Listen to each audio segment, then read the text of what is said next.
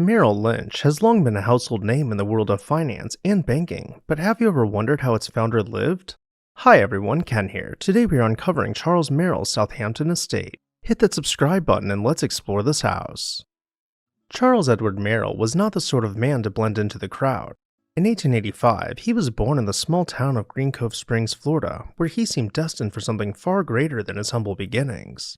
The son of a doctor, Merrill was a curious and ambitious child who watched his father tend to the sick with care and precision. That precision would serve Merrill well, but not in medicine. Instead, his path would lead to Wall Street, where he would forever change the way that Americans approached investing.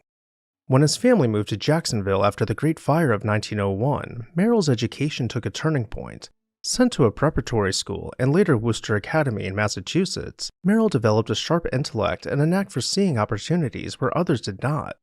Though he dabbled in Amherst College and law school at the University of Michigan, the academic world couldn't contain his restless ambition. By 1909, when he joined George H. Burr and Company in New York City, Merrill had found his calling in finance. His early career was a whirlwind of experience. He worked hard, observed keenly, and soaked up every bit of knowledge about investments. By 1914, he felt ready to step out on his own, founding Charles E. Merrill and Company. He wasn't just another stockbroker. Merrill had vision, an uncanny ability to predict market trends, and a rare sense of responsibility for his clients. This sense of responsibility would define his career. When Merrill teamed up with his friend Edmund C. Lynch in 1915, the firm became Merrill Lynch, a name that would later resonate across America. But Merrill was not interested in catering solely to the wealthy elite. He believed in empowering ordinary Americans, introducing them to the opportunities of the stock market. His ideas were revolutionary. At a time when investing was seen as an exclusive domain of the rich, Merrill envisioned a financial world where anyone with ambition and a few extra bucks could participate. The 1920s roared, and Merrill roared with them. He played a pivotal role in the merger that built Safeway into a massive grocery empire, showcasing his knack for scaling businesses and his understanding of the broader market. But the party couldn't last forever. Unlike many of his peers, Merrill saw the warning signs of the impending stock market crash. In 1928, he urged his clients to pull back, liquidating their stock portfolios before disaster struck. When the Great Depression hit, Merrill's foresight saved countless investors and families from financial ruin. Merrill's personal life was as colorful as his career. Dubbed Good Time Charlie by friends, he embraced a life of luxury.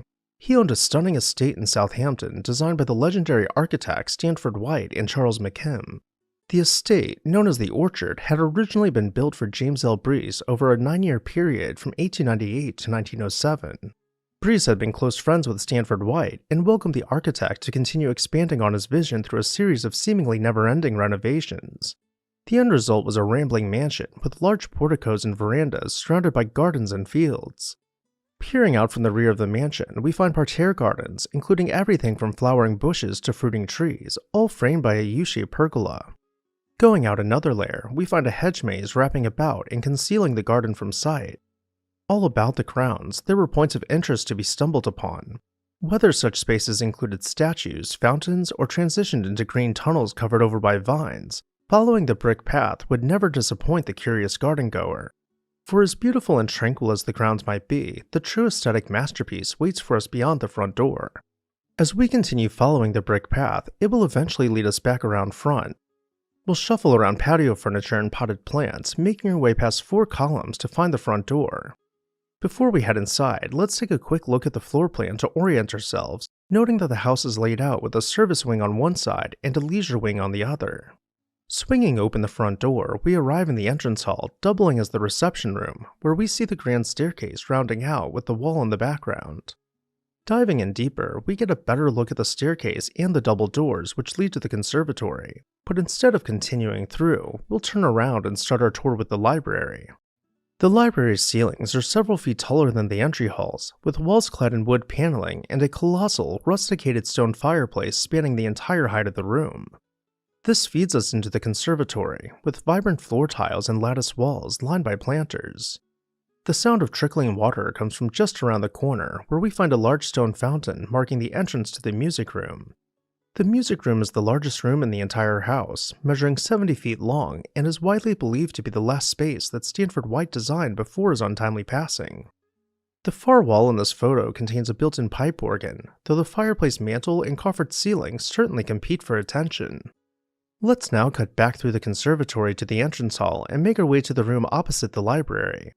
Here we find the drawing room, with low ceilings more in tune with the notion of having an appropriate space for intimate conversations.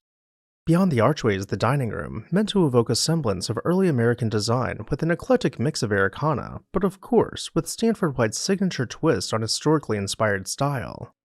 Merrill enjoyed the orchard for many years, passing away here in 1956 at the age of 70. His children ended up rejecting the fortune he left them, instead directing the bulk of it to charity as he would have wanted. His company, Merrill Lynch, was eventually acquired by Bank of America during the financial crisis of 2008 and rebranded as Merrill more recently. As for the house, while it does still stand, it has been broken up into dozens of apartments with only a small handful of rooms retaining their original character. With that, I'll turn it over to you. What did you think about the orchard? Did you have a favorite room, or maybe something else stuck out to you? Either way, let me know down below in the comments section. And while you're there, make sure you're subscribed so you never miss an exciting episode of This House.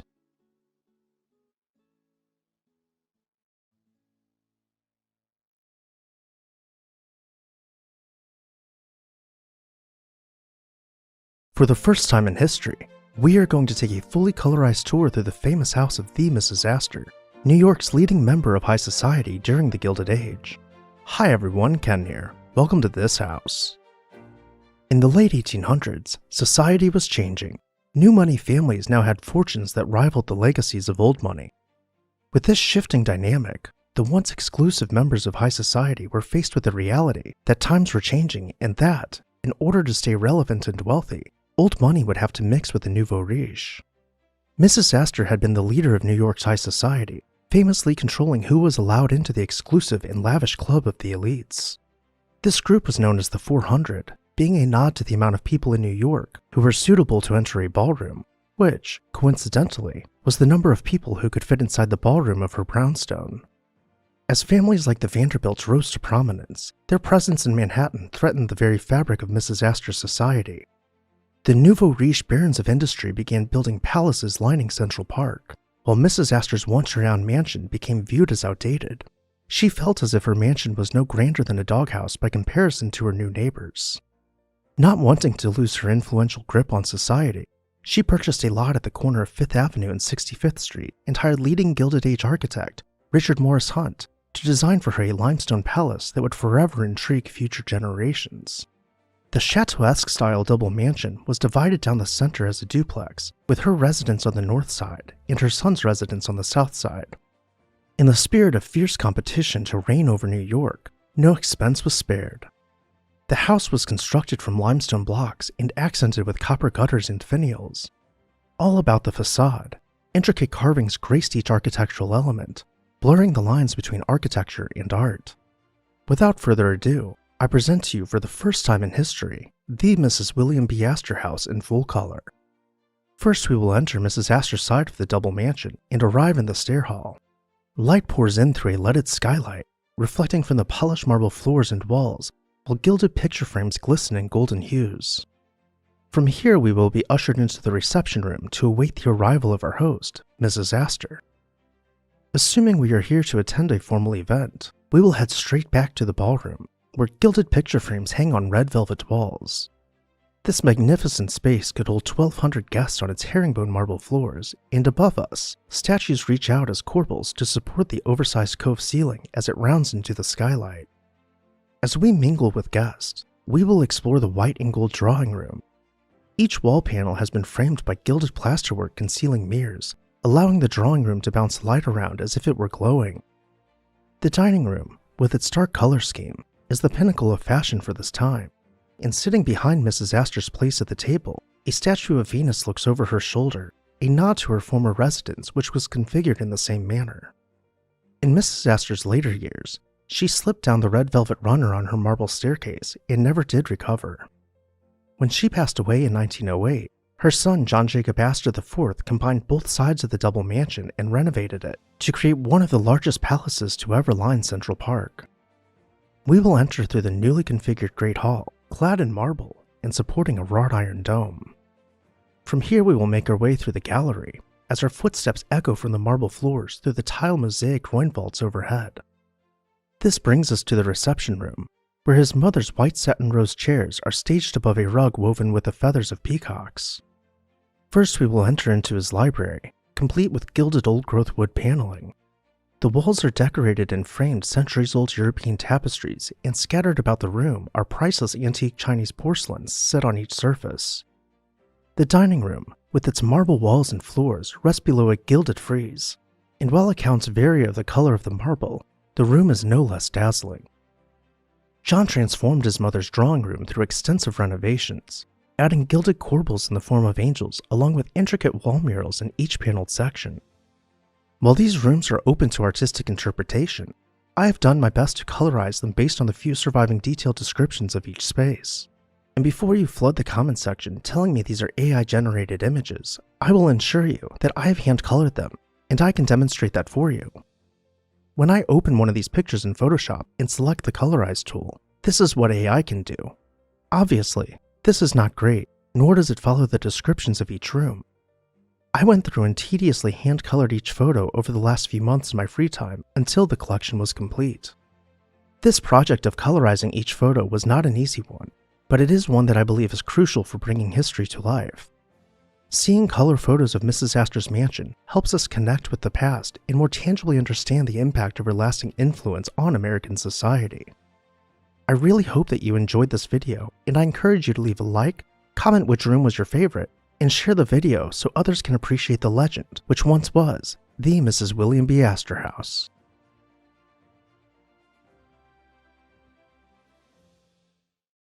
Many have speculated and imagined what the interiors of the Vanderbilt's Petit Chateau looked like, and today, after years of digging through archives and collecting photos, we will dive into what is perhaps the most comprehensive photo collection of the Petit Chateau's interiors. Make sure to hit the subscribe button so you never miss an exciting episode of This House.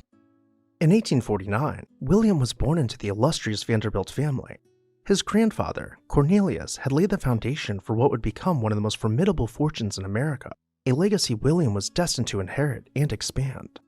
From an early age, William was immersed in the ethos of hard work and ambition that characterized his family. His father significantly multiplied the family's wealth, becoming the richest American at the time.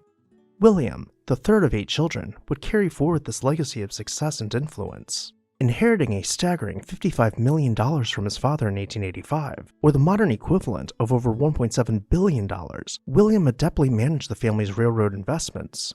His business acumen shone brightly when he took over P.T. Barnum's Great Roman Hippodrome, transforming it into the first iteration of Madison Square Garden, a name that would become synonymous with entertainment and sports in America. William's personal life was as eventful as his business ventures. In 1875, he married Alva Erskine Smith, with whom he had 3 children. Their marriage, however, ended in divorce in 1895, a rare occurrence amongst the elite of that era. But that is skipping ahead in his story. During his marriage with Alva, he built one of the largest and most luxurious homes to ever pierce the Manhattan skyline. His residence, known as the Petit Chateau, was a chateauesque mansion located across the street from his father's Triple Palace. This architectural gem stood as a testament to the family's continuing aspiration to blend affluence with artistic expression. Constructed between 1878 and 1882, the Petit Chateau was the brainchild of William K. Vanderbilt and his wife Alva, who closely collaborated with architect Richard Morris Hunt to bring their vision to life. This mansion, drawing inspiration from French Renaissance aesthetics, was one of the early adopters of the chateauesque style in New York City, setting a trend for future architectural endeavors.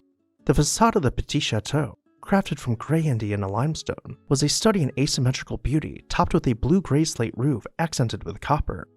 The exterior, carved by more than 40 artisans from the masonry firm of Ellen and Kitson, was a marvel of late French Gothic style mingled with Beaux-Arts refinement. It was not just a home, but a statement piece proclaiming the family's wealth and refined taste. Inside, the grandeur continued. The main entrance vestibule opened onto a grand hall of 60 feet in length, faced in Kenstone and adorned with decorative relief. The grand Kenstone staircase graciously skirted intricately carved wood paneling, basking in the multicolored light of stained glass windows at its landing. This hall served as the gateway to the mansion's primary rooms, each a masterpiece in its own right. The Great Hall continued with wood paneling on its lower walls, with corbels in the forms of angels breaking free to support the ceiling's rib vaults. To truly gain a sense of this room's colossal scale, we can compare the size of the fireplace to the people in this photograph. These larger-than-life proportions continue into the dining hall, boasting intricate relief work in both its wood and stone cladding. The double fireplace, a signature of the architect, incorporated statuary framed by Gothic tracery. To better understand how this would have looked while the Vanderbilts were living here, we can view the architect's renderings, including the Vanderbilts' fine china and tapestries, on full display. The library, with its 16th century French Renaissance paneling, and the parlor, featuring Greenland Gibbon-style walnut carving, demonstrated an eclectic yet harmonious blend of historical influences. The piece de resistance was the Louis XIV-style salon, designed by Jules Allard and built in Paris. This room, a significant driver of the trend for French 18th century interiors in New York, boasted a ceiling painted with mythological scenes. In positioning the family to be viewed as having refined taste, an extensive art gallery extended from the mansion, its walls cluttered with works by the greats. The Petit Chateau, with its grandiose halls, Gothic elements, and stained glass windows, was more than a home. It was a canvas where the Vanderbilts displayed their wealth, power, and cultural aspirations. Its role in New York society was cemented by Alva Vanderbilt's famous masquerade ball in March of 1883, an event that underscored the family's social prominence. However, like many symbols of the Gilded Age, the Petit Chateau's glory was fleeting.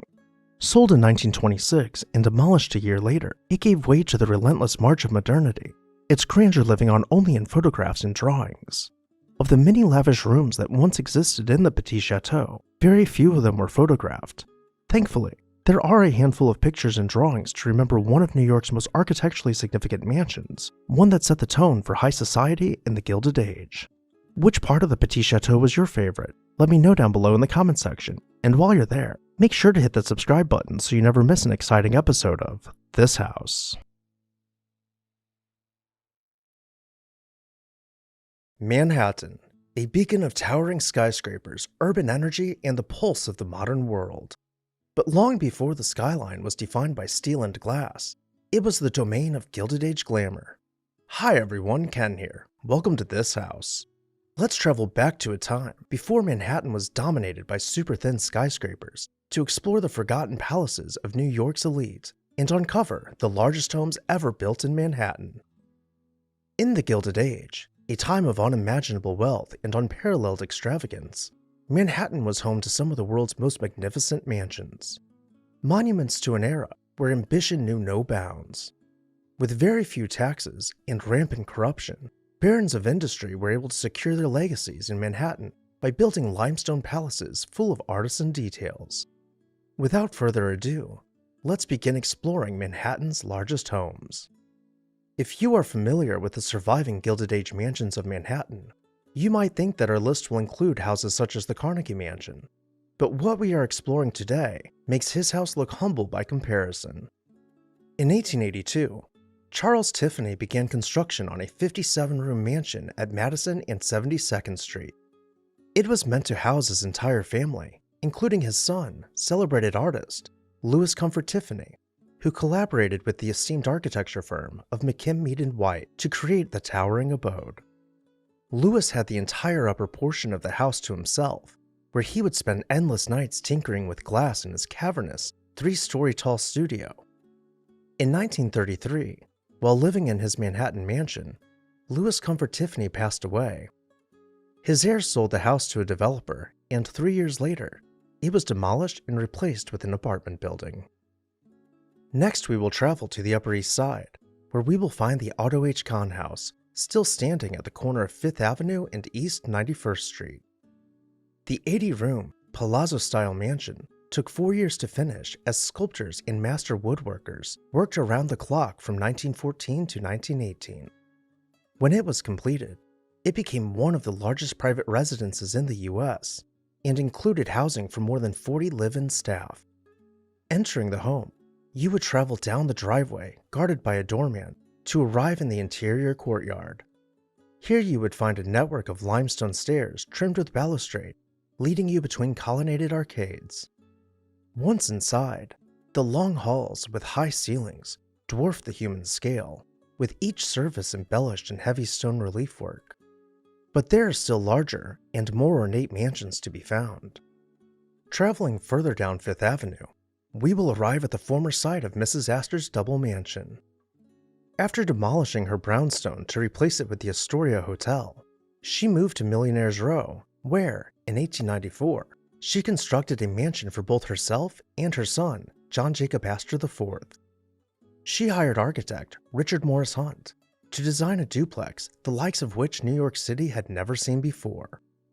The Chateau-esque style double mansion featured a limestone facade with a steeply pitched roofline. The interiors were finished out with gilded wall panels and elaborate ceiling murals. But most impressive of all was her famous ballroom, where she would host events for the 400, who were considered to be the only 400 people in high society suitable for a ballroom. While she had placed a limit on the number of people who would be allowed in her ballroom, in reality, it could have comfortably hosted around 1,200 guests in the one room alone. After slipping down the marble stairs in her grand foyer, her health began to decline. Upon her passing, the house went to her son, who married the two sides of the duplex into one mega mansion, enlarging the rooms and cladding them in marble. When the remodel was complete, Mr. Aster hosted a dinner with a recorded 6,508 guests in attendance. John Jacob ended up going down with the RMS Titanic, and the house passed through his family until his son, Vincent Aster, sold it. It was then demolished in 1926 and soon replaced by the Congregation Emmanuel of New York, which stands in its place to this day. Old money might have had a tight grip on New York's high society, but no amount of exclusivity could keep the nouveau riche from claiming their stake in Manhattan. On the Upper West Side's Riverside Drive, steel magnate Charles Schwab built a 75-room mansion from 1902 to 1906. The lavish interiors were ornamented to no end, with each surface containing elaborate artisan work. When he built the mansion, he had hoped to start a trend, attracting wealthy people to the neighborhood, but that never happened and the neighborhood filled in with what was at the time middle-class housing. When the Great Depression hit, Schwab lost his fortune and attempted to sell the house, but no one would buy it. He simply abandoned his Upper West Side chateau and moved into a small apartment where he died with little more than a few dollars to his name. Upon his death, the house was left to the city to serve as the mayor's home.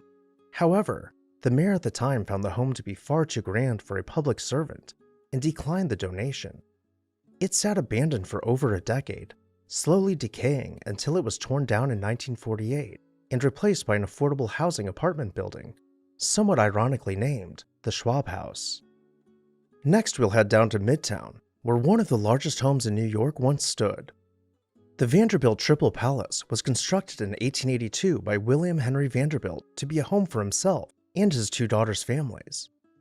It took over 600 workers to construct the mansion, with 60 European sculptors tirelessly engraving the facade for more than 1.5 years. On William's side of the triplex, he had 58 rooms for himself, each filled with fine antiques, European tapestries, and paintings by the greats. A few years after the house was finished, William's art collection had outgrown the home, and he built a massive art gallery as an addition which could host 3,000 guests. For a short while, he opened his private art gallery to the public, but quickly reverted it back into a private gallery. In 1885, after not even 5 years in the house, William passed away, and the Triple Palace went on to his children, who were forbidden from selling any portion of it. In 1905, wealthy industrialist Henry Clay Frick began making a presence for himself in Manhattan. After making several attempts to purchase the Triple Palace, the Vanderbilt heirs agreed to rent a portion of it to him. As time went by, and Frick's wealth continually increased, and the Vanderbilts continued to decline his offers to purchase the palatial estate, Frick decided to build his own, larger mansion up the street at the corner of 70th and 5th Avenue, facing Central Park. With a footprint of 1.26 acres, his grand, limestone-clad mansion rose 3 stories with several sublevels below ground.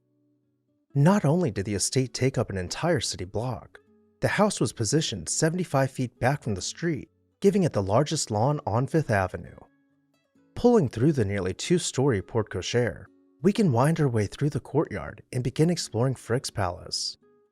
The mansion was constructed to accommodate his own extensive art collection, with a massive art gallery. He had entire, centuries-old rooms disassembled in Europe and reassembled in his own home, such as the Fragonard Room. Entire halls were clad in limestone, with columns stretching to reach the overheight ceilings. As we come into view of the stair hall, we will pay special attention to the intricate relief work decorating the ribbed groin vaults. The grand staircase wrapped around a niche which contained a pipe organ, and at the stair landing, we can see its pipes decoratively framed and imagine them bellowing through the stone block halls. The mansion continued with large, wood-paneled rooms filled with rare books and art, such as the library. The living hall was staged with antique furniture arranged conversationally, while artisan plasterwork decorated the ceiling and intricate carvings decorated the wood panels. And in the dining room, the table could be extended with leaves to host elaborate dinner parties. Even with all of these lavish and luxurious rooms, the Frick Mansion, which still stands today, was not the largest. Nearby, in 1897, William A. Clark started construction of a towering 121-room mansion in the Beaux-Arts style. The limestone-clad mansion included a staggeringly tall tower, which was meant to overlook all of Central Park, which was in turn said to be visible from anywhere in Central Park. For its construction, Clark had a private railway built directly to the construction site to bring in stone and coal from his quarries. Upon its completion, it received sharp criticism and was viewed as an eyesore, earning it the nickname Clark's Folly. Entering the vertically oriented mansion, we will pass nearly 30 feet from the front door through the vestibule to arrive at the stair hall, where a sweeping staircase carved from solid marble will take us upstairs to the main living area. First, we would be directed to the reception room to await our host. From here, we might be welcomed into the art gallery, where one of, if not the largest skylight in a single-family house of the time, illuminated paintings by the greats. To one end of the gallery, the pipe organ dominated an entire wall, set within a marble-trimmed niche. The dining room, with a mix of wood panels and limestone walls, left no surface unadorned. But perhaps no room was more intricately detailed than the petit salon, with its delicately gilded lattice ceiling. In addition to the surviving pictures, there was a 90-foot-long Gothic library, 25 guest suites complete with their own bathrooms, and 35 individual servants' quarters.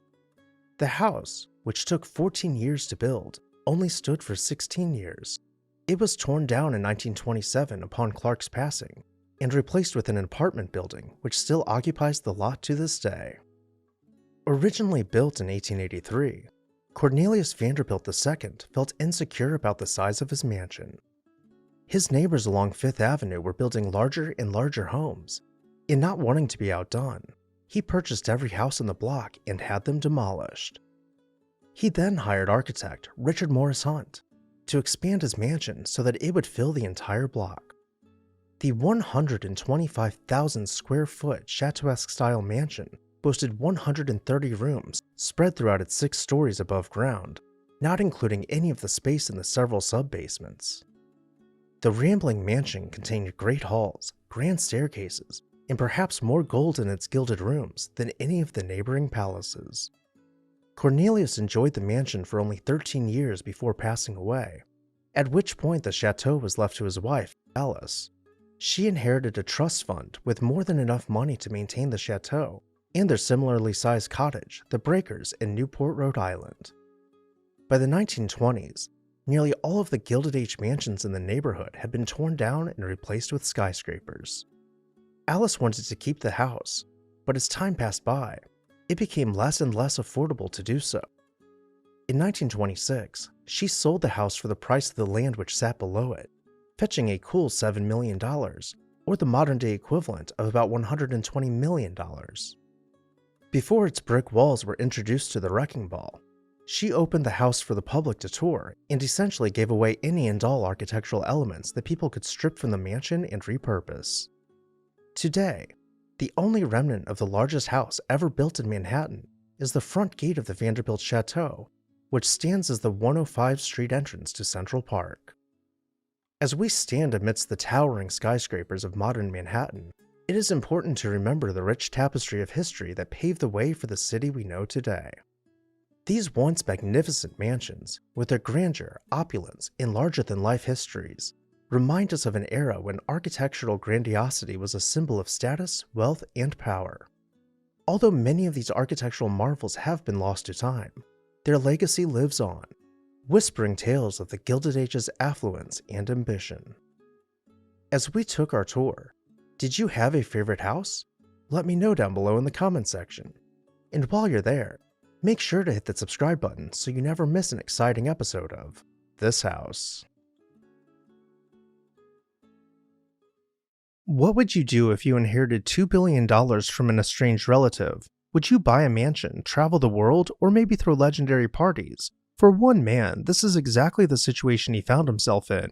Hi everyone, Ken here. Today we are uncovering the Manhattan mansion of James Henry Smith. Hit that subscribe button and let's explore this house. This video is brought to you in part by Victorian Society in America. More on them later. In 1854, James Henry was born into a rural family in Lake County, Illinois, but growing up, he knew that his uncle George happened to be one of the richest men in the country. George, who famously went by the nickname Chicago George, had emigrated to the New World following the Panic of 1837, which saw the newly formed United States in a major financial crisis. As he traveled through the Midwest, he saw an opportunity to buy up land for pennies on the dollar. One thing led to another, and he eventually ended up circulating his own banknotes, which were dubbed George Smith's money. These notes were backed by gold and silver, and within a few short years, he found himself backing the majority of banknotes in Chicago. He diversified further by founding insurance companies and making wise investments, and now with a fortune, he moved back to Europe to retire and live out the rest of his life, never having married nor had kids. Then in 1899, when he passed away, news traveled to his nephew back in rural Illinois that his uncle had willed his estate to be split evenly between his nephews. James' portion of the inheritance was $50 million, the modern equivalent of over $1.9 billion today. With his newfound fortune, James quickly found himself in New York, trading on Wall Street and watching his net worth skyrocket. To secure his place in high society, in 1906, James married Anne Armstrong, who came from an old money family. Together they would take the city by storm and redefine what it meant to live life luxuriously. The couple set off on their honeymoon traveling the world, the details of their lavish escapades making it into the gossip columns back in New York. When they were to return from their extended honeymoon, it would be time for them to settle down and join the ranks of the Fifth Avenue elite as the newest couple on the scene. As timing would have it, William C. Whitney's palatial mansion at the corner of 5th Avenue and 68th was on the market following his passing. Just as Whitney's heirs were ready to start auctioning off his extensive collections of art and antiques, James threw in a bid to buy the house fully furnished. After making a few changes and rearranging some furniture and artworks, the couple would be ready to move in together when they returned from their honeymoon. Before we head inside, a quick word about the sponsor of today's video, Victorian Society in America. Are you captivated by historic architecture? Want to explore, learn, and dive even deeper into the past? With the Victorian Society in America, you'll have the chance to travel to American cities and tour stunning 19th century buildings, pursue learning through internationally acclaimed summer programs in American cities and abroad, including Chicago, Newport, and London to name a few. Additionally, members will enjoy a free subscription to 19th Century, the semi-annual publication packed with articles on art, architecture, preservation awards, and book reviews. Visit the website below in the video description and become part of the Victorian Society in America today. Thank you, Victorian Society in America, for sponsoring today's video. Now back to our tour. As we head inside, let's take a quick moment to orient ourselves, noting that we enter at the dry moat level, which is noted here on the floor plan as the basement. Entering the mansion, we find ourselves at the landing of a bifurcated staircase. We'll go down before we go up. This brings us to the reception hall, clad floor to ceiling in stone with a large fireplace off to our side. Directly opposite the staircase we descended is another grand staircase which is meant to easily bring guests to the ballroom. At one end of the hall, we'll find the heavy iron grills leading to the elevator. At the other, we'll find the reception room, which is where we would be ushered by the family staff if visiting as guests. The reception room is decorated in white and gold, with mirrors set within each paneled section. When the Smiths were hosting large parties, the reception room would double as a cloakroom, where we can imagine coats being hung on racks which would be set up by the staff just for each event. We'll see the staff quarters which occupy most of this floor later. In the meantime, let's make our way back up the staircase where we first entered. Once again, let's glance at the floor plan just to get a feel for not only the layout but the massive scale of these rooms. Taking our final step up, we arrive in the main hall, where I'll note that the picture we are seeing now is just for reference, as it is from William Whitney's time in the house. As we switch back to photos from the Smiths' time, we see that not much has been changed out, save for the light fixtures and a few odds and ends. And even though we can feel the grand staircase pulling us forward, tempting us to head upstairs, there are some incredible rooms we must first explore on this level. To our left is the library, finished out floor-to-ceiling in richwood paneling which has been draped over by antique European tapestries. As we continue shifting our gaze, we find electric lights and large windows flooding the room with natural light. To the far end, glass-paned bookcases are covered in intricate carvings, and above us, the ceiling is inlaid with salvaged Italian panels highlighted with hints of blues and reds in the tracery, and each centered on a gilded rosette. The library opens into the drawing room, which doubles as the music room, where we find some of the Smiths' most prized furnishings staged more for viewing than for using. The white marble fireplace features heavy relief work in its upper mantel, which is supporting some of the most expensive porcelains in the family's possession. As we move towards the window, we can finally see the silk wall treatment shimmering in the low lighting making its way through the shears. Had we made our way over to the other side of the main hall, we would have found the dining room, its walls covered in Italian paintings which have had their canvases carefully cut from their frames and seamlessly applied to the walls. In this photo, we get a better idea of how this looked as the painting's subjects are more visible. But to complete this picture, the description for the doorway states that it was known as the Golden Doorway, being gilded in its entirety and crowned by the Lion of St. Mark. To the far end of the dining room, we find an opening marked by gilded columns and covered over by velvet drapes. This is the conservatory. The floors are inlaid with multiple types of marble to create a pattern, and the glass is a mixture of opalescent and plate glass. Above us, the dorm would be lit by natural light in the day and by electric light at night. And behind us on the wall, concealing the butler's pantry, we find an ancient arcade which was salvaged from a garden in Rome dating back thousands of years. The conservatory opens into the ballroom, which is the largest room in the house, measuring 63 feet long by about 46 feet wide. The walls are clad in walnut panels, which were salvaged from a chateau in France, which each contain a lunette with the insignia of King Louis XIV. Hidden away out of sight, behind heavy grilles, are the musician's gallery and the pipes of a grand organ. And up on the ceiling, a vibrant mural painted in oil spans nearly the entire length of the room. If the Smiths only wanted their guests traveling to the ballroom, the other rooms could be shut off with steel doors, and guests would be directed down the corridor which connects the main hall to the ballroom. Let's take another look at this level's floor plan to note the butler's pantry between the dining room and the ballroom. This was a multi-story pantry for ease of access by the staff, which connects down to the basement. Before we explore the family's private quarters, we'll look through the staff quarters in the basement, starting with the rooms off the staff entrance hall.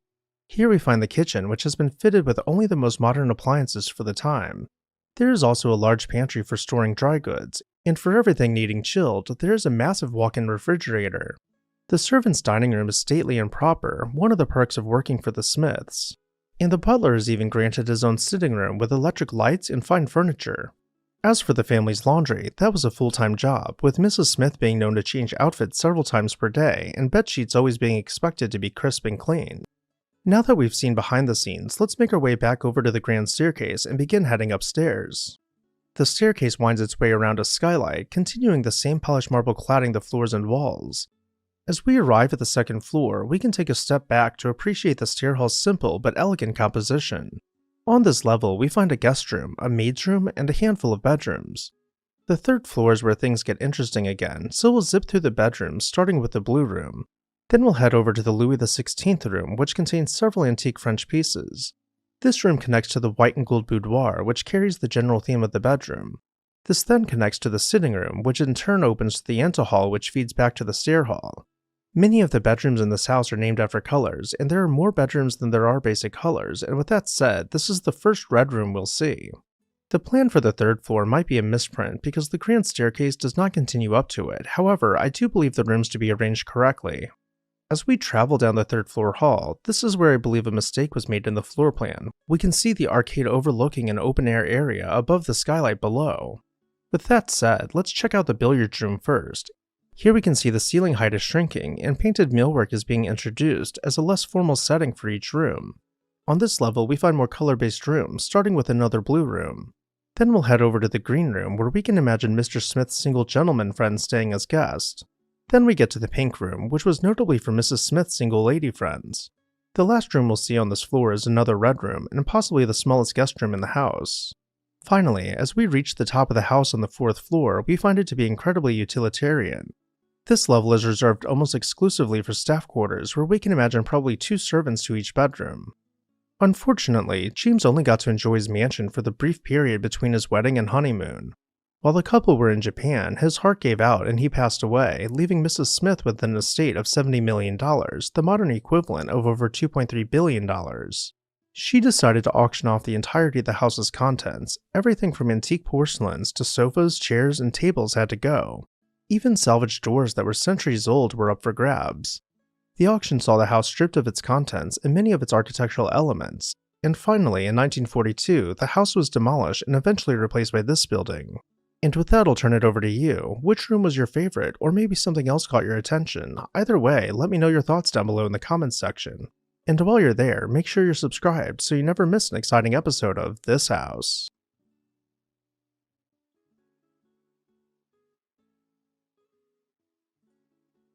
In the days before reliable elevators, the upper floors of buildings were not exactly coveted spaces. Many were used for servants' quarters, storage, or for bulky mechanical equipment. Walk-up apartments on the top floor meant climbing stairs every day, which made living at altitude less than appealing. All that began to change once safety elevators became standard, and steel frame construction allowed architects to build taller structures in places like New York City and Chicago. Suddenly, a building's highest floors could be reached with ease, offering more light, better views, and the refreshing breezes that waft above urban congestion. The first proof of concept came in the form of a luxury apartment building at 998 Fifth Avenue in Manhattan. The 12-story building was designed by architects McKim, Mead & White and completed in 1912. While these were not true penthouses, they were meant to attract the wealthiest residents of Manhattan with the promise that they could have an entire floor to themselves, essentially replacing the vertical townhouses that they were used to. The building didn't quite pan out that way, with several of the floors being split up for multiple apartments, which were later expanded into single penthouses. But either way, New York City quickly became the testing ground for this new kind of apartment, often dubbed a penthouse, adapted from a term once used for a small rooftop outbuilding. By the 1920s, the word penthouse had come to mean a luxurious home right at the top of a high-rise, usually complete with a private terrace or garden. At first, these were seen as bold experiments. After all, apartment living had never been thought of as glamorous by wealthy elite, who often favored grand townhouses or mansions. But shifting social attitudes and the promise of fresh air and privacy made the idea of a chic apartment in the sky far more appealing, particularly during the Roaring '20s. Arguably, the first penthouse was completed in 1925 for Condé Nast, a man who revolutionized magazine publishing. Born in 1873, Nast made his fortune through publications like Vogue, Vanity Fair, and eventually The New Yorker. Yet his status wasn't secured merely by his business success, it also came from how he entertained the very people he wished to appear in his pages. And no address was more closely tied to these lavish soirees than the sumptuous duplex he had designed to his exacting standards in Manhattan.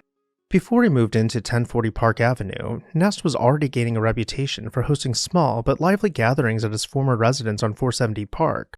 Once Prohibition went into effect in 1920, most of the country had to improvise their cocktail hour, but Nast seemed unfazed by these dry times.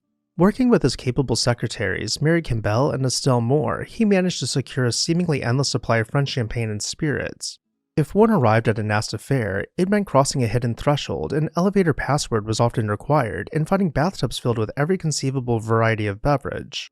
According to his friends like Diana Vreeland, there was palpable excitement that came with imbibing in secret. People partied with extra gusto simply because they weren't supposed to. Nast had purchased an entire penthouse at 1040 Park Avenue before the building was even completed. He envisioned a sprawling 30-room duplex with major modifications executed by architectural firm Delano and Aldrich. Determined to outdo anything New York had ever seen, he enlisted the celebrated interior decorator Elsie de Wolfe, often referred to as Lady Mendel, to bring a French-inflected grandeur to his new home. De Wolfe obliged, adorning the 10-room rooftop level with Louis XV furniture upholstered in pale damask, savonnerie rugs that lent a soft glow to the floors, and a dramatic sweep of 18th-century Qianlong wallpaper imported from an English estate. It was all so ornate that in summer, with no air conditioning to temper the heat, the breeze of the rooftops had to serve as the only form of cooling, but even that seemed to add to the apartment's mystique. Nast officially unveiled his penthouse on January 18th of 1925 with a dinner dance that became the talk of the town.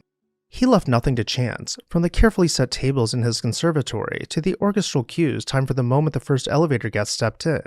Every detail bore the mark of his perfectionism. At these large parties, once the clinking of glasses reached its peak, Nast was known to quietly slip away to his library for a game of bridge. He seemed to prefer savoring the success of these gatherings from a comfortable distance.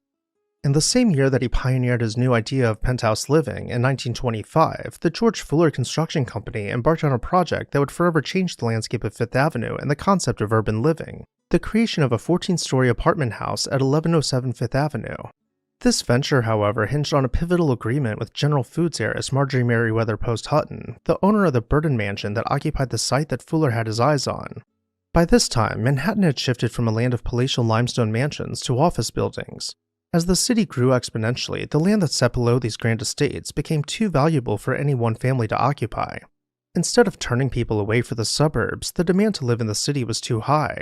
Developers began purchasing grand Gilded Age mansions and tearing them down to build high-rises, and caught up in the middle of all of it was America's wealthiest woman. Marjorie, a woman of exquisite taste with a penchant for grandeur, was not one to relinquish her beloved mansion easily. She struck a deal with Fuller, her approval for the project, in exchange for a palatial residence atop the new building. Her demands were precise and lavish, a recreation of her 54-room mansion spread across the top 3 floors, complete with a private porte-cochere and an exclusive lobby, ensuring the privacy and luxury she was accustomed to. The penthouse, completed in 1927, was a marvel of its time. It boasted a wraparound terrace on the highest floor, 12 wood-burning fireplaces, 17 bathrooms, and 2 kitchens, including a butler's pantry and a larder. Let's begin exploring the penthouse by opening the doors to Marjorie's private ground-level lobby, where her own concierge would open the doors for her. In the winter months, she would unload her coat by the fireplace and make her way over to her own private elevator. The elevator was finished out with gilded wall panels, allowing her to travel to her penthouse in style. Once she made it to the top of the building, her full-time staff would swing open the mirrored doors to the left of the grand staircase, welcoming her into the foyer. Though if she had friends visiting, they would make their way from a separate elevator lobby through the smaller door below the marble staircase. The massive foyer was decorated with antiques from her previous mansion, though all the furnishings could be cleared out and the space used as a ballroom, making room for hundreds of guests. Following the rounded walls with fluted pilasters framing antique European tapestries, we will find the entrances to both the men's and women's cloakrooms, where the butler would check guests' coats and bags. At the end of the night, they would present a bronze ticket to the butler to have him retrieve their belongings. This over-the-top and lavish lifestyle continues into the drawing room. To gain a better sense of this space and the parties that were hosted here, we can see Marjorie's ball gown spilling over a settee, making a statement to her guest. It was finished out with crystal chandeliers, wood paneling, and windows that look out over all of New York City. Across the foyer from the drawing room, the dining room played host to some of the most exclusive dinner parties ever known by Manhattan. Not only was it finished out with rich wood paneling that had been salvaged from a European manor house, the fireplace and mantel had been carefully removed from her former mansion and reassembled in their entirety. For more casual meals, Marjorie could wind her way behind closed doors. This brings us to a hallway, seldom seen by guests, which connects us to the breakfast room. The breakfast room was said to be Marjorie's favorite room in the house, with a large bay window crafted from bronze and leaded glass looking out over flowers dotting the New York City skyline. Another room offering incredible views was the library looking west over Central Park. Similarly to the dining room, the library had been rebuilt in its entirety from the library in her former mansion. It was decorated with portraits of significant historical figures with Americana strewn about the room. Aside from centuries-old paintings, the portrait above the fireplace was Marjorie's favorite. It depicted her 2 daughters and their cherished family dogs.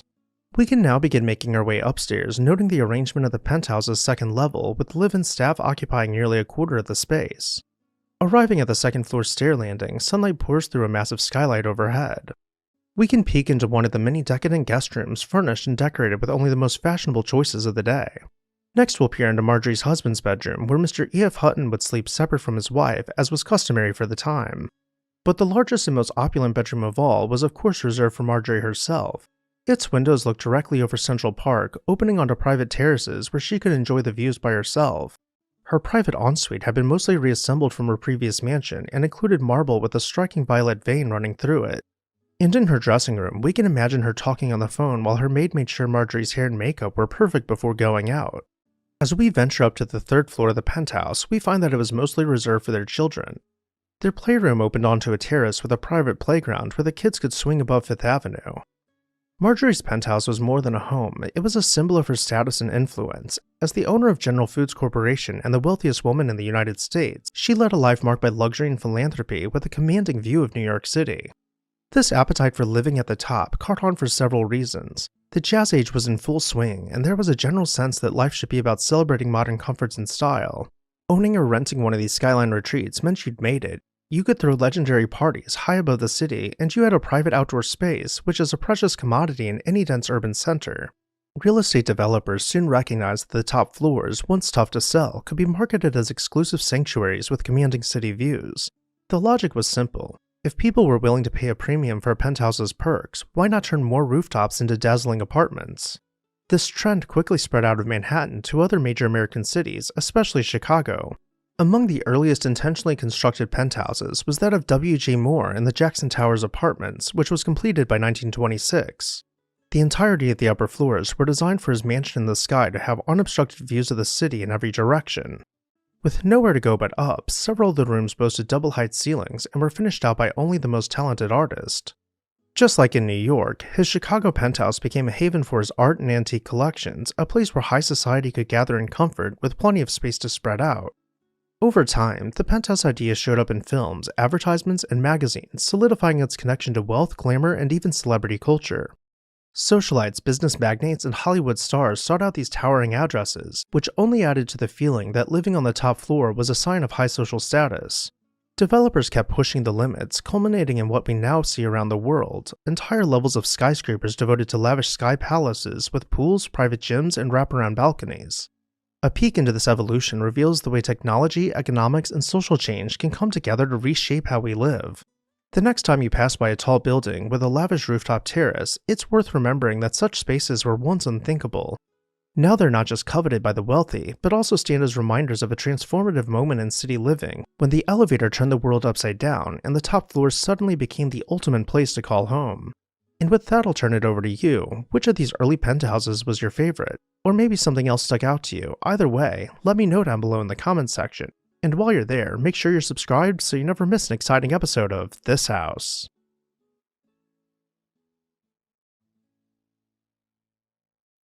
Manhattan's Riverside Drive was once lined with palatial mansions, cliffside castles, and manors nestled in an idyllic setting. But what happened? Who built these stunning residences, and where did they go? Hi everyone, Ken here. Today we are uncovering Riverside's lost mansions. Hit that subscribe button and let's dive into an extra long episode of This House. Riverside Drive, one of Manhattan's most scenic boulevards, owes its inception to a visionary idea from the mid-19th century. In 1865, Central Park Commissioner William R. Martin proposed creating a park along the Hudson River, a concept that gained momentum under the leadership of Commissioner Andrew Haswell Green. By 1873, the renowned landscape architect Frederick Law Olmsted, celebrated for his work on Central Park, was brought in to design both Riverside Park and the adjoining avenue. Olmsted's approach to Riverside Drive was both innovative and sensitive to the natural landscape. Instead of a straight boulevard, he envisioned a curving road that harmonized with the area's natural topography, reducing the need for extensive retaining walls and preserving the natural beauty where the cliffs met with the water. Initially named Riverside Avenue, this 100-foot wide thoroughfare featured tree-lined paths for pedestrians and horses, offering a serene escape from the urban hustle and bustle. Olmsted's vision was further refined by his frequent collaborator Calvert Vaux. Together, they introduced picturesque elements to enhance the scenic quality of the drive. Key to their design were the overpasses at 79th and 96th Streets, which ensured seamless connectivity with maintaining the landscape's aesthetic integrity. The construction of Riverside Drive was not without its challenges. The area's rugged terrain required meticulous planning and execution. By 1876, Olmsted had adapted his plans to accommodate a more practical paved road, though he departed the project the following year. Despite this, other designers and engineers carried on his principles, ensuring the drive remained true to his vision. When Riverside Drive officially opened in 1880, it quickly became a favorite route for pedestrians, cyclists, and automobile enthusiasts, but perhaps most notably, it became known for its mansions.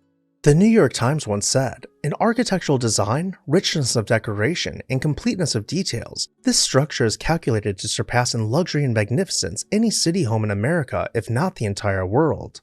This quote was describing the residence of Charles Schwab. He was born into poverty and started off as a grocery store clerk before becoming a laborer at a Carnegie steel mill. He quickly rose through the ranks with a natural-born talent for leadership and innovation, and by adulthood, he had become president of U.S. Steel and had amassed a fortune to rival the wealthiest barons of industry. Schwab set out to build a modern home equipped with groundbreaking technology on a scale that would dwarf the mansions along Fifth Avenue. He purchased a lot on Riverside Drive between 73rd Street and 74th Street, where he would build his modern chateau. Schwab's wife, Urana, was not keen to the idea of moving so far away from her friends. She was a socialite who regularly attended balls around Central Park and became worried that she would never see her friends again. But Charles reassured her that their house would be so grand that her friends would not be able to deny an invitation. Over the course of 4 years, the mansion would be completed with construction of the house racking up a grand total of around $3 million, and the furnishings then doubling that price, coming in at the modern-day equivalent of over $200 million. The 75-room mansion was so impressive that Schwab's former boss Andrew Carnegie would say about it, "Have you seen that place of Charlie's? It makes mine look like a shack." The architect of Schwab's mansion would not allow any pre-made materials into the house. Everything being brought in had to be commissioned and custom-made for the home. Over 100 artists, designers, and engineers were brought in to create the finishing details. Even great works of art would be replicated by this crew. The pillars in the house were carved from marble, and mahogany would be brought in from South America to create the wood paneling. He would have a custom chapel built in his house, which was large enough to have an entire orchestra perform for a live audience. He also had a bowling alley installed with a glazed brick pool in the basement with one of the largest, if not the largest in-home gyms to be built to date.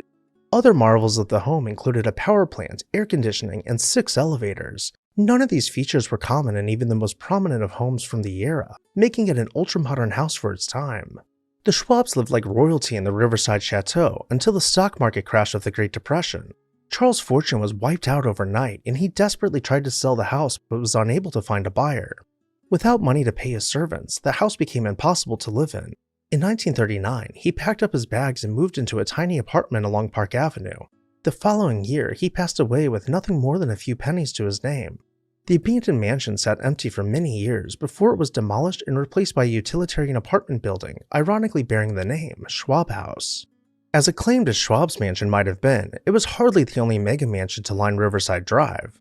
Winding about the tree-lined streets, dozens, if not hundreds of beautiful homes could be found looking out over the river, though these houses all took second stage. Paterno Castle is our next destination, outshining its neighbors and demanding the social spotlight. Charles V. Paterno, originally a medical graduate from Cornell University, turned his focus to real estate after his father's death. Along with his brother Joseph, he took over the Paterno Construction Company, which gained a reputation for producing luxurious, architecturally conservative apartment buildings. By 1905, Paterno had amassed enough wealth to purchase 7.5 acres in the Inwood section of Manhattan. Inspired by a European castle and reminiscent of the Fort Washington area, he commissioned architect John C. Watson to bring his vision of a romantic, Rhineland-like castle to life. Perched 125 feet above the Hudson River, the 4-story castle was clad in white marble for the exterior, a decision that set his castle apart from the other granite structures of the time. The mansion, which stood at approximately 185th Street, featured large towers and an entrance accessible via a 75-foot underground passageway. The castle's design was both innovative and luxurious. The underground passage led guests to a mushroom vault and a wine cellar, creating an enchanting and somewhat mysterious entry. The basement housed a Turkish bath, massage rooms, and a swimming pool fed by pumps from the Hudson River. At 80 feet above street level, the main reception hall opened into various themed rooms, a Louis XV-style parlor, a colonial dining room, and an Asian-inspired library. One of the castle's most unique features was a conservatory with a fireplace. This all-glass, great hall was filled with tropical plants year-round and hosted guests for games of tropical billiards and other Edwardian delights. The second floor housed the bedrooms, each with its own vestibule, a nursery, and a sewing room. And the third floor was dedicated to entertainment, featuring an immense banquet hall and ballroom, built with 20-foot ceilings and balconies offering stunning views of the Hudson River. The roof garden, with its aviary, solarium, and large conservatory, provided a serene retreat for guests. Despite its grandeur, Paterno Castle's existence was relatively short-lived. By the late 1930s, the economic landscape was changing, and Paterno recognized the need to adapt. In 1938, he demolished the castle to make way for the Castle Village apartment complex, which still occupies the site today. This move was driven by the increasing residential development in the area and the demand for modern housing solutions. Although the castle itself no longer stands, several remnants of Paterno's castle remain. The guest house, known locally as the Pumpkin House due to its orange glow at night, still exists. Additionally, the 75-foot retaining wall built to protect Riverside Drive, now safeguarding the Henry Hudson Parkway, is another surviving piece of the estate. These bits of remaining architecture hint at the character of the neighborhood, even if some of the homes that boasted the most character have since been lost, such as the homes of Mr. Bain. In the late 19th century, Samuel Gamble Bain, an Irish-born millionaire, was a true urban pioneer on Riverside Drive. In 1887, he commissioned architect Frank Freeman to design a brick and stone Romanesque revival mansion at 360 Riverside Drive. Bain, a banker and oil industry pioneer, foresaw the potential of this undeveloped area with its stunning Hudson River views.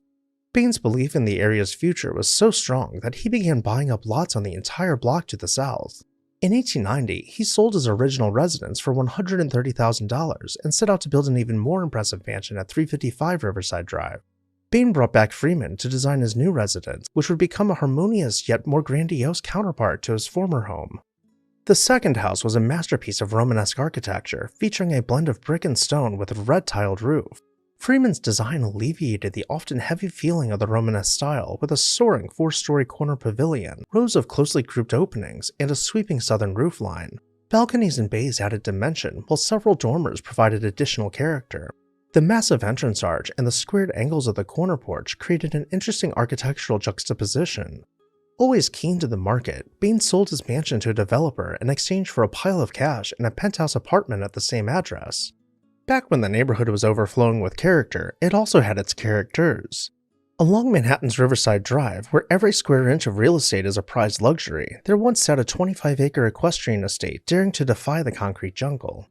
After a long and arduous 14 years of working, CKG Billings decided to retire at the age of 40. He had been the president of the People's Gaslight and Coke Company in Chicago and owned a controlling interest in the company. Realizing he could still make a fortune without doing any work, he decided to sit back while the money came pouring in. Now retired at the age of 40, CKG was able to pursue his hobbies. He had long been an avid sportsman and had helped to found various athletic clubs. He could now focus all of his time on sports, especially trotting, in which he won several trophies and ribbons. Being an outdoorsman, he began searching for an equestrian property, and to his family's surprise, he thought Manhattan would be the perfect place to move to. At this time, Manhattan wasn't exactly known for its rolling pastures and nature trails. It was the metropolitan heart of America's largest city, a place where the wealthiest barons of industry spent unimaginable sums of money to build mansions with shared walls and no yards. He purchased a city mansion, blending in with high society. Then he purchased 25 seemingly undevelopable acres along the Hudson River in Washington Heights. The site, which was formerly Fort Tryan, consisted of steep, choppy cliffs 250 feet above sea level, one of the highest points on the island. CKG then hired architect Guy Lau and landscape architect Charles Downing Lay to design for him a grand equestrian estate. After 2 long years of regrading the terrain and slow, tedious construction, the first phase of the estate was complete. In 1903, the 25,000 square foot stable complex was finished. Sources vary on the exact number, but most agree there were between 60 and 75 stalls for horses inside. There were also a few bedrooms and a large casino where CKG could entertain friends. To celebrate the monumental achievement, he sent out invitations to a dinner party. It was leaked to the press that guests would be required to sit on a hobby horse all night, and that the entire dinner would become quite the spectacle. As journalists began gathering outside of the front gate, CKG had his party relocated to Sherry's restaurant in town. The restaurant's 4th-floor ballroom was filled with hay, and all 36 guests were required to remain seated atop rented horses while dinner was served. News quickly spread about Manhattan's newest, most eccentric millionaire, but CKG was just getting started. Finally, after 5 long years of construction, the cliff had been transformed into a gentle hill, and sitting atop it in the center was a fortress constructed from solid granite blocks. The 25,000 square foot mansion had been designed in the Chateau style and faced in limestone. As we rotate about the mansion, we will notice a tower rising 80 feet into the air. The views from the top were said to be unobstructed, and while it was far from the tallest building, it rivaled New York's tallest skyscrapers of the time in height above sea level. The driveway alone took more than 100 men a full year to construct, carving out the granite cliffs and reusing the stone to build retaining walls, including the grand arcade which was dubbed the Roman roadway. Inside, the entire mansion was planned for entertainment, with the fountain room echoing the owner's eccentricities. While waiting for CKG to show us around, we would first take a seat in the reception room, where a full-time musician would play only the current hits on the piano. Next, we will make our way into the living room, clad in rich wood paneling. As we look around, we will find antiques from dozens of countries, and at this point, we might start to believe that CKG is sophisticated, unlike the words we've read about him in the newspapers. But then we hear him hollering for us as he splashes around in the indoor pool, discarding the rigid social standards of the time. As we hear pins crashing in the bowling alley, we start to realize that Tryan Hall is perhaps the most lavish man cave in existence. Though not all of the rooms could be so fun, Mrs. Billings ensured that the mansion had a proper dining room for formal dinners, though the breakfast room, offering panoramic views of New York from the tower, was where CKG chose to bring most of his friends for shared meals. Mrs. Billings, who had the same dining set reproduced, chose to eat her informal meals separately in the conservatory. While we're here, we can peek our heads outside to see the swimming pool carved into the bluff itself and overflowing with water into the terraced garden below. There are no known photos of the stair halls, so let's resume our tour from the second floor stair landing, which has been staged as the library, a true afterthought in the design of the mansion. From here we can make our way into the billiards room, where CKG's trotting trophies are on full display. Nearby we will find the Billings bedroom, where, as customary for the time, they each had their own separate beds. Tryan Hall became the center of New York's social scene amongst the athletic men of high society. What was meant to be a family mansion quickly turned into a boys' club, with Mrs. Billings choosing to spend much of her time at their other properties.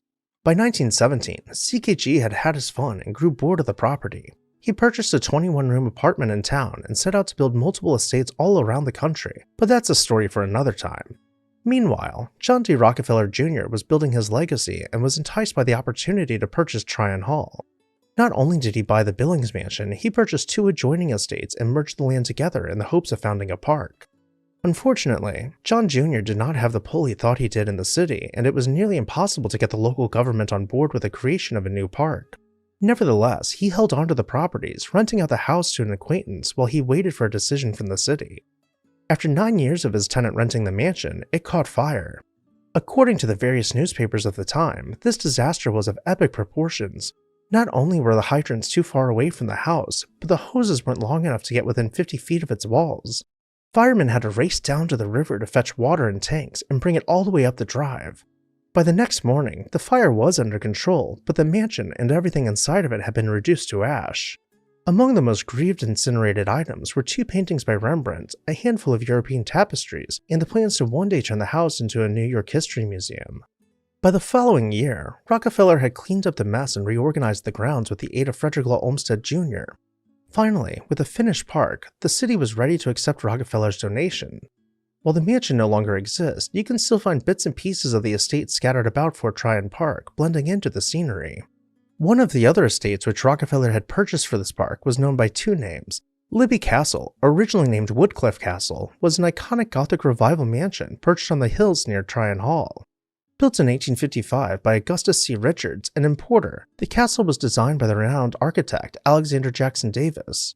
With its towers and massive stone walls, the castle stood as the most prominent structure on the northern Manhattan skyline for decades.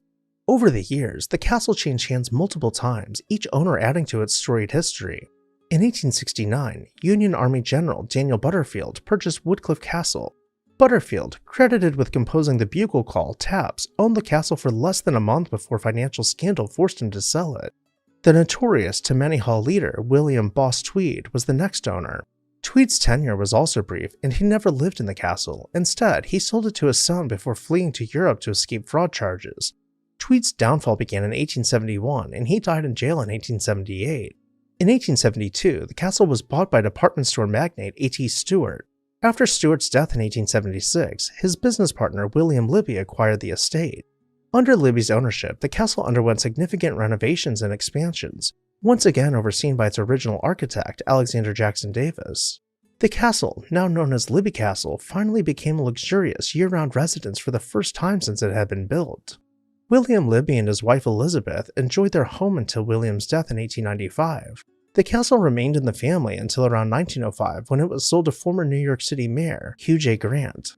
Grant, the city's first Catholic mayor, maintained the castle's grandeur, which brings us back to 1917, when Rockefeller began acquiring land in the Fort Tryan area, including Libby Castle, to develop into Fort Tryan Park. And as you can probably guess, it was demolished for the park in 1939. Of course, when these grand mansions were built, no one really knew what the neighborhood would someday become. Perhaps none were as modest in their predictions as John H. Matthews. He was known as the soda water king and amassed a tremendous fortune through his family's soda water manufacturing business.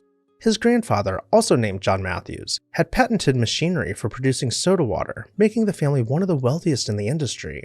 By the time Matthews began construction on his Riverside Drive house, he was already a prominent figure in New York's high society. Located at 176 Riverside Drive, his house was an architectural gem in the heart of Manhattan. Designed by the firm of Lamb & Rich, the mansion was completed in 1891 and stood out for its unique shingle style, a bold choice for an urban setting.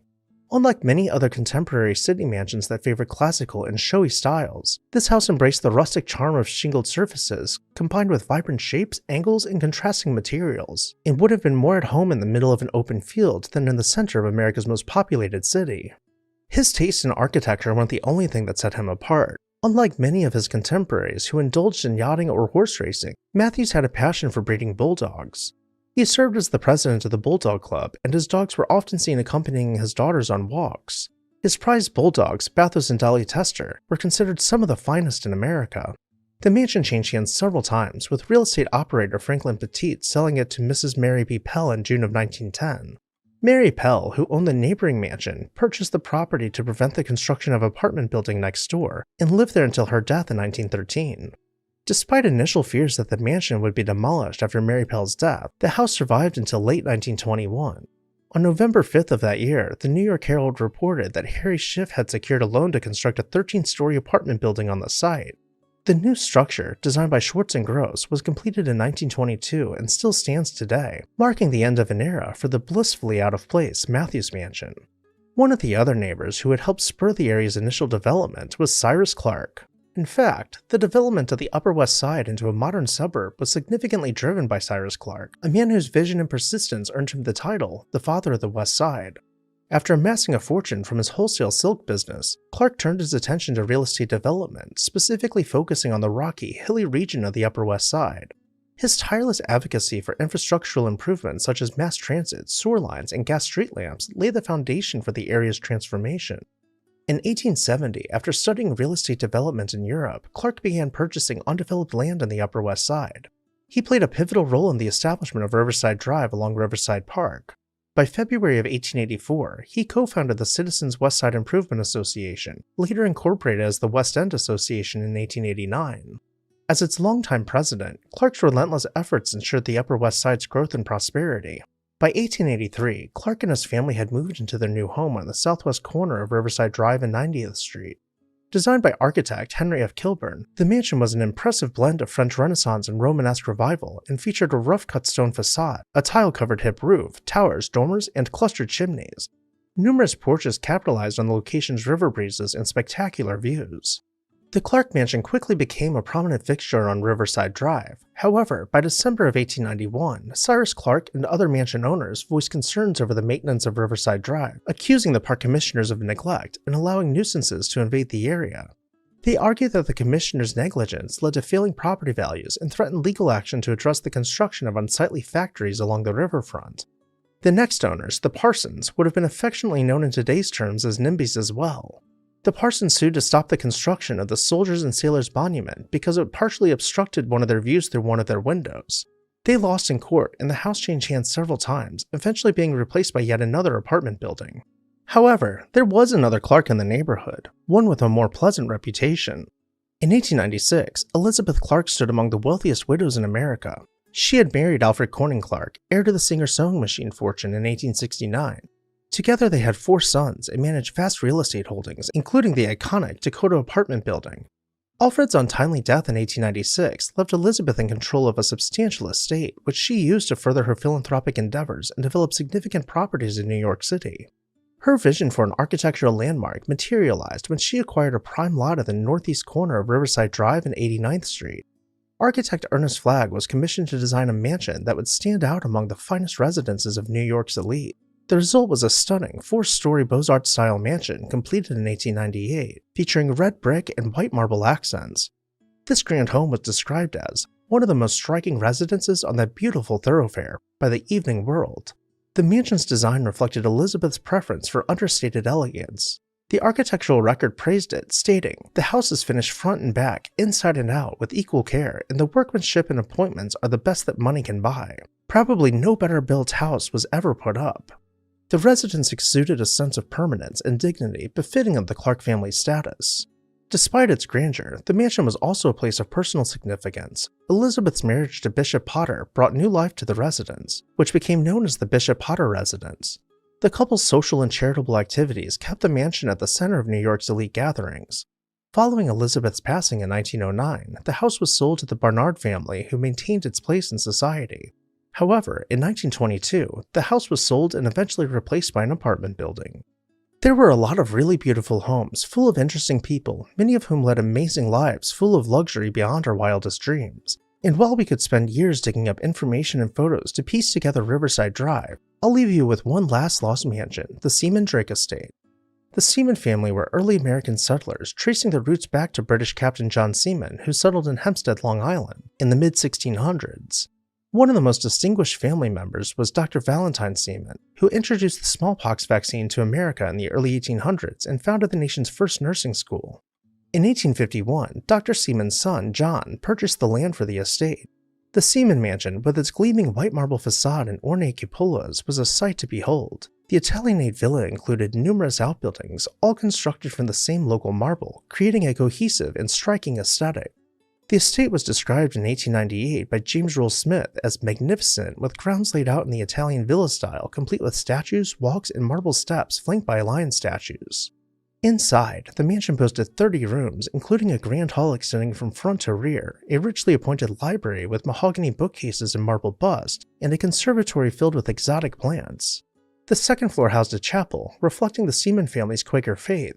But as do all things, the estate's grandeur began to fade into the 20th century. In 1905, wealthy contractor Thomas Dwyer purchased the property and used it as his residence and office. Despite his grand plans, the estate slowly declined, and by the 1930s, the once lavish mansion had fallen into disrepair. In 1938, the Seaman Mansion was demolished to make way for the Park Terrace Gardens housing complex. However, the iconic marble gatehouse survived, albeit in a state of neglect. Once a grand entrance, it now stands marred by graffiti and crowded by commercial buildings, though in a way, this is poetic. These mansions, once the epitome of luxury, had been reduced to whispers, telling the tale of the ever-changing landscape of New York City, where history and progress constantly intersect.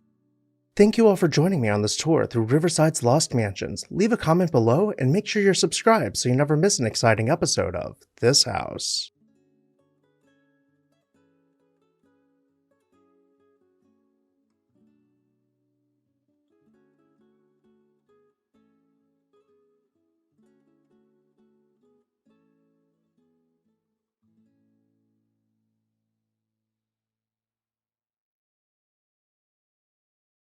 If you were offered everything you ever wanted, would you accept? Hi everyone, Ken here. Welcome to This House. Today we are exploring the mansion of Emily Grigsby, or more importantly, how she earned the nickname the American Princess. It's important to first understand where Emily came from. She was born into a dwindling fortune. Her father died when she was still very young, and her mother Susan tried her best to keep up appearances. Susan could no longer afford to hold on to her upper-middle-class lifestyle without her husband's income, so she came up with a scandalous plan to make her own fortune in the shadows. First, she sent her 2 kids away to school. Her son Braxton would attend St. Mary's Seminary in Dayton, Ohio, while Emily would attend an Ursuline convent in Brown County, Ohio. Meanwhile, Susan spent what little money she had to open a high-end brothel in Cincinnati. The money came pouring in, and Susan was able to afford to keep the family house and continue sending her children to private school. The charade of a wholesome family would go on for many years until Susan was discovered to have been running a brothel. She was shunned from society, and the nuns at Emily's school informed her about her mother's business dealings. By this time, Emily was becoming a formidable young lady at the age of 16. She was keen to American and European history, was cultured in the arts, and could maintain a conversation with any member of high society.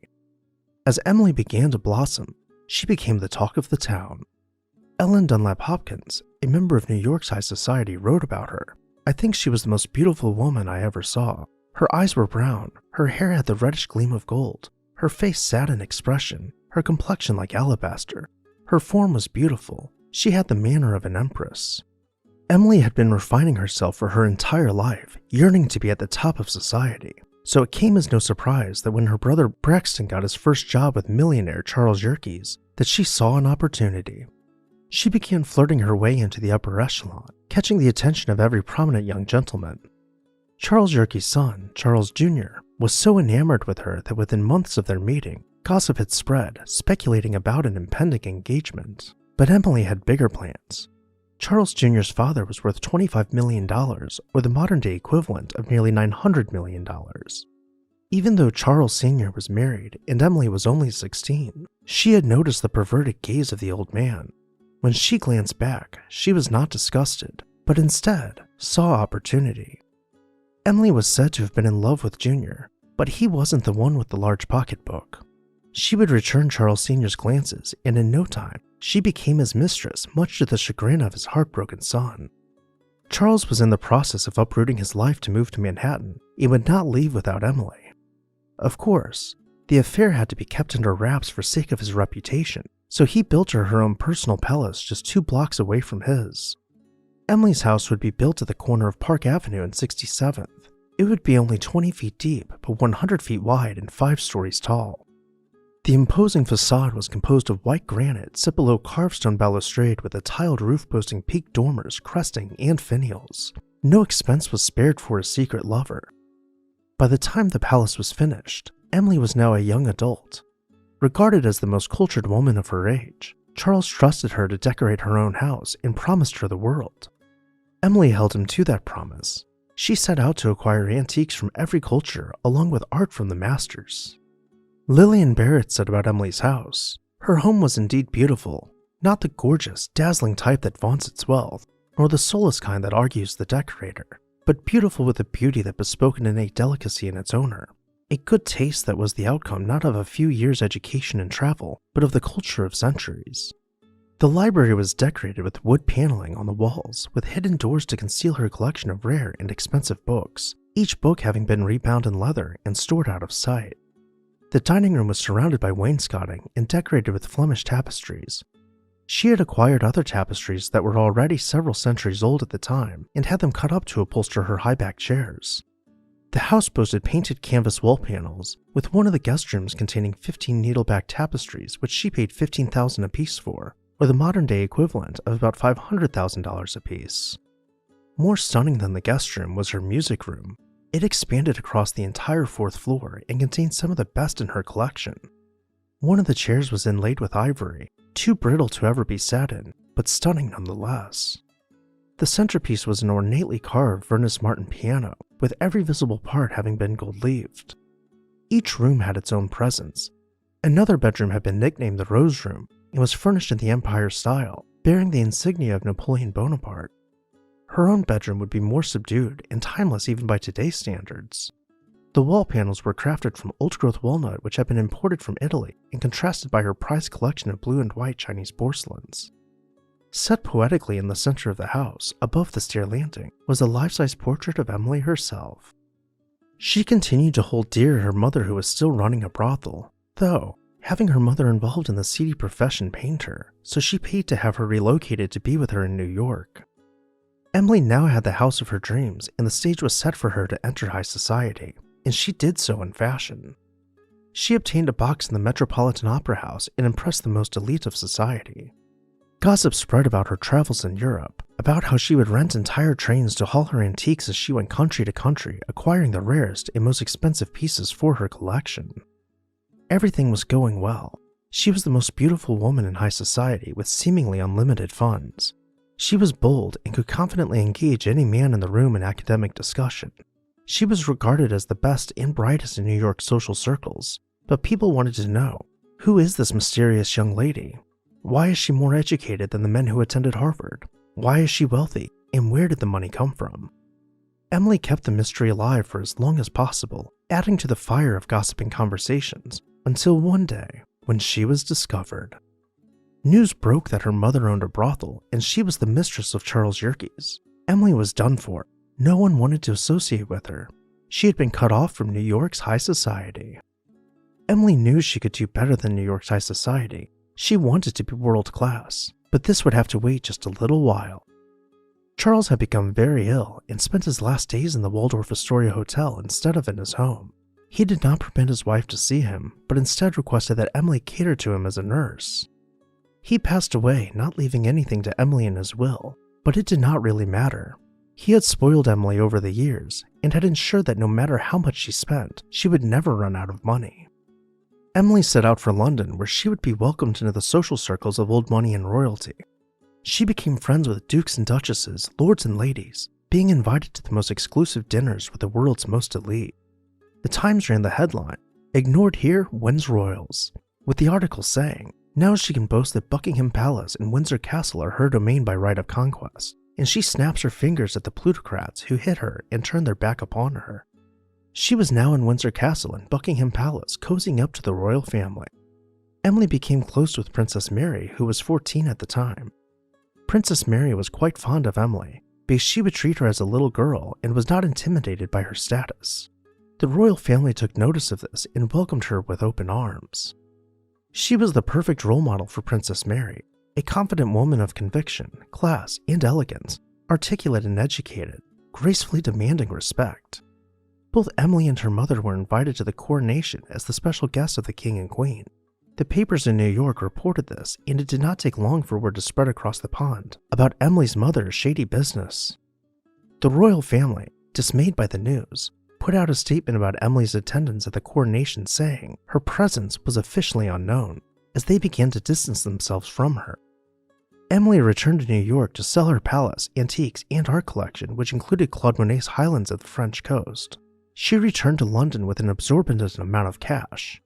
While her new friends were initially shocked by the news, they quickly learned to overlook her mother's past and welcomed Emily back into society. In 1926, the Grigsby Mansion was torn down to make way for the Metropolitan Life Insurance Building designed by York and Sawyer. Emily's old life was officially gone. Charles was dead and her mansion had been demolished. She would live out the rest of her life in London, staying naturally beautiful, her skin never showing her age and her hair retaining its golden copper glow. Despite her looks and the lifelong interest from royal suitors, she never did marry. She was said to have died happy in 1964. Her dreams had matured as she did, and so they changed as she did. She accomplished her goal of climbing to the top of society, and along the way, she made real friends. She read throughout the morning and laughed with friends over a bottle of wine in the evenings. Emily was a breath of fresh air in the old money circles, and conversations were said to have been lacking for many years in the absence of the American princess. If you have been subscribed to this channel for a long time, you might have noticed that this video was a remaster of the old one. Emily Grigsby's story is one of my favorites, and I wanted to make sure I was doing her story a justice by increasing the quality of storytelling and the presentation itself. If you enjoyed this video, go ahead and hit that like button and leave a comment letting me know your thoughts on the American princess. I would also like to take a moment to say a very special thank you to our members whose names you can see on screen right now. I'll see you next time on This House. In Manhattan, where every square inch of real estate is a prized luxury, there once sat a 25-acre estate daring to defy the concrete jungle. Hi everyone, Ken here. Welcome to This House.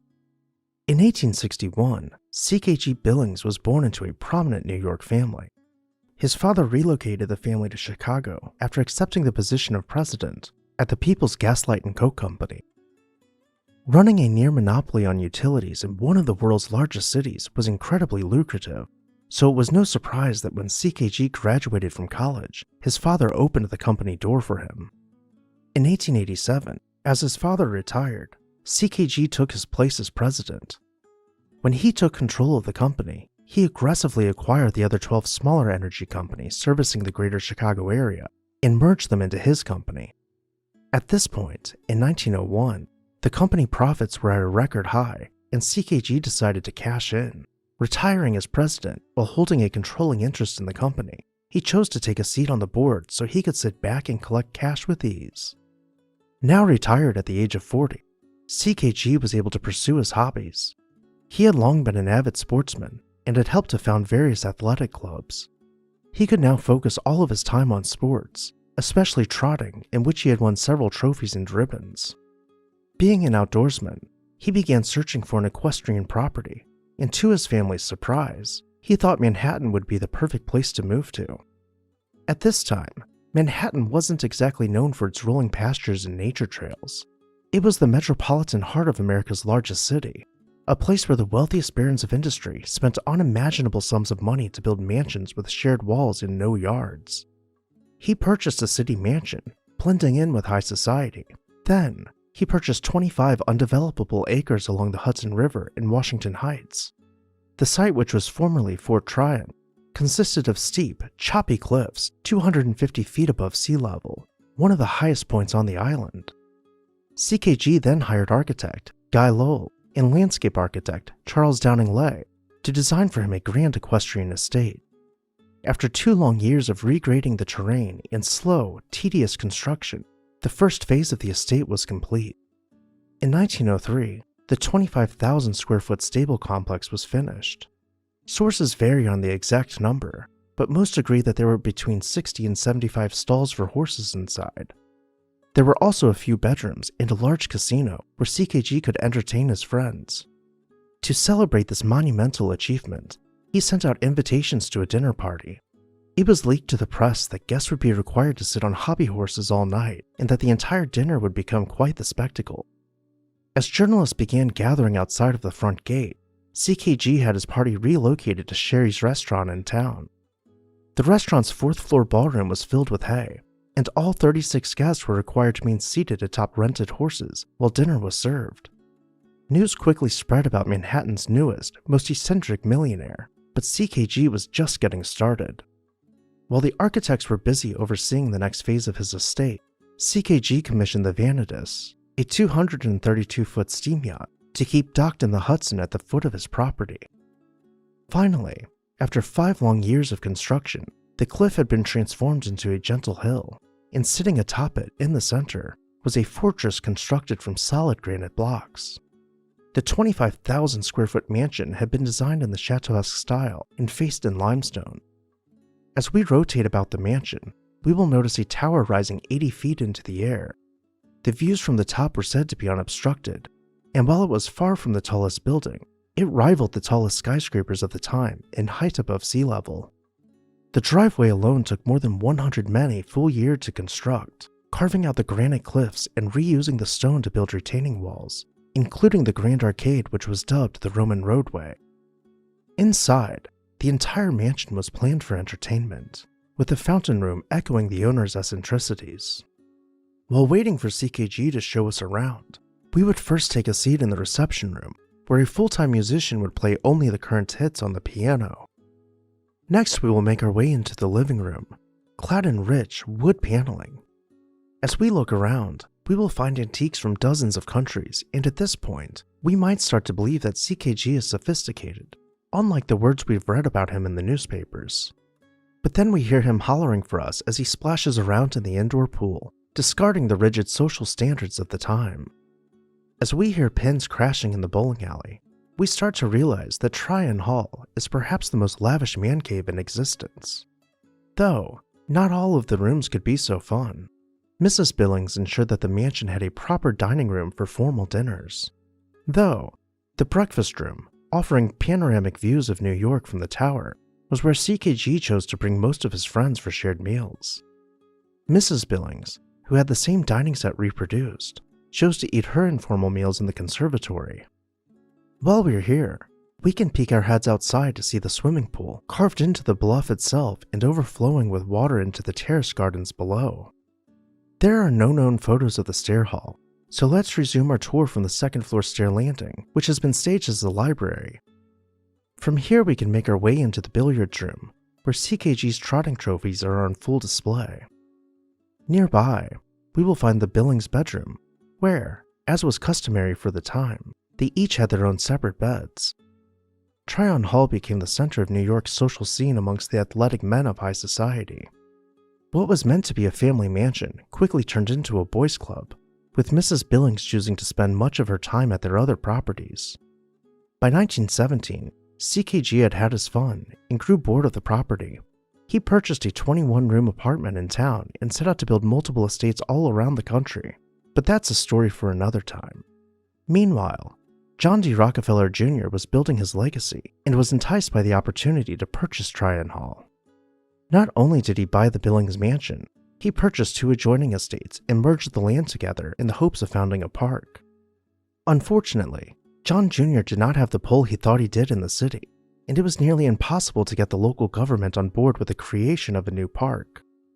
Nevertheless, he held on to the properties, renting out the house to an acquaintance while he waited for a decision from the city.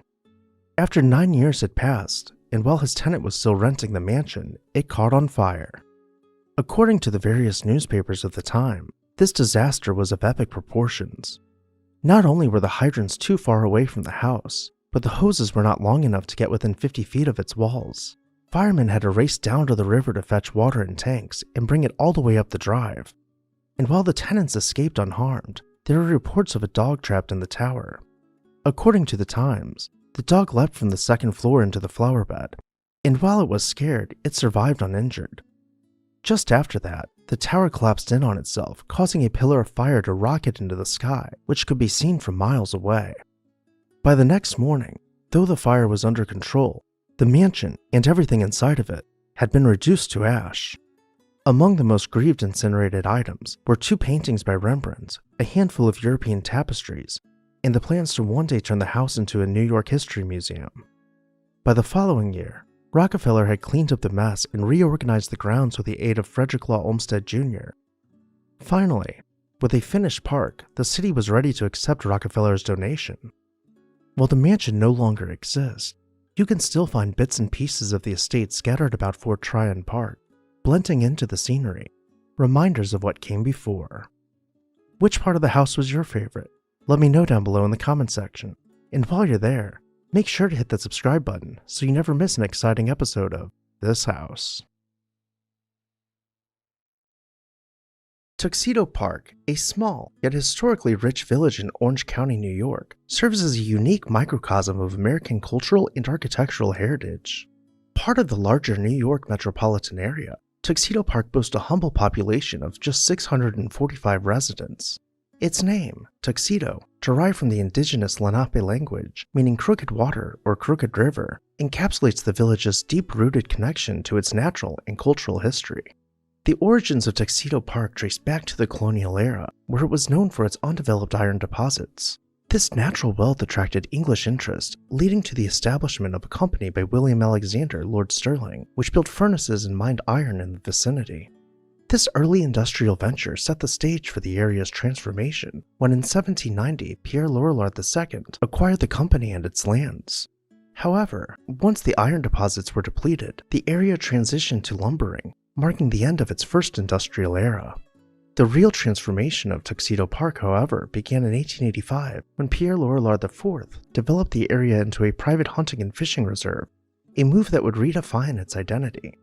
The establishment of the Tuxedo Club and the Tuxedo Park Association by Lorillard IV further solidified its status as a bastion of exclusivity and luxury. These developments attracted a host of influential figures, from bankers to socialites, who built grand residences within its bounds, shaping the village's social and cultural landscape. Among these influential figures was Emily Post, whose observations within Tuxedo Park's grand stone gates led to the creation of the Blue Book of Etiquette, a testament to the high societal standards maintained within the village. Tuxedo Park's influence extended beyond its boundaries, notably impacting American fashion. The village is credited with giving the tuxedo, an iconic element of men's formal wear, its name and prominence in North American culture. This fashion legacy began when resident James Brown Potter introduced the garment to Tuxedo Park after encountering it through the Prince of Wales, Edward VII. This blend of cultural influence and high society encapsulated the essence of Tuxedo Park during its golden years, the period in which we will explore it from the height of its magnificence. The first mansion we will see, which has since been lost to time, is the vacation home of Richard Mortimer. Designed in the Tudor Revival style, it was surrounded by impressive formal gardens with imported mature trees planted around fountains. Designed by the architecture firm of Hunt & Hunt, no detail was overlooked, from amenities including a clay tennis court to lavish interiors. The library was finished out with hand-tooled leather walls below a vast Jacobean plaster ceiling.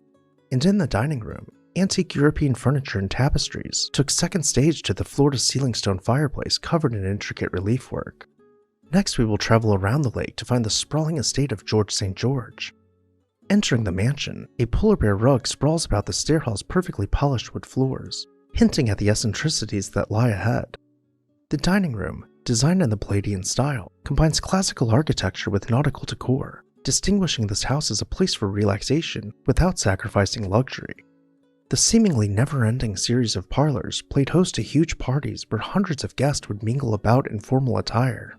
Each parlor continued the same decorative themes, with large bronze eagles, model ships, and arching millwork. Though, when George St. George wanted some R&R, he could retreat to the library, choosing from his vast collection of adventure novels to read by the warm glow of the hearth. As we continue exploring around the lake, finding homes to welcome us in for a tour, we pass by several impressive estates. Each one has been designed by a famous architect, with no two being identical. Some, such as the Fulton Cutting House, more humbly reflect the Queen Anne style, while others, such as the Reed House, are finished in stone and brick and covered over with ivy, leaving an impression of old-world sophistication. Even amongst the refined, we find houses such as that of 80 Juilliard, sprawling above a vast lawn with perfectly manicured gardens framing its view. As we arrive at the Lorillard residence, we are welcomed in the gate to explore its grounds. The mansion was designed to be reminiscent of the chateaus found along France's Loire Valley. From dormers penetrating the steep roofline to asymmetrically balanced towers, its influence is apparent. The Lorillards are very private people, so we won't be able to go inside, but we can head over to the neighbor's house to snoop around instead. Henry Poor, the co-founder of what would become known as the S&P, hired Henry T. Randall to design for him a stately Jacobean-inspired cottage. It was surrounded by formal gardens overlooking the water with a stone balustrade pointing toward the viewshed. Its interiors were clad in wood paneling with dazzling plaster ceilings. We've covered this house in more detail in a recent video. If you want to see more of this lavish estate, I'll link that video at the end of this one. In the meantime, let's keep exploring about the enclave. Famous author Joseph E. Stevens commissioned architects Walker and Gillette to design for him a rambling cottage.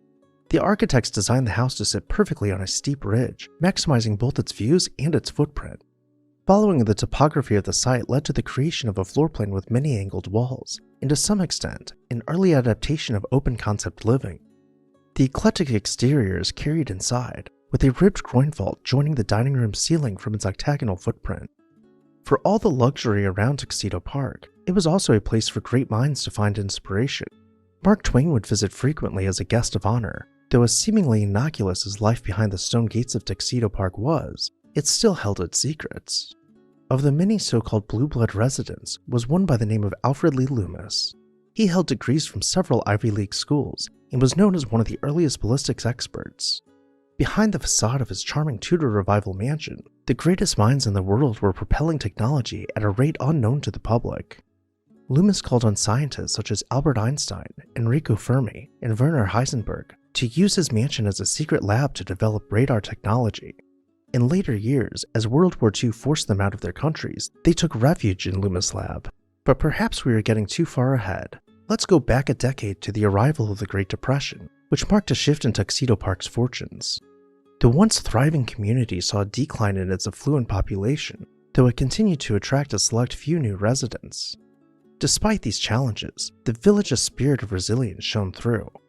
In 1952, Tuxedo Park was officially incorporated, encompassing over 2,000 acres that included 3 lakes and numerous historic estates. This period also saw the rise of new developments, such as the transformation of Alfred Lee Loomis' private mansion into what is now known as the Loomis Laboratory. Architecturally, Tuxedo Park stands as a beacon of American design and innovation. The village's buildings, such as the St. Mary's and Tuxedo Episcopal Church and the original Bruce Price-designed clubhouse, exemplify a blend of shingle-style, Queen Anne, and Tudor architectural elements. These designs have not only contributed significantly to the village's aesthetic, but have also influenced modernist architects, including Frank Lloyd Wright, underscoring Tuxedo Park's role in shaping American architectural trends. Today, Tuxedo Park maintains its unique character, balancing historical preservation with modern living. Its rich history, from colonial iron mines to being the birthplace of the American tuxedo, weaves a narrative that is deeply embedded in the fabric of American society. The village, in its quiet elegance and historical depth, continues to be a symbol of American sophistication, a place where history and modernity coexist harmoniously, reflecting the ever-changing American identity. Which mansion was your favorite? Let me know down below in the comments section. I'd also like to take a moment to say a huge thank you to our This House supporters whose names you can see on screen right now. If you would like to see your name on the screen and show your support for the production of these videos, join our membership program today. I'll see you next time on This House. Of the many mansions that have been built in the United States, perhaps none boasted as much flair as those of William A. Clark. Hi everyone, Ken here. Today we are exploring two mansions in a double feature as we head to Manhattan to uncover Clark's folly and venture out west to Montana to explore the Copper King's mansion. Hit that like button to let YouTube know you appreciate historic homes, and let's begin exploring this house. William A. Clark was born on January 8, 1839 in a log cabin in Connellsville, Pennsylvania, marking the humble beginnings of a man who would become a titan of America's Gilded Age. In 1856, Clark and his family moved to Iowa, where he taught school and studied law. This period of relative calm preceded a bold venture west in 1863, where Clark sought fortune in the goldfields of Montana during the peak of the gold rush. It was here that Clark initially engaged in placer mining, panning streams for little bits of copper, but quickly he diversified his interest. Recognizing the limitations of placer mining earnings, he ventured into trading and banking, lending money to mining companies. When the companies could not afford the steep interest, he would foreclose on them and seize their mining operations. This practice allowed him to amass a considerable fortune as he quickly became one of the largest mining magnates in the US, earning him a place among the famed Copper Kings of Butte, Montana. Clark's pursuits were not confined to mining. He also invested in electric power companies, newspapers, and railroads, including the significant San Pedro, Los Angeles, and Salt Lake Railroad, which would play a pivotal role in the development of the namesake Clark County, Nevada, in the Las Vegas Valley. By the 1880s, his net worth had skyrocketed, and while he had built several homes over the years, he was finally ready to settle down and build his first mansion. He purchased a prime lot along Butte, Montana's Granite Street and hired architect D.T. McDevitt to design for him a 34-room mansion. The towering residence quickly became the envy of Butte, finished out in red brick with copper accents, fitting for the Copper King. Construction lasted for 4 years as artists added finishing touches, leaving no surface unadorned. When it was completed in 1888, the grand total amounted to a Montana record-breaking $260,000, the modern equivalent of over $8.5 million. As we venture throughout the rooms, pay close attention to frescoed ceilings, intricate woodwork, and stained glass windows shimmering in the background. Despite his business successes, Clark's ambitions stretched into the political arena. He served as president at both the Montana state constitutional conventions and yearned for national political influence. His first attempt to become a U.S. Senator in 1899 was marred by scandal when it was revealed that he had bribed members of the Montana state legislature. This scandal, although it prevented him from taking a Senate seat at the time, highlighted the endemic corruption of the era and contributed to the passage of the 17th Amendment, which mandated the direct election of senators. Undeterred by setbacks, Clark returned to the political fray and successfully secured a Senate seat in 1901, where he served until 1907. His tenure in politics was characterized by a blend of progress and controversy, with his business interest often guiding his legislative priorities. After the short stint in politics, Clark decided to focus his attention back on his businesses, leaving Montana for New York. He purchased one of the most desirable lots in Manhattan at the corner of 5th Avenue and 77th Street, and began planning not just a mansion, but a palatial residence to show off the true scope of his wealth. Started in 1897, Clark flew through architects as none of them could deliver the grand residence he imagined he should have. Finally, he hired the architecture firm of Lord Hewlett and Hull, who delivered plans for a 9-story tall 121-room mansion. Construction of such a grand residence required Clark to purchase quarries and construct railroad lines just to transport stone for artists to carve on site. Furthermore, an underground railroad line was designed to travel beneath New York streets to deliver coal directly to the mansion. As his house began to take shape, temporary structures were built along the facade to shield artists from the elements as they carved delicate features into the marble and granite structure. After 14 long years of construction, in 1911, the William A. Clark House in Manhattan was completed. While the Beaux-Arts style had been incredibly popular among the ultra-wealthy, Clark's house was an exception, with critics calling it an amalgamation of misproportioned architectural elements, leading it to gain the nickname Clark's Folly. Entering the mansion from street level, we arrive in the vestibule within full view of the grand staircase straight ahead. The marble newel posts to either side of us were originally furnished with bronze statues, and while they no longer appear in the photo from the vestibule, we can imagine them flanking the entryway as we begin our tour. The entire stair hall has been clad in marble from floor to ceiling. Before we ascend the staircase, we'll explore the first floor's many opulent rooms. Arriving as guests, we're escorted to the reception room to await the announcement that our host is ready to see us. From here we might be led into the library, clad in oak imported from England's Sherwood Forest. Though this room commands highly coveted views of Central Park, stained glass windows demand our attention. On our way out, we can pause to admire the intricate relief work found on the fireplace's mantel and appreciate the overshadowed artisan details of the built-in oak bookcases. Across the hall from the library, we find Mr. Clark's private office and can imagine other titans of industry stopping by for brief meetings as they discuss joint railroad ventures. Continuing along the mansion's Fifth Avenue facing front, we find the billiard and smoking room blending the finishes from the stair hall and libraries. One of the main reasons Clark wanted a house so large was to be able to store his growing art collection, behind which we find Gothic tracery in the wainscoting with a floor-to-ceiling fireplace mantel continuing this intricate motif. On the opposite end of the mansion, we'll explore the Fans Gallery, housing Clark's collection of English earthenware and colored glass. While most of Manhattan's mansions contained a butler's pantry for families to display their fine china, the architects followed Clark's instructions to lend the room a quality more akin to a museum than a pantry. Let's return to the grand staircase and follow the gilded, wrought iron balustrade as it sweeps from the second floor. Directly across from the stair landing, and looking out over the entrance of the mansion, we find the petit salon with herringbone floors, gilded wall panels, and intricate murals rounding towards the ceiling. Continuing through the door at the end of the petit salon brings us to the Salon Doré. Originally built in the 1700s, this room was purchased from l'Hôtel de Clermont in Paris. After being carefully disassembled and shipped to the United States, it was reassembled in its entirety. In fact, architectural salvage from all over Europe was installed throughout the mansion. On the opposite side of the petit salon, we find the morning room, clad in 170 uniquely carved wood panels. Passing through the sculpture hall with 30-foot-high ceilings brings us to the dining room, where a 15-foot-wide Numidian marble fireplace boasts life-size sculptures of the Roman gods Neptune and Diana freeing themselves from the upper mantle. Next we find the picture gallery, where Clark stored tens of millions of dollars worth of fine art. The gallery stretched 95 feet long below a leaded skylight soaring 2 stories overhead, ensuring that his art collection was well lit by natural light. At one end of the gallery sat the M.M. Harris organ, the largest chamber organ in North America. When the mansion was completed in 1911, it boasted not only everything we've seen, but also state-of-the-art laundry facilities, an indoor pool, and dozens of rooms for live-in staff. All total, construction cost a whopping $7 million, the modern-day equivalent of over $230 million when adjusting for inflation alone. After Clark passed away in 1925, his family sold the Manhattan mansion for less than half of what it cost to build. It was purchased by a developer, and after only 19 years of standing on the corner of 5th and 77th, it was demolished to make way for this apartment building which continues to stand to this day. While not nearly as palatial by comparison, but nonetheless grand in its own right, the Copper King Mansion in Montana continues to stand to this day. What did you think about the mansions of William A. Clark? Did you have a favorite? Let me know your thoughts down below in the comments section. And while you're there, make sure to hit that subscribe button so you never miss an exciting episode of This House.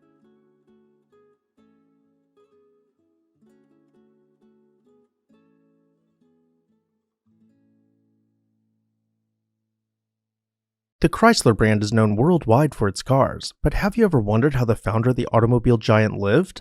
Hi everyone, Ken here. Today we are heading out to Long Island to uncover the residence of Walter Chrysler. Hit that subscribe button and let's explore this house. In 1875, Walter Chrysler was born in Wamego, Kansas, but it was in the small town of Ellis where he grew up and nurtured the spark that would later set the American automotive industry ablaze. His father, Hank Chrysler, a rugged Civil War veteran and locomotive engineer, instilled in him a fascination with machinery that was as boundless as the prairies around them. Young Walter would tag along with his father on railroad runs, mesmerized by the power of steam engines, the clanging of iron, and the endless potential for movement and innovation. Chrysler's journey began in earnest when he left school at the age of 15, eager to start an apprenticeship in the Union Pacific Railroad shops. There he learned the value of hard work and soaked up every bit of technical knowledge he could find. He wasn't just interested in performing his tasks, he wanted to understand the inner workings of every machine he touched, creating tools of his own to increase precision. His curiosity led him from the dusty, bustling railroad shops of Ellis to positions across the western United States, rising quickly through the ranks of railroading, gaining a reputation as a skilled mechanic and manager.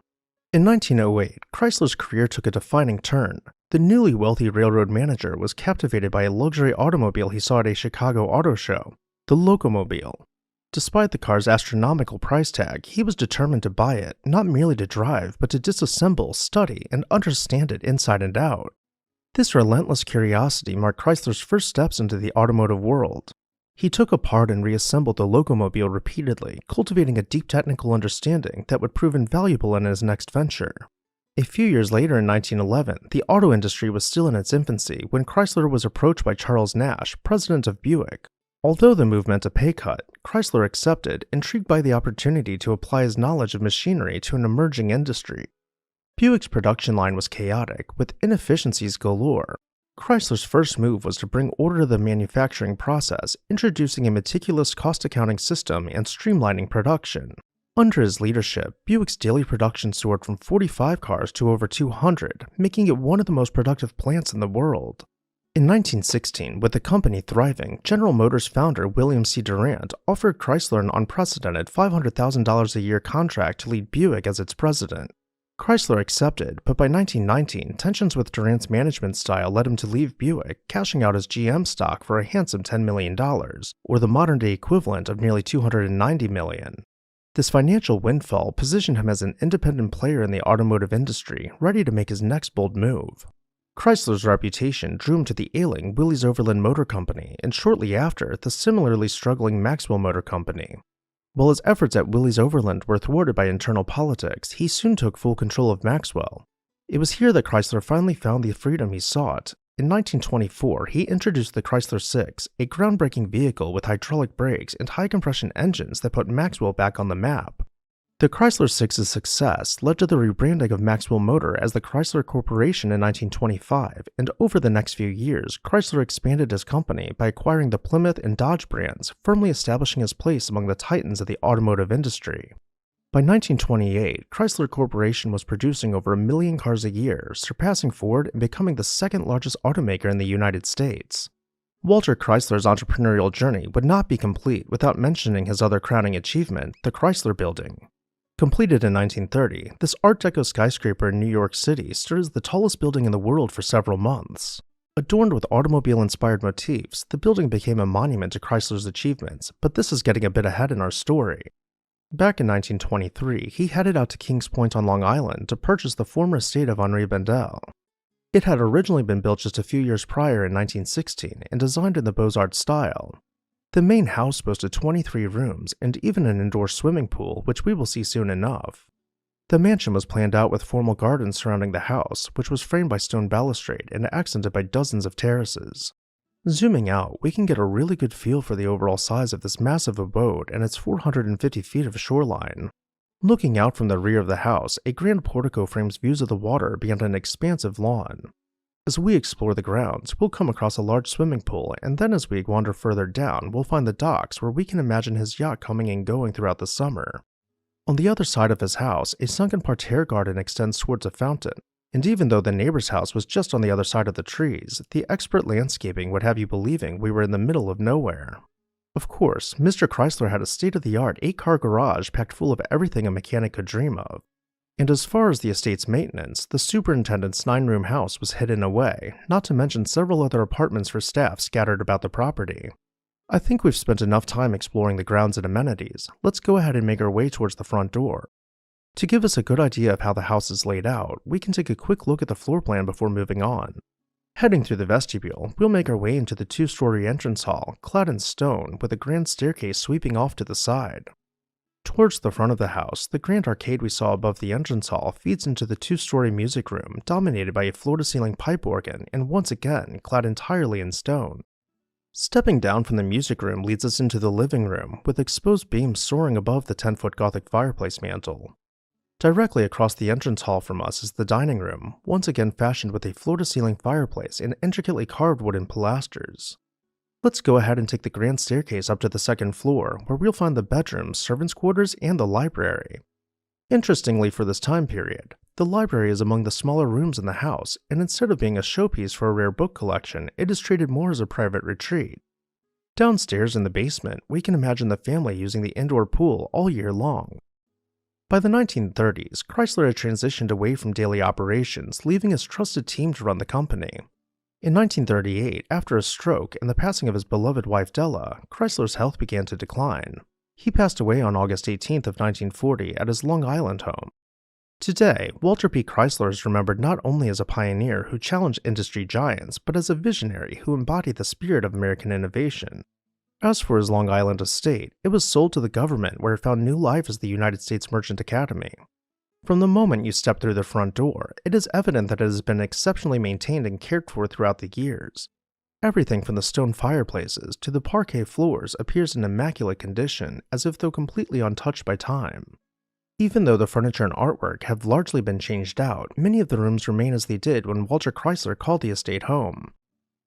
What did you think about the mansion? Did you have a favorite room or architectural detail? Let me know down below in the comments section. I'd also like to say a huge thank you to our This House supporters for making videos like this one possible. If you would like to see your name on the screen and contribute in part to the production of these videos, join our membership program today.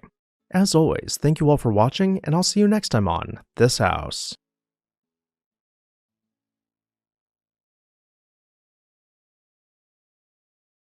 How did a 6-year-old become a billionaire? Hi everyone, Ken here. Today we are exploring the many mansions of William B. Leeds. Hit that subscribe button and let's explore this house. To understand how a 6-year-old became the richest boy in the world, we need to go back in time and start at the very beginning. In the late 1800s, William B. Leeds Sr. became one of the richest men in America. He had founded the American Tin Plate Company and ran a near monopoly, owning an estimated 90% of the industry after acquiring and founding more than 200 companies to control the supply chain.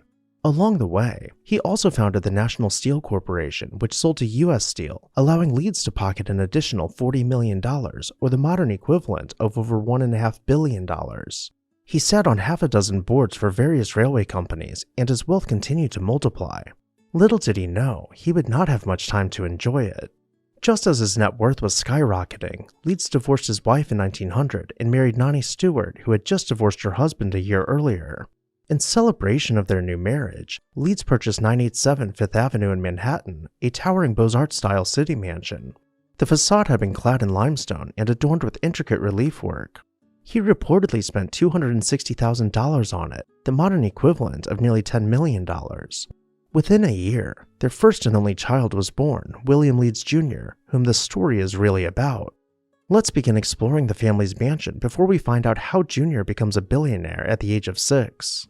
After heading up a flight of stairs, we arrive on the main level of the mansion and can begin touring the public rooms. First, we find the dining room towards the front of the house with a curved wall of windows allowing an ample natural light. From here, we can step out into the hall and make our way towards the music room. We can imagine the gentle strums of a harp and light piano music drifting through the air as the family's army of servants kept the ambiance calm. Upstairs, we find Nani's salon, finished out with many of the same decorative elements, but including silk wallpaper in each paneled section. She would entertain from this room, sitting near the fireplace with her own portrait directly above her. We can take a closer look at the mantle's details to see just how truly intricate each architectural element was. Next, we'll head over to Mr. Leeds' library, doubling as an art gallery. From wood beams to built-in glass-pane bookcases, it could not have been more opposite than Nani's salon. In fact, each family member had their own room for entertaining, including William Jr., who had a playroom full of his favorite toys. Going up further in the house, we'll come across Nani's bedroom, where she slept alone following Mr. Leeds' untimely death. He passed away in 1908 at the age of 46 while vacationing in Paris, never to return. He left $40 million to 6-year-old William, the modern-day equivalent of nearly $1.4 billion. While there had been other American heirs who had came into fortune at a young age, nothing this extreme had ever happened in the nation's history. While the money was put into a trust and administered in part by his mother, William had a lot of freedom to spend his money the way he wished. He had photographers take pictures of him with his toys and bought just about everything a child could imagine purchasing for himself. Nani became concerned that her son would grow into a lazy and unruly young man coming into fortune at such an early age and decided to send him to Montclair, New Jersey, where he would attend Eton at the age of 9. This is where things start to get crazy. Instead of retelling the story, I'll read you an excerpt from the New York Times. In the absence of his mother, Mrs. Nani Leeds, who is in Europe, a 9-year-old boy, William B. Leeds Jr., is master of 15 servants in a $200,000 mansion on South Mountain Avenue. The lad, who is heir to 3/4 of the estate left by his father, the tin plate king and railroad magnate, estimated at between $30 and $40 million, drives to a private school each day in a costly French limousine automobile, attended by a footman as well as a chauffeur. Master Leeds has a male valet to dress and undress him, and a governess to help him with his lessons. He also has a team of bay horses and a coachman to drive them for him when he tires of automobiling. He is relieved of the responsibility of attending to the details of management of the large establishment over which he rules by a housekeeper who sees that his general orders are executed by the servants. Each day, the boy exchanges long cablegrams with his mother in Europe, In compliance with her wishes, he does not play with other boys of his age, but orders the servants to participate in snow battles and other games with him. Mrs. Leeds has expressed the opinion that American boys are snobbish and undesirable companions. Just as the paper said, while William was in school, Nani was in Europe. She wasn't there to vacation, but to find herself another rich husband. After mixing in the social circles of royals, she caught the attention of Prince Christopher of Greece and Denmark. The two quickly married, and Nani changed her name to Princess Anastasia of Greece and Denmark. Around this time, William graduated from high school and ventured across the pond to visit his mother. There he met Princess Xenia Georgievna of Russia. The two were immediately smitten with each other and announced their engagement less than 24 hours after meeting. William's mother opposed the engagement, but ultimately the two went on to marry. William and Princess Xenia returned stateside and purchased a mansion in Oyster Bay, New York known as the Kenwood-Blackton Estate, which they renamed to Harborwood. Not only did it boast a palatial mansion, but the estate consisted of several outbuildings and a self-sustaining farm. But perhaps the most notable building on the property was the boathouse. Now that William was growing up and becoming a young adult, he began buying bigger toys, including his yacht, Mona, which cost him a cool $1.5 million, the modern equivalent of around $20 million. Just as the newlyweds were starting to settle down in one of Long Island's most envied estates, something rather strange happened. A woman showed up claiming to be Princess Xenia's long-lost cousin, Princess Anastasia of Russia. She claimed to have been the fourth daughter of Tsar Nicholas II and told a grand tale of how she escaped execution during the murder of the Romanov family. After some time, the Leeds began to suspect their guest was lying about who she was, and they had her leave their property. In hindsight, their judgment was correct, as DNA evidence later confirmed that the person pretending to be Princess Anastasia was actually a Polish peasant originally named Franciszka. This wild event was enough to rock the young lovers' marriage, and the two divorced. William lived aboard his yacht, traveling the world, and sold his Long Island estate. During one of his voyages, he rescued a woman who was stranded at sea. Immediately there were sparks, and their romance blossomed into a long marriage. Unfortunately, as they were planning to grow old together, William was diagnosed with cancer, but chose to go out by his own hands instead of waiting around for his slow demise. During a stay in the Virgin Islands, following what could only be described as a perfect day, he took his own life at the age of 69. His childhood mansion in Manhattan was torn down in the late 60s and replaced by this building. The mansion he lived in while he was going through school met a similar fate, and much of Harborwood was demolished following a fire. The richest boy in the world lived a full life overall, from buying all the toys he could ever want to marrying a princess and eventually rescuing a damsel in distress. His life could have been the plot of any number of movies. But I'll turn it over to you. What are your thoughts? Would you have spent the money any differently? Let me know down below in the comments section, and while you're there, make sure you are subscribed so you never miss an exciting episode of This House.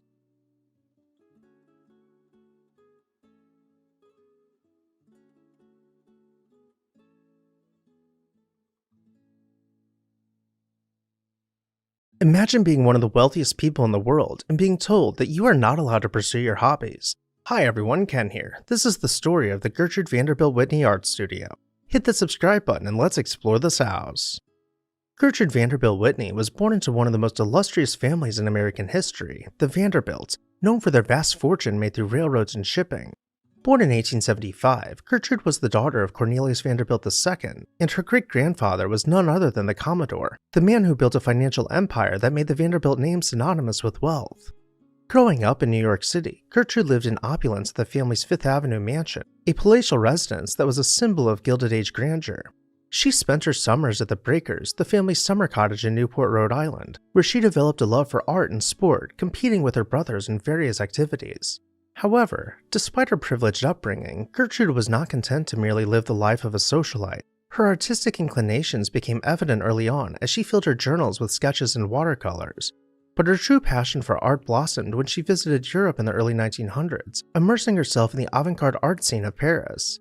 She decided to pursue a career in sculpture, which was an unconventional choice for a woman of her social standing. Her family was not particularly supportive of this decision. Neither her parents nor her husband, Harry Payne Whitney, a wealthy sportsman and heir to the Whitney fortune, took her artistic ambitions seriously. Yet, Gertrude persisted. She studied at the Art Students League of New York and in Paris, where she worked under the guidance of renowned sculptors, including Auguste Rodin. Despite the challenges posed by her social class, she refused to let her wealth and status define her art. Gertrude's marriage to Harry Payne Whitney in 1896 united two powerful families, the Vanderbilts and the Whitneys. Harry, like Gertrude, came from a wealthy family with deep roots in American business and wealth. His father, William Collins Whitney, was a politician and financier, while his mother, Flora Payne Whitney, was the daughter of a Standard Oil magnate. The couple was a part of the elite social circles of New York and maintained residences in Manhattan and Long Island. Together they had three children, Flora Payne Whitney, Cornelius Vanderbilt Whitney, and Barbara Whitney. Though her marriage to Harry gave her stability, it did little to fulfill her personal ambitions. Harry did not take her work seriously, but his apathy only fueled her determination. Her art career took off with her first public commission, Aspiration, a life-size male statue displayed at the Pan American Exposition in 1901. Initially, Gertrude submitted her work under a pseudonym to avoid being dismissed as a mere socialite, but by 1910, she had gained enough confidence to exhibit under her own name. Over the years, her works gained recognition for their scale and emotional depth.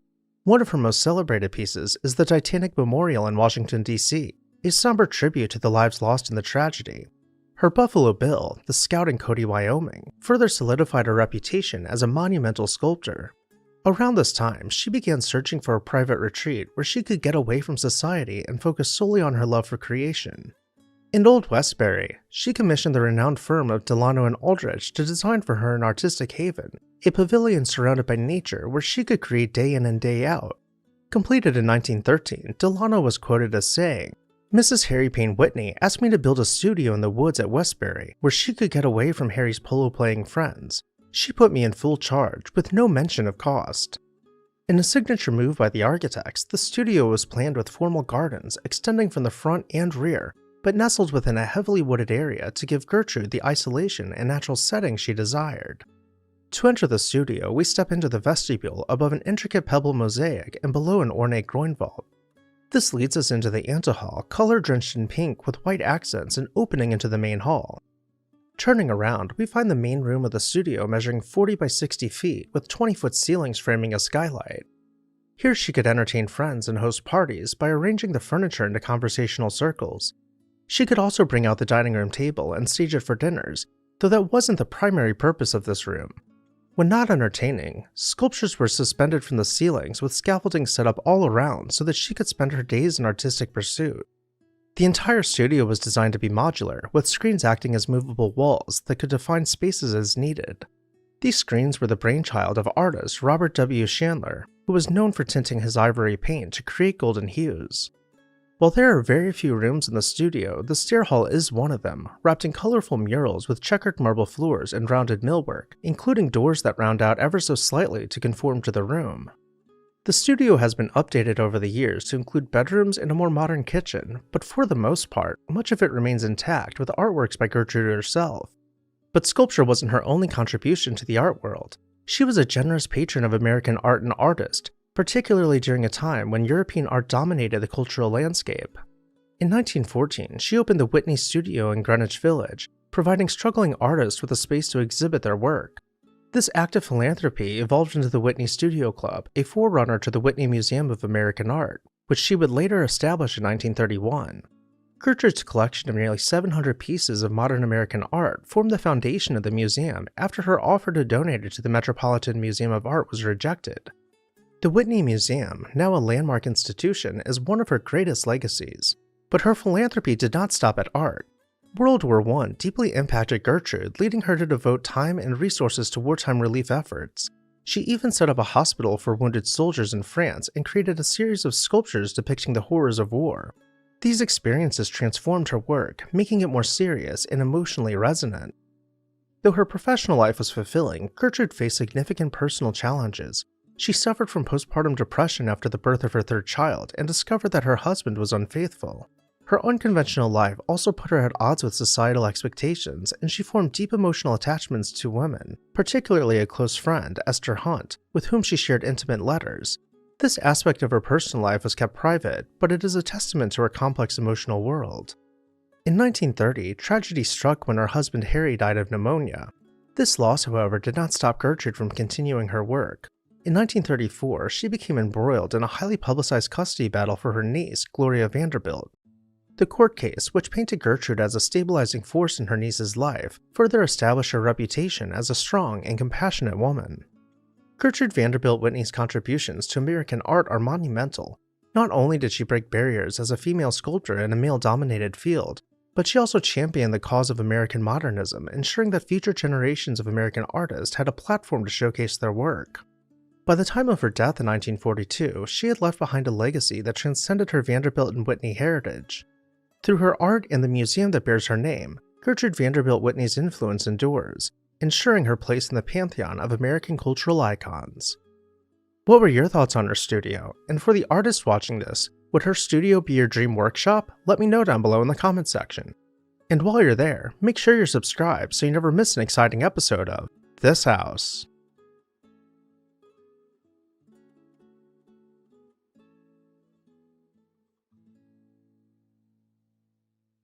What do one of Manhattan's most fabled skyscrapers, a legendary Long Island estate, and a castle in the Thousand Islands all have in common? Hi everyone, Ken here. Today we are uncovering the architectural legacy of the Singer Sewing Company. Hit that subscribe button and let's explore this house. Frederick Bourne came to the world in poverty. In the 1860s, he moved with his family to New York City as his parents sought a better life. By the age of 11, he was a member of the choir at Holy Trinity Church, and his educational journey took him through the public schools of New York. At 14, however, he had to enter the workforce to support his widowed mother and younger sisters, taking on several jobs just to keep food on the table. Nevertheless, he found time to enjoy his youth. Bourne's affinity for music led him to the Mendelssohn Glee Club, where he struck up an unlikely friendship with the extremely wealthy Alfred Clark, the son of the Singer Manufacturing Company's co-founder, Edward Clark. This connection proved fortuitous, as Clark sympathized with Bourne's situation and recommended him to his father, leading to Frederick being offered his first well-paying job in managing the Dakota's construction and eventually the Clark estate after Edward Clark's death in 1882. By 1889, at the age of 38, Bourne had climbed the ladder Clark extended to him, ascending to the presidency of the Singer Manufacturing Company. Under his leadership, Singer transformed into one of the world's first modern multinational industrial enterprises. Having grown up in extreme poverty, Bourne knew firsthand how unobtainable certain necessities could be. He introduced innovative business strategies, which made Singer sewing machines accessible to households worldwide, regardless of their income level. He was a pioneer in vertical integration, significantly enhancing the company's production and sales capabilities on a global scale. By meeting consumers at their comfort level, Singer sewing machines became a household product spanning beyond the confines of social class. Now with one of the most recognizable brands on the planet, he decided to leave an unforgettable mark on Manhattan's skyline with the creation of the Singer Building, which would become the tallest building in the world. This early skyscraper, a marvel of its time, stood at the northwestern corner of Liberty Street and Broadway in the financial district. Designed by renowned architect Ernest Flagg, the Singer Building was constructed in phases from 1897 to 1908, showcasing elements of Beaux-Arts and French Second Empire architectural styles. The project began with the original 10-story Singer Building at 149 Broadway. It was followed closely by the construction of the 14-story Bourne Building on Liberty Street. These two buildings formed the base of what would become an architectural giant. By the early 20th century, Bourne, driven by his ambition to create a symbol of industrial power and innovation, initiated the expansion that would result in the towering Singer Building.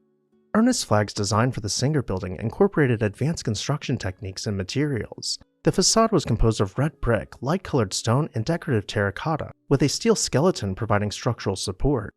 The foundation, excavated using caissons, ensured stability for the towering structure. It rose to a roof height of 612 feet, crowned by a dome with a lantern, making it the tallest building in the world upon its completion in 1908. The construction process was a feat of engineering and coordination. Over 40 companies and nearly 100 construction contracts were involved. The building's design included innovative features such as a height-to-width ratio of 7:1 and extensive use of terracotta for both the facade and interior partitions. The Singer Tower, as it came to be known, was a 41-story addition above the base, with each floor measuring 65 by 65 feet. The tower's construction involved meticulous planning and execution, with steel columns spaced 12 feet apart and a central structure supporting the elevators and connecting the corners. The dome and lantern at the pinnacle of the tower added to its grandeur, bringing the total height to 674 feet when including the flagpole. Upon its completion, the Singer Tower was not just a building, but a symbol of modernity and progress. The building featured a marble-clad entrance lobby, 16 elevators, and 410,000 square feet of office space. All throughout the public areas, no expense was spared on artisan finishes and extensive stone relief work. On the upper floors, the tower housed the offices of the Singer Manufacturing Company, while the lower floors were leased to various tenants, generating significant rental income. Bourne's success afforded him the means to indulge in various other architectural pursuits. In 1902, Bourne once again commissioned architect Ernest Flagg to design a small hunting lodge on Dark Island in the Thousand Islands region. Inspired by Sir Walter Scott's Woodstock, the resulting Singer Castle featured secret passageways and medieval-style architecture, showcasing Bourne's taste for grandeur and adventure. His country estate, Indian Neck Hall in Oakdale, New York, exemplified Gilded Age opulence. When it was finished in 1897, the mansion was said to have been the largest ever built on Long Island. Once again, Bourne hired his choice architect, Ernest Flagg, to create the rambling, Federal Revival-style mansion with an 80-foot greenhouse extending from its side. The grounds spanned over 1,000 acres with dozens of outbuildings. Not only were the full-time staff given their own cottages on the property, but guest homes were scattered all about the grounds. Perhaps the most impressive of the outbuildings was the stable. Its footprint extended 165 feet wide with a depth of 200 feet, allowing for ample interior space for the horses and workers. As we leave the stables, we see the house off in the distance. Let's go explore its lavish interior.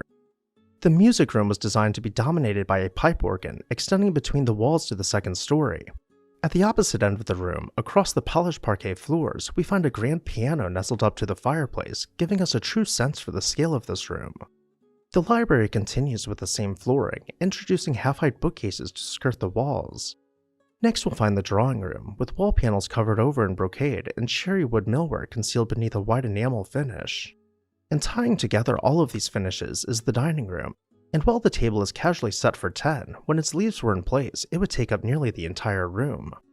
Bourne lived out the rest of his life in architectural splendor, passing away in this house in 1919. Soon after, his properties began to change hands as his heirs divided up his assets. Despite its status as a city icon, the Singer Building was demolished between 1967 and 1969 to make way for One Liberty Plaza, a structure offering several times more office space. At the time of its demolition, the Singer Building was the tallest building ever to be lost, a record which it held until the tragic events of September of 2001. Thankfully, Singer Castle continues to stand, but I know we're all wondering what happened to Indian Neck Hall. The Long Island estate was conveyed to LaSalle Military Academy in 1926, before changing hands one more time to St. John's University in 2001. Thankfully, it continues to stand to this day, with many of its original features still intact. What did you think about Bourne's architectural legacy? Did you prefer his skyscraper or his residences? Let me know down below in the comments section. I'd also like to take a moment to say a huge thank you to my This House supporters for making videos like this one possible. If you would like to help fund the research, licensing, and video production, go ahead and join the membership program today and become a This House supporter or a preservation patron. As always, thank you all for watching, and I'll see you next time on This House.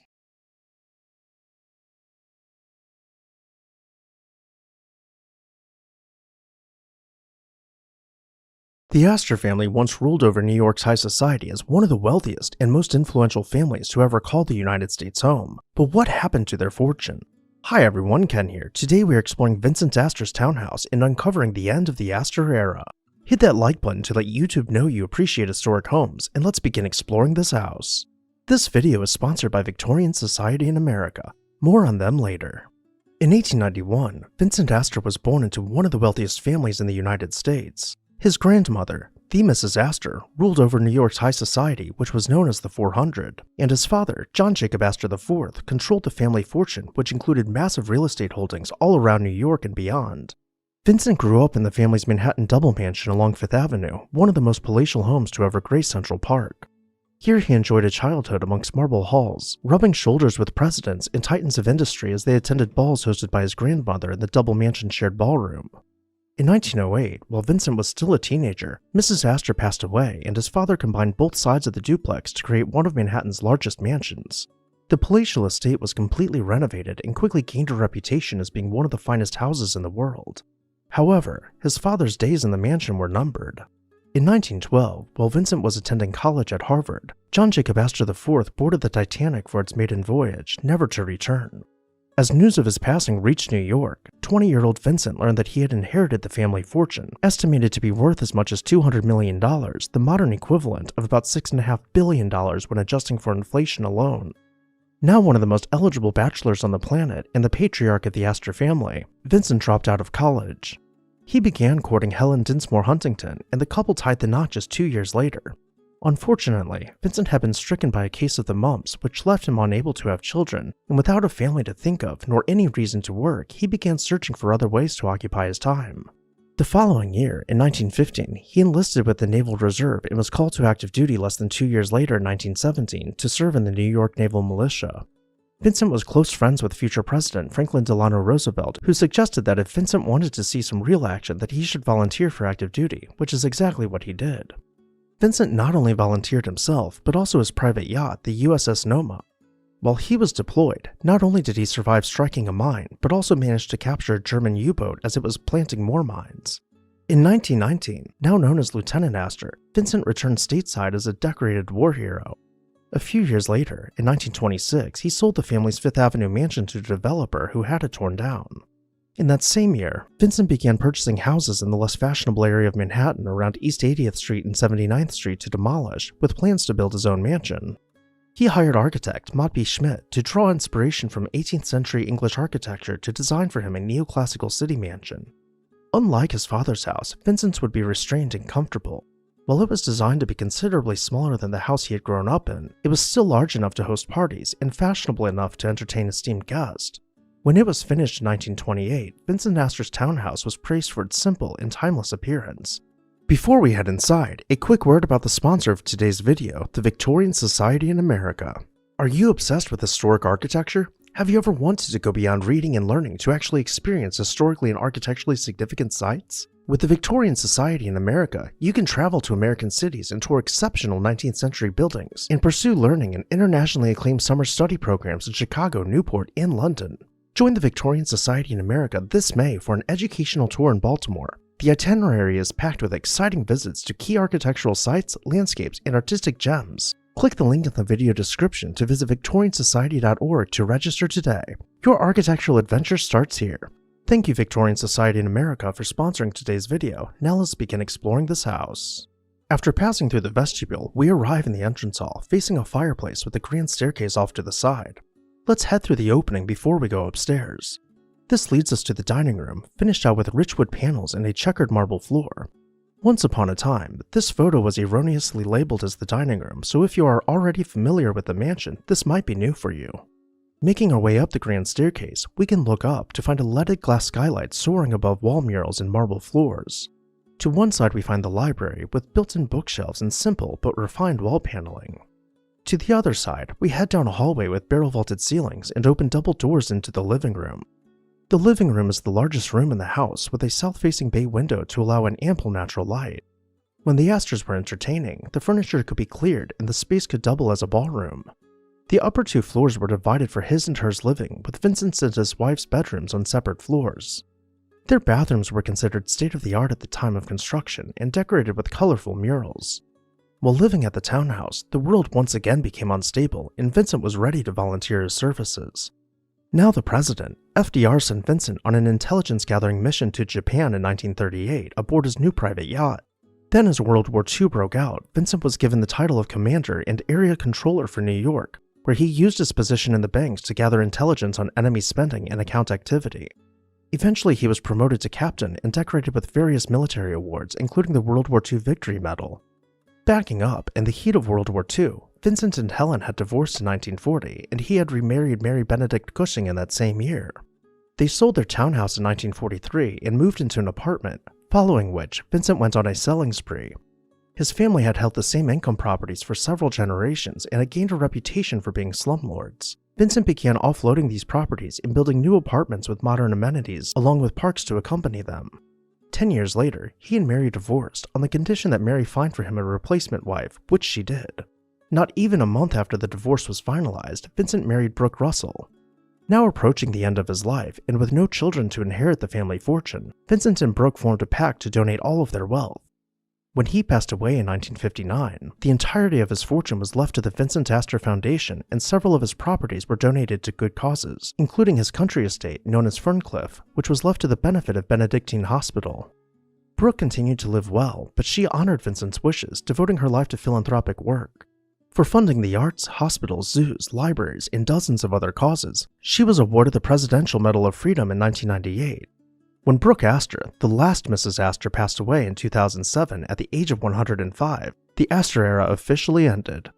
While many of the Aster's mansions have been torn down over the years, Vincent Aster's townhouse continues to stand to this day. What did you think about the townhouse? Let me know your thoughts down below in the comment section, and while you're there, make sure to hit the subscribe button so you never miss an exciting episode of This House.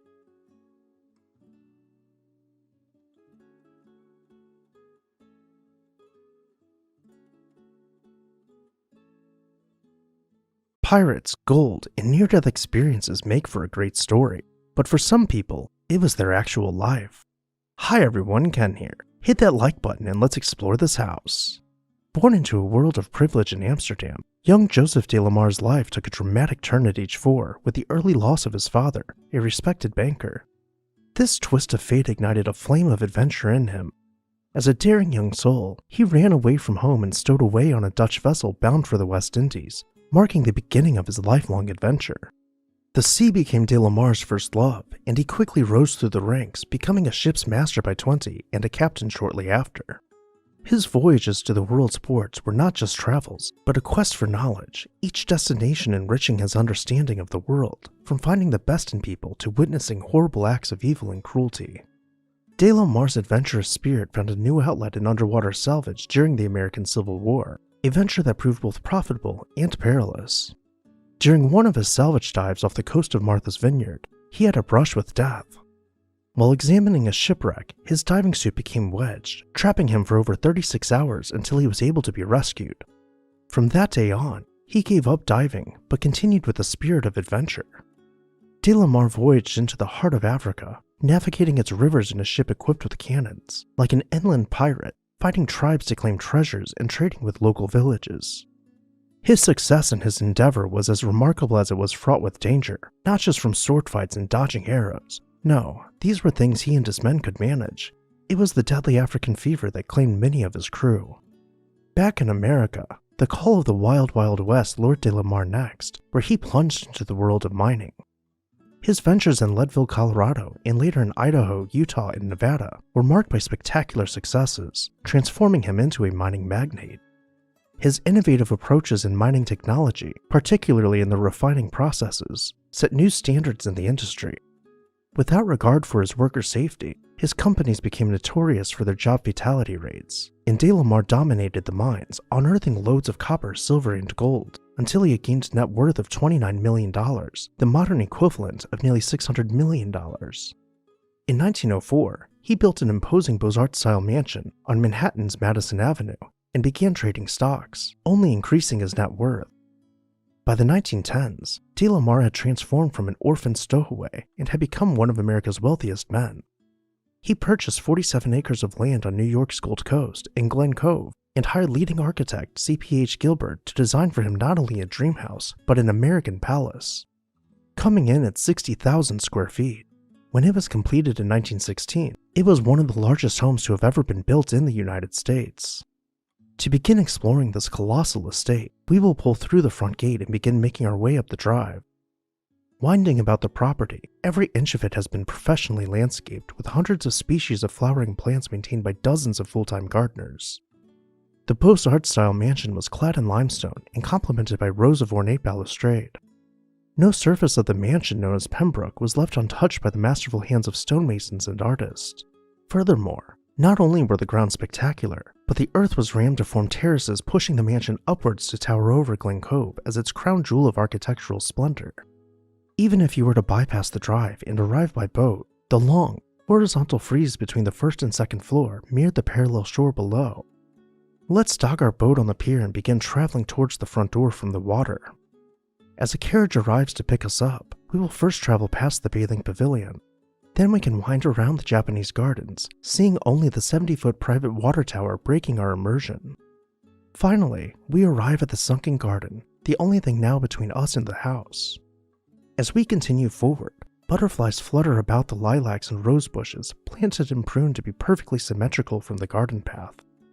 Let's now pass below the veranda and begin making our way inside, moving through the vestibule to arrive in the stair hall.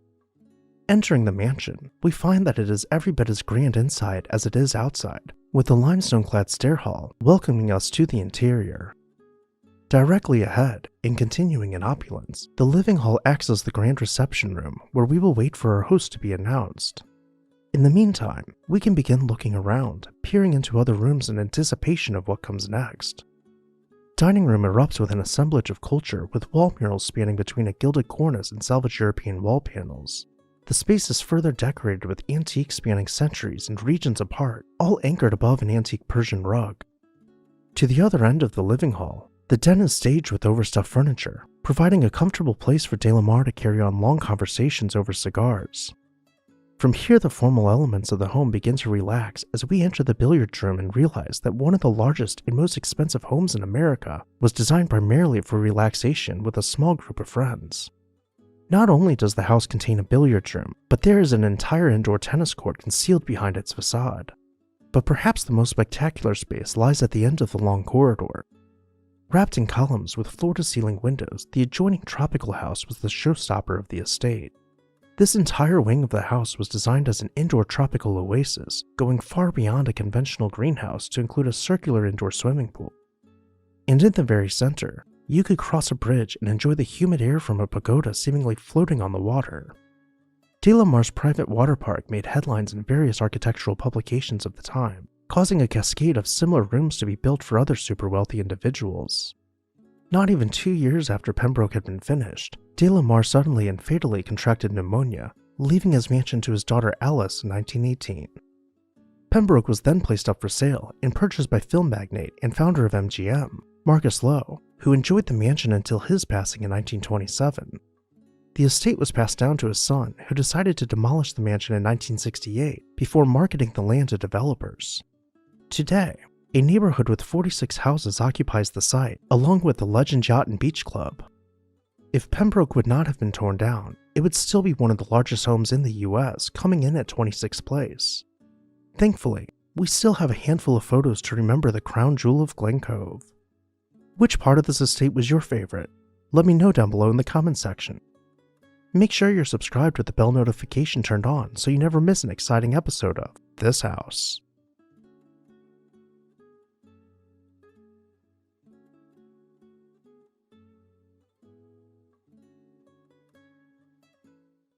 Did you know that the construction of a single house directly led to the end of Prohibition?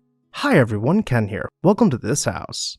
Born to Paul Morton and Charlotte Goodrich, Pauline was cradled in the lap of affluence and influence. Her father, a railroad executive, and her uncle, the founder of Morton Salt Company, instilled in her a sense of business acumen and civic duty. Her grandfather, Julius Sterling Morton, served as Secretary of Agriculture under President Grover Cleveland, marking the beginning of a legacy that Pauline would later embrace and enhance. Educated privately between Chicago and D.C., Pauline was prepared for a life of societal prominence. However, her ambition stretched beyond the socialite scene. Her first marriage to James Smith ended, leaving her with 2 sons and a newfound independence. Being a wealthy heiress with her own money, she could have lived lavishly, being waited on at home by an army of servants, but she aspired to do something meaningful with her life. She ventured into the business world with her own interior design business, a bold move for a woman of her time, but a move that would propel her name into the papers favorably. In 1916, Pauline married Charles Sabin, aligning herself with a man who shared her interest in politics. Despite her husband's Democratic leanings, Pauline remained a staunch Republican. Her political career began in earnest when she became the first woman on the Suffolk County Republican Committee in 1919. Her charisma and dedication led her to found and take on the presidency of the Women's National Republican Club, where she recruited thousands and raised significant funds, marking her as a formidable force in politics. Initially, Pauline supported Prohibition, believing it would create a safer world for her sons. However, as the 1920s roared on, she witnessed the law's ineffectiveness and the hypocrisy of its enforcers. In operation, it has led to more violation of and contempt for law, to more hypocrisy among both private citizens as well as public officials than any other thing in our national life. It is responsible for the greatest organized criminal class in this country. She recounted standing behind elected Republican officials who would give speeches on the merits of Prohibition, only to turn around and invite her to join them for cocktails. Her disillusionment was complete when the Jones-Stalker Act intensified Prohibition's penalties, prompting her resignation from the Republican National Committee to become a conservative Democrat. But she couldn't just idly sit by when she had witnessed hypocrisy and corruption at the highest levels. Over the next decade, she developed a foolproof plan to end Prohibition once and for all. She would start at the highest levels of society and work her way down the social ladder to influence the richest and poorest families in the country. But this plan would be nearly a decade in the making. Meanwhile, she and her husband set out to build their dream house in Southampton. They purchased 314 acres and hired the architecture firm of Cross & Cross to build the finest home on Long Island.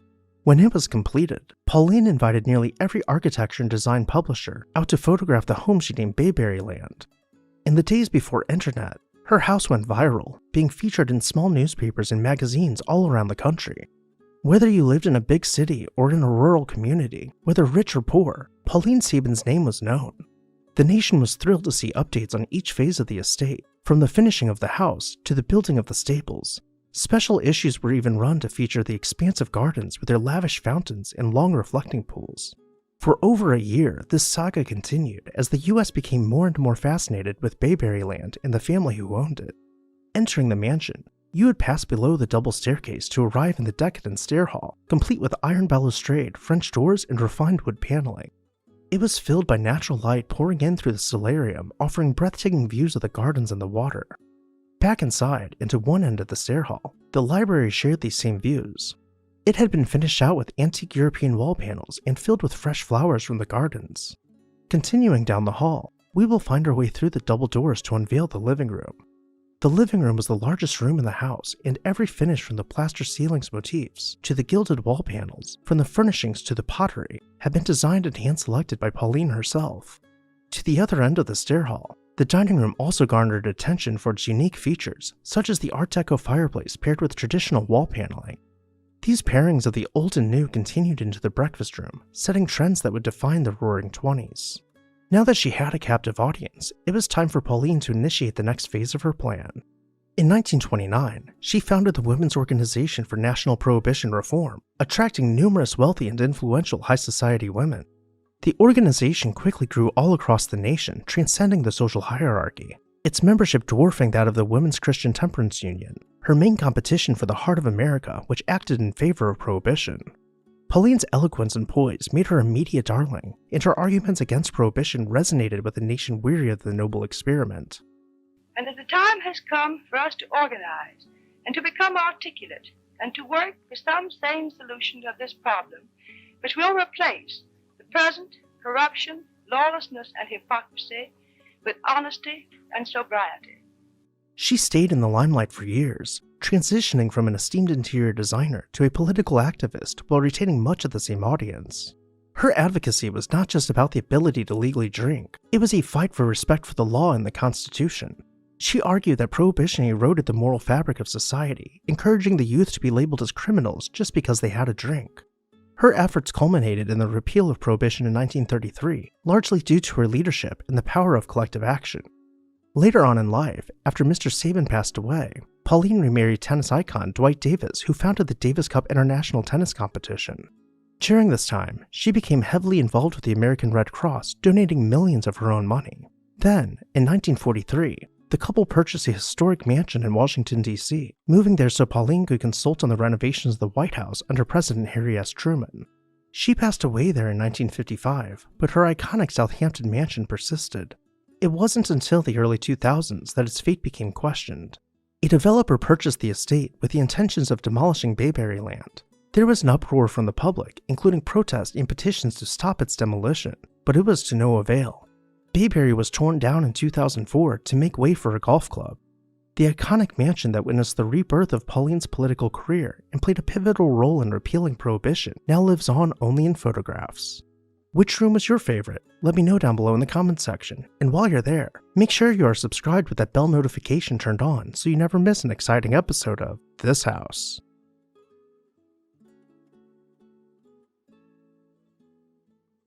Millionaires Row in Manhattan once boasted some of the most incredible palatial mansions ever known in the US, but by the early 20th century, most had been replaced by skyscrapers, but there was one built after everything else. Hi everyone, Ken here. Today we are exploring the last mansion built in Manhattan's Millionaires Row. Make sure to hit the subscribe button so you never miss an exciting episode of this house. In 1891, William Brandt was born into a highly dysfunctional family in Iowa. When he was 5 years old, his parents were going through a divorce, which was almost unheard of at the time. Out of spite, his father put he and Mrs. Brandt's kids up for adoption. Thankfully, Mr. Brandt's half-brother, William Ziegler, stepped in and legally adopted them before they ended up in an orphanage. He took such a liking to young William that he legally changed his name to William Ziegler Jr. and raised him as his own son. Ziegler Sr. had amassed a fortune after founding the Royal Baking Powder Company, which all but ran a monopoly on the production of baking powder in the United States. He further ventured into chemical manufacturing, building his stock portfolio and making backdoor deals with elected officials. When he died in 1905, his estate was worth $30 million, the modern equivalent of over $1 billion. William Jr., who we will just refer to as William from now on, inherited about half of Sr.'s fortune along with a controlling interest in his companies. After years of continuing to expand the companies, even breaking them up to comply with antitrust laws, he nearly doubled his fortune. Within 15 years of Sr.'s passing, William had made a name for himself and become a respected member of high society. After marrying his first wife Gladys, he set out to build one of the last palaces to ever be constructed on Manhattan's Millionaires Row. By now, most of the marble palaces from the Gilded Age had been replaced by skyscrapers, but nonetheless, he persisted. In 1919, William purchased 3 brownstones near 5th Avenue and 63rd Street to have demolished.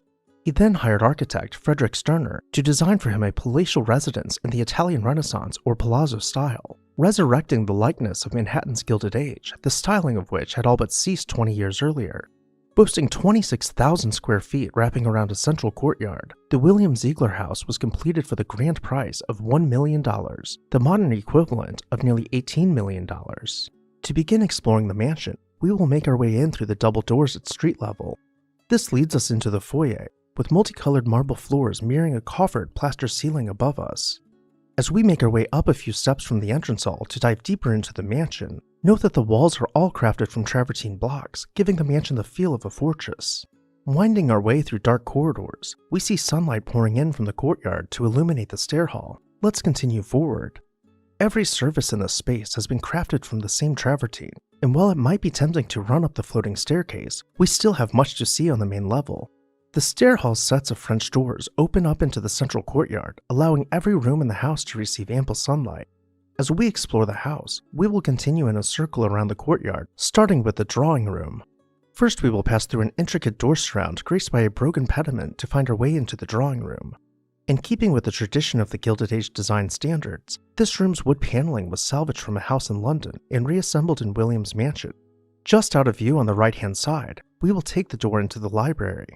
Just as the drawing room had been salvaged, so had the library, with wood paneling and an intricately carved fireplace mantel, all disassembled and reassembled from an Elizabethan-era manor house in Warwickshire. Continuing our round about the courtyard brings us to the dining room, furnished with 16th century textiles, and a mantel salvaged from Palazzo Piccolomini in Italy's Tuscany region.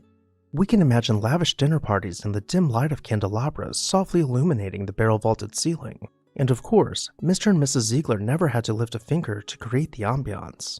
Their full-time staff made sure the house ran perfectly behind the scenes, such as in their state-of-the-art kitchen where 3-course meals would be prepared by their chef daily. Getting back on track, we finally made a full circle around the courtyard to return to the travertine stair hall.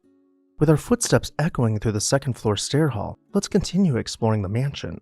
First, we find Mrs. Ziegler's suite, spanning 75 feet, the entire frontage of the house along 63rd Street. Her quarters included a boudoir, a private dressing room, and a state-of-the-art bathroom.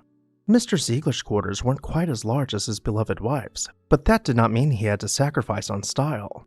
Unfortunately, their marriage did not weather their ascent to status, and the two divorced after only a couple years of living in the house. By this time, William had acquired several other mansions, some as country homes where he would keep his many racehorses, and others as glorified docks for his yacht, which he would only visit for a few weeks out of every summer. In preparation for his wedding to his second wife, Helen Martin Murphy, William set out to build a new Manhattan mansion where he and Helen could start a new life. Instead of building on Millionaires Row, he headed down to Midtown where he built a less assuming but equally grand mansion at 116 East 55th Street. Now that he had been living with money for over a decade, his taste had refined. The new mansion, built in 1926, was constructed from brick with a blend of Georgian and Federal styling accenting the facade. At least that is how it appeared from the street. The rear of the mansion was terraced with hanging gardens, limestone quoins, and wrought iron balustrade. The interior echoed early American design with a blend of Palladian and Georgian styling, once again going against the grain of what was popular during his era. The results were magnificent, with the central staircase spiraling towards the top of the mansion below a leaded glass dome. At the second level's main hall, we can make our way across checkered floors, admiring intricate murals in each paneled section.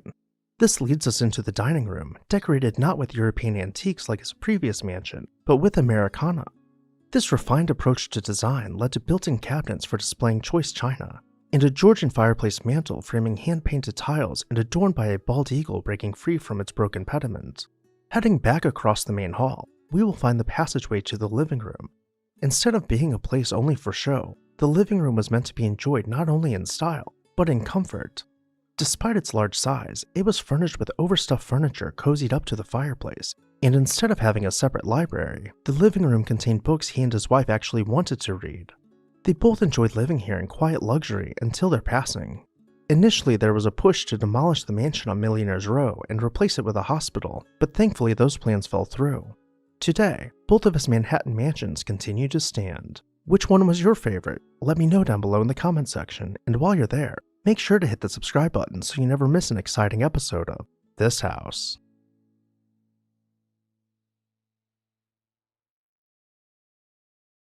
Did you know that the first woman to become a self-made millionaire in the United States had a rough road from rags to riches? Hi everyone, Ken here. Today we are exploring Villa Lewaro in Irvington, New York. Make sure to hit the subscribe button so you never miss an exciting episode of This House.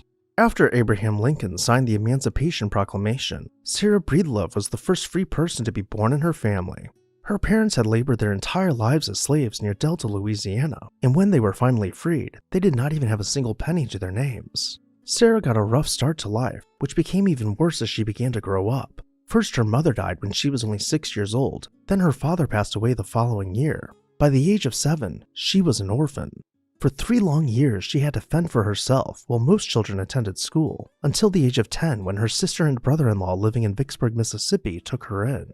She worked full-time as a domestic servant, never getting to enjoy her childhood, saving up for the day she could move out. All the while, Sarah was being abused by her brother-in-law. Desperate to get out of this situation, she accepted a marriage proposal from a much older man when she was only 14. Her husband passed away by the time she was 20 years old, but not after first having a child named Alayla with him. Now with a toddler to take care of, Sarah knew she had to make more money, but there just wasn't much opportunity in Mississippi. She heard that she had a couple of brothers in St. Louis who were barbers by trade, so she decided to reach out to them, hoping there was more opportunity there, and she would not be disappointed. At this time, St. Louis was the 4th largest city in the US. It was a thriving metropolis with jobs Sarah never even knew existed. Upon arriving in the big city, Sarah was given a job at a laundromat making $1 per day, or the modern-day equivalent of about $31 per day, which was more than she had ever made, but still hardly enough money to feed her baby. Just as she was beginning to adjust to her new life, something tragic happened. Her hair began to fall out. It turns out that working around the harsh chemicals used for washing clothes was taking its toll on her scalp, so she asked her barber brothers what she needed to do to keep her hair. They began taking care of her hair and teaching her about various cosmetic routines. Learning about beauty interested her so much that she applied to be a saleswoman for beauty products at the 1904 World's Fair in St. Louis. After being hired, she was instantly successful, surpassing her sales quotas and acquiring new customers. She quickly developed a reputation for being one of the most charismatic salespeople in the city, and word got out to an advertiser by the name of Charles Walker, who just had to meet her. It was love at first sight, and in no time at all, the two got married. Together they dreamed about taking the world by storm, striking it rich, and building a mansion. Then those dreams became goals, and the couple developed a foolproof plan to achieve those goals. With Sarah's knowledge of beauty products and Charles' success in marketing, they rebranded Sarah as Madam C.J. Walker and began selling their own beauty products across the country. They traveled by train, city to city, doing live demonstrations of their products and listing women as sales agents to go out into their own communities and continue live demonstrations to sell their beauty products. Now with sales agents in every major US city, the money started to roll in. Against all odds, Sarah had become the first self-made female millionaire in the history of the United States. With her fortune, she purchased a townhouse in New York City's Harlem and began planning a proper vacation house. She wanted to have a big impact in her community and inspire others to achieve their dreams. And what better way to do that than to build a place for her community to come together and share uplifting ideas? She hired New York's first registered African-American architect, Vertner Woodson Tanty, to design for her the 20,000 square foot estate, which would be named Villa Lewaro. The palatial estate was planned to boast symmetrical sections with large stone columns composing grand porticos. Perfectly manicured gardens stretched from elaborate terraces ornamented with stone balustrade and potted tropical plants. When the house was finished, she invited her employees to celebrate with her by hosting a ball with a feast prepared by chefs and live music ringing through the halls. The interior was every bit as spectacular as the exterior, with custom-designed furniture decorating the stair hall.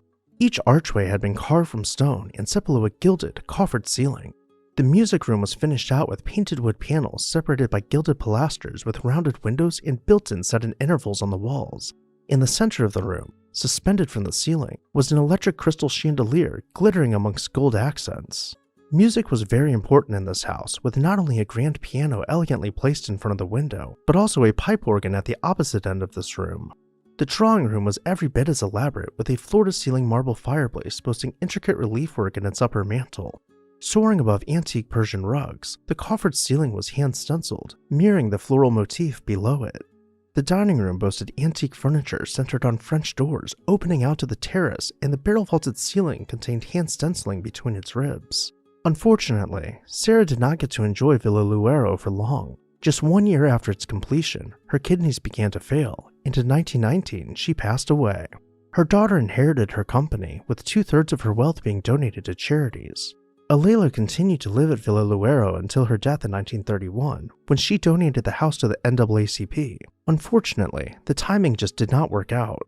Following the Great Depression, the NAACP was not able to afford the estate's incredibly expensive maintenance, so the organization made the tough decision to sell the home.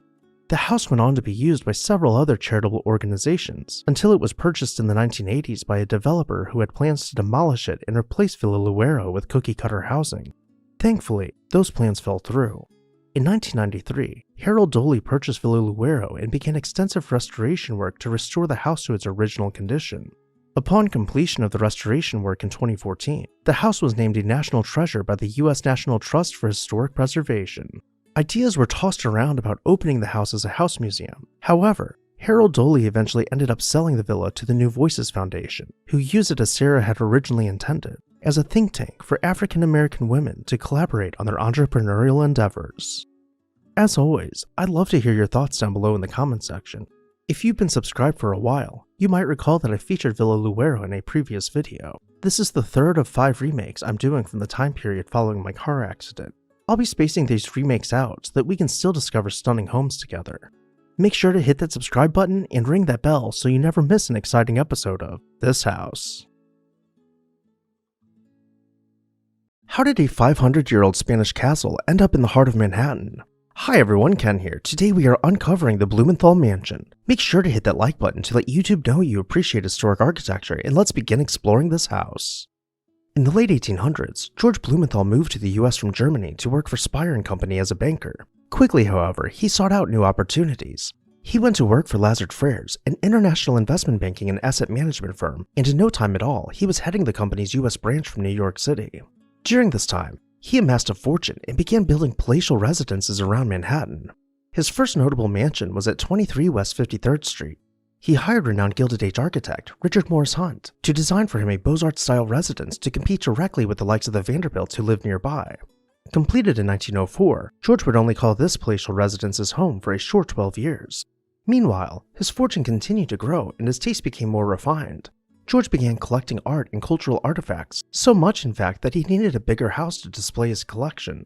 He purchased a lot at 50 East 70th Street and tasked architects Trowbridge and Livingston with their most challenging commission yet.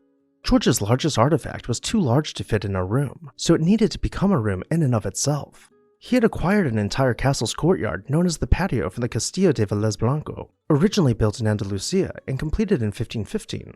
The castle's patio was carefully dismantled and shipped to Manhattan, where the architects worked diligently to create a cohesive mansion that seamlessly blended the old with the new. After years of careful planning, with artists working around the clock, in 1916, the Blumenthal residence was ready for George and his wife to move in. Heading inside, we arrive in the entrance hall, constructed entirely with limestone blocks. From pilasters marking the corners to groin vaults decorated with intricately carved ribs, the entrance hall served as a preface for the patio straight ahead. If we were visiting as guests, we would be ushered into either the ladies' or the men's reception rooms, but we're here to explore. Swinging open the iron grates in the entrance hall, we pass below an elaborate door surround, the first bit of architectural salvage from the castle. This brings us to the gallery, flanked by an arcade half a millennia old. As we look around, we see the patio soaring beyond. Let's continue forward to see the true extent of the architect's undertaking. Here we find the 16th century patio completely reassembled and integrated into the mansion. The castle's windows have been reversed so that their exterior faces hang on interior walls, and all about this colossal space, 16th century furnishings were brought in to complement the salvaged architecture. We'll have a chance to see more of the patio in a little while, but for now we'll continue exploring. Let's follow the gallery down to its far end and head through the double doors. This brings us to the ballroom, which stretches over 70 feet from the front to the back of the mansion. We can imagine members of New York's high society mingling here all throughout the 1920s. Stepping back into the gallery, we'll begin approaching the first grand staircase, turning to the right just before we get there. This leads us into the formal dining room, boasting salvaged stained glass windows and one of George's most prized possessions, a tapestry which once belonged to King Charlemagne. In keeping with the dual themes of Spanish Renaissance Revival and Spanish Gothic Revival, the architects blended the old with the new, leaving only the most discerning eye to distinguish their work from the work of artists hundreds of years prior. Now that we've seen most of the first floor, we can begin making our way up the 16th century staircase to the second floor. Before we explore the upper gallery and look out over the patio, we'll take the door on the right. Here we discover the library facing the front of the house and topped by ribbed groin vaults soaring overhead. Once again, this room is used more as a means for displaying George's collection of centuries-old European antiques rather than a space of functional use. Though if we look closely, behind his artifacts we will find a handful of rare books set in the corners, such as this bookshelf which doubles as a secret passageway to the family dining room, which we will see momentarily.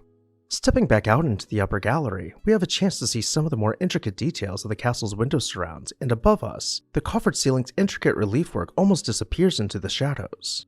As eye-catching as this all may be, we still haven't turned around yet. Behind us is the second grand staircase, the landing of which contains the secret passageway from the library.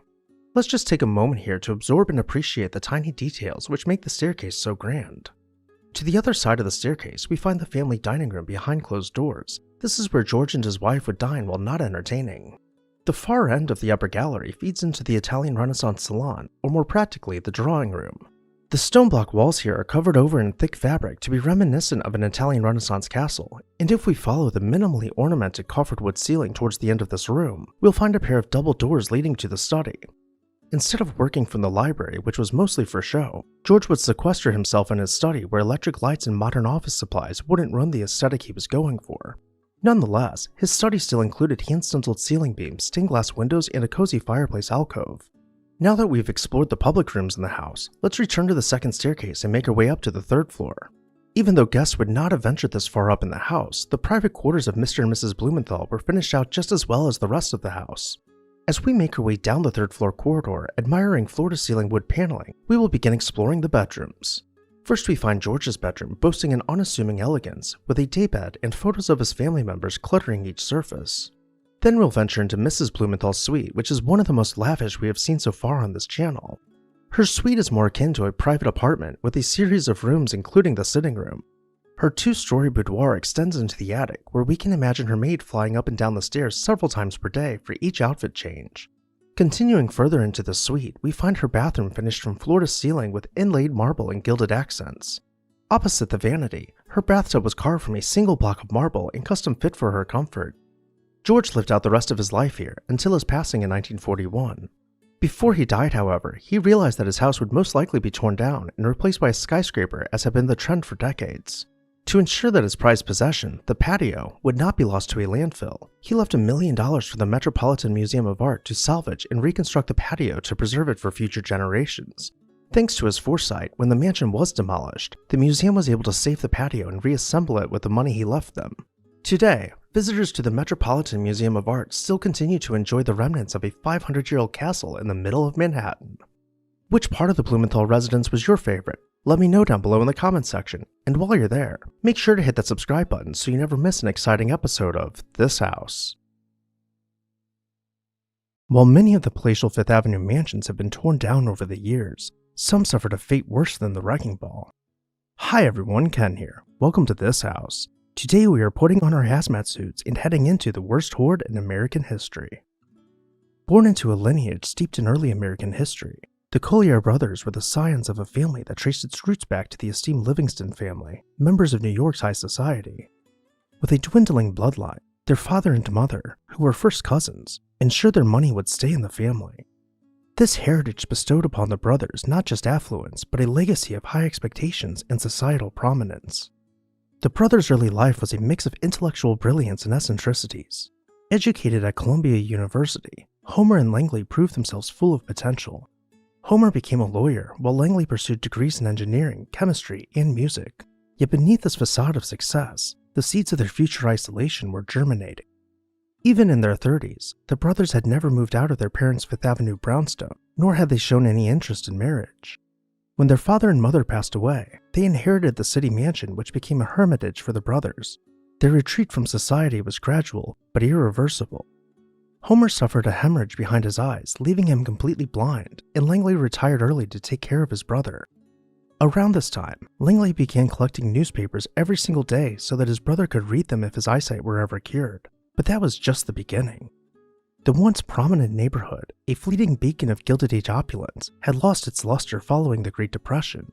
Langley became increasingly paranoid of his surroundings and began hoarding the items that were so readily discarded on his street. The Harlem Mansion, once a symbol of their affluence, morphed into a labyrinth vault of their past, filled with books, musical instruments, and relics of a bygone era. Their strange behavior attracted attention from their neighbors, and rumors began to spread that the brothers were sitting on piles of cash and living lavish lifestyles while the community was mostly living in squalor. Several attempts were made by burglars to enter the house, only fueling Langley's paranoia. Within the confines of their home, the brothers created a universe of their own making. Langley's inventive mind turned to the creation of booby traps and tunnels, transforming the brownstone into a fortress against perceived threats. Meanwhile, Homer's health took a sharp turn. He became paralyzed and could no longer feed nor bathe himself, so Langley did that for him. Without Homer able to defend himself from perceived threats, Langley only left the house at midnight, sorting through dumpsters to find food and search for items which he perceived as valuable to bring home. It was recommended that Homer receive proper medical treatment, but Langley proudly boasted to a reporter that he had 15,000 medical books in his library and distrusted doctors to help his brother more than he could. Langley continued to lose touch with reality and stopped paying the bills.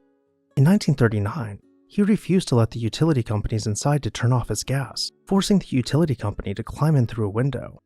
His electric and phone were then disconnected, though he was able to rig a car engine to act as a generator in place of his utilities. Then, in 1942, crowds gathered outside the home as the bank served him an eviction notice as well as a notice of foreclosure. When Langley came to the window, he invited the police inside and wrote a single check to cover the years of missed mortgage payments and back taxes. With this move, the brothers were mostly left alone for several more years, with Langley only venturing out into the daylight to deal with various legal matters in the courts. Their lives, once rooted in the pursuit of knowledge and art, had devolved into a surreal existence, far removed from the reality outside their walls. That is, until an anonymous call was made to the police on March 21st of 1947. The caller complained of an intense odor that smelled like a decomposing person. The police were used to receiving complaints about the smells coming from the house, as it had fallen into disrepair with swarms of rodents seen climbing through its leaky, moldy walls. But nevertheless, they sent an officer out to check. When the police arrived, the smell was indeed overwhelming and different than usual. They attempted to get the attention of the brothers, but no one answered.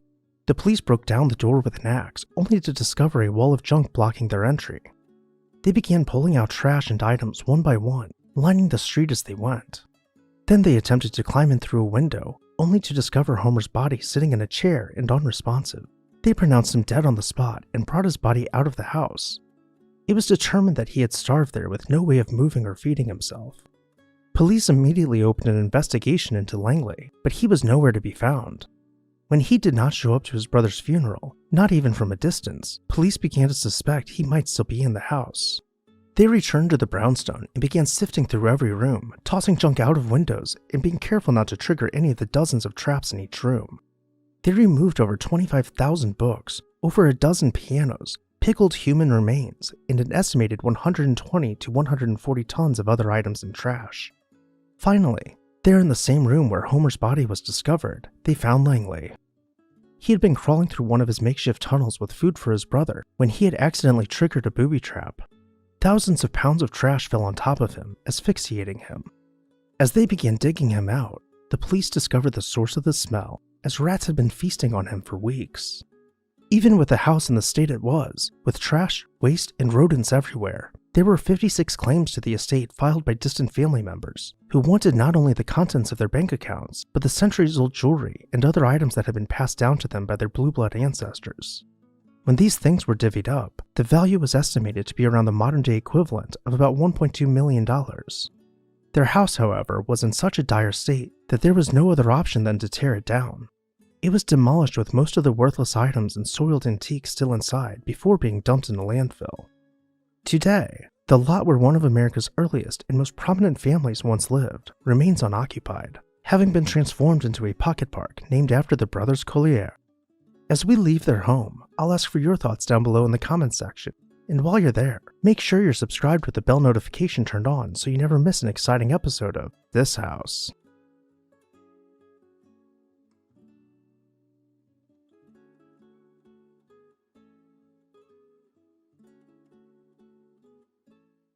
The name Guggenheim might be best associated with the Art Museum in New York, but have you ever wondered how its namesake lived?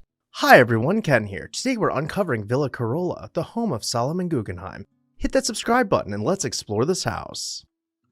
Born in 1861, Solomon Guggenheim grew up in a family deeply entrenched in the mining industry and was destined to follow in the footsteps of his father and brothers. His early career was marked by his involvement in the family's mining enterprises. In 1891, he demonstrated his business prowess by successfully turning around a failing mining operation in Mexico. This venture was just the beginning of Solomon's journey in the mining world. In 1906, he founded the Yukon Gold Company in Alaska, further cementing his reputation as a formidable businessman.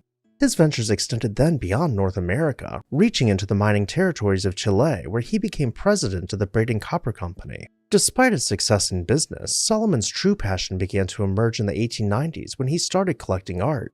Initially, his collection focused on the works of old masters, reflecting the taste of a refined gentleman of the era. But before he would shift his focus to the emerging modernist art scene, he embraced tradition. In 1922, his brother Isaac passed away, leaving Solomon in possession of Villa Corolla on Long Island. Villa Corolla had been completed only 6 years earlier in 1916 and had required the hands of several architects and designers to fully realize Isaac's vision. Construction had dragged on for years while building supplies became available, as the home itself was meant to be a work of art and an architectural rarity. Instead of purchasing new bricks to clad the facade, dozens of brickmakers across the US were instructed to set aside all of their defective bricks for the project. This led to a multicolored brick mansion with 13 distinctive colors of brick ranging from blues and purples to yellows and browns. After the bricks were collected, they were then distressed to give them a uniform texture, but the artistic applications of materials did not stop there.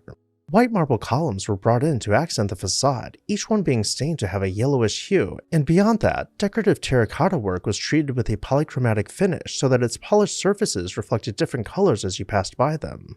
Of course, a house with such a vibrant appearance required grand gardens to lend context to its bold design. The mansion was situated between sunken gardens, a private golf course, and a rose garden, with a grand avenue of trees stretching towards the horizon.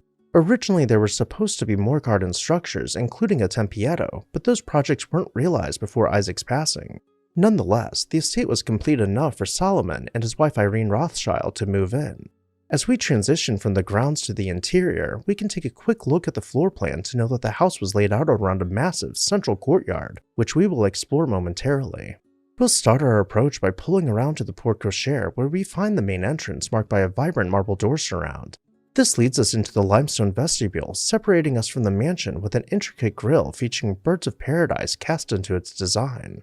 Swinging open the grille, we are released into the entrance hall with checkered marble floors and limestone walls. To the side, beyond a wrought iron and glass door surround, we find the entrance to the courtyard. In stark contrast to the exterior facade, the courtyard is faced in light stucco and accented by white marble door and window surrounds, though the space is not without its whimsy.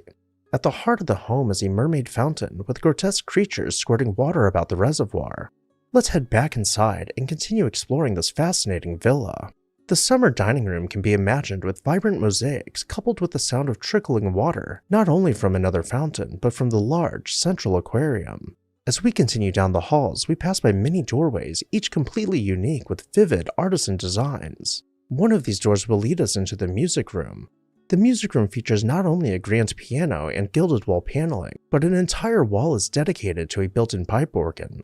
Living in Villa Corolla must have inspired Solomon to look beyond classical art, though for certain, it was not until 1926 when he met German artist Baroness Hille von Rebay that his artistic interest took a dramatic turn. Rebay introduced him to a justified appreciation for the world of modern and non-objective art, a realm that would captivate him for the rest of his life. Under Rebay's guidance, Solomon's art collection grew to include works by avant-garde artists such as Kandinsky, Chagall, and Leger. By 1939, his collection was displayed in his New York City apartment at the Plaza Hotel, which he opened to the public by appointment. Backing up, in 1937, recognizing the need to share his collection with a broader audience, Solomon established the Solomon R. Guggenheim Foundation. This foundation aimed to foster the appreciation of modern art. 2 years later, in 1939, he opened the Museum of Non-Objective Painting. The museum, under Rebay's curatorial direction, showcased some of the most important examples of non-objective art of the time. The growing collection soon required a more permanent home. Solomon purchased the former Duke Mansion at 5th Avenue and East 88th Street in Manhattan and had it promptly demolished to make way for a museum which could hold his entire collection. We'll be taking a closer look at the Duke Mansion this Sunday, as well as some other surprises in an extra-long episode. Make sure not to miss it. But getting back to our story, in 1943, Solomon and Rebay commissioned the renowned architect Frank Lloyd Wright to design a new museum. Although Solomon did not live to see its completion, the Guggenheim Museum, with its iconic spiral design, opened its doors in 1959, 10 years after his death. His legacy, however, lives on through the institutions he founded, which continue to celebrate his love for the arts and share his collection with the public. As for Villa Corolla, many of Long Island's estates predating the Great Depression found themselves torn down as many families could not afford their upkeep and the market for grand mansions dwindled. Fortunately, this was not the case for Villa Corolla. It changed hands a couple times, but was eventually adopted for use as the Village Club of Sands Point. While some aspects of the mansion have faded with time, such as polychromatic coatings and some of the stains, by and large, most of it remains well preserved. What did you think about Villa Corolla? Did you have a favorite room? Let me know down below in the comment section, and while you're there, make sure you're subscribed so you never miss an exciting episode of This House.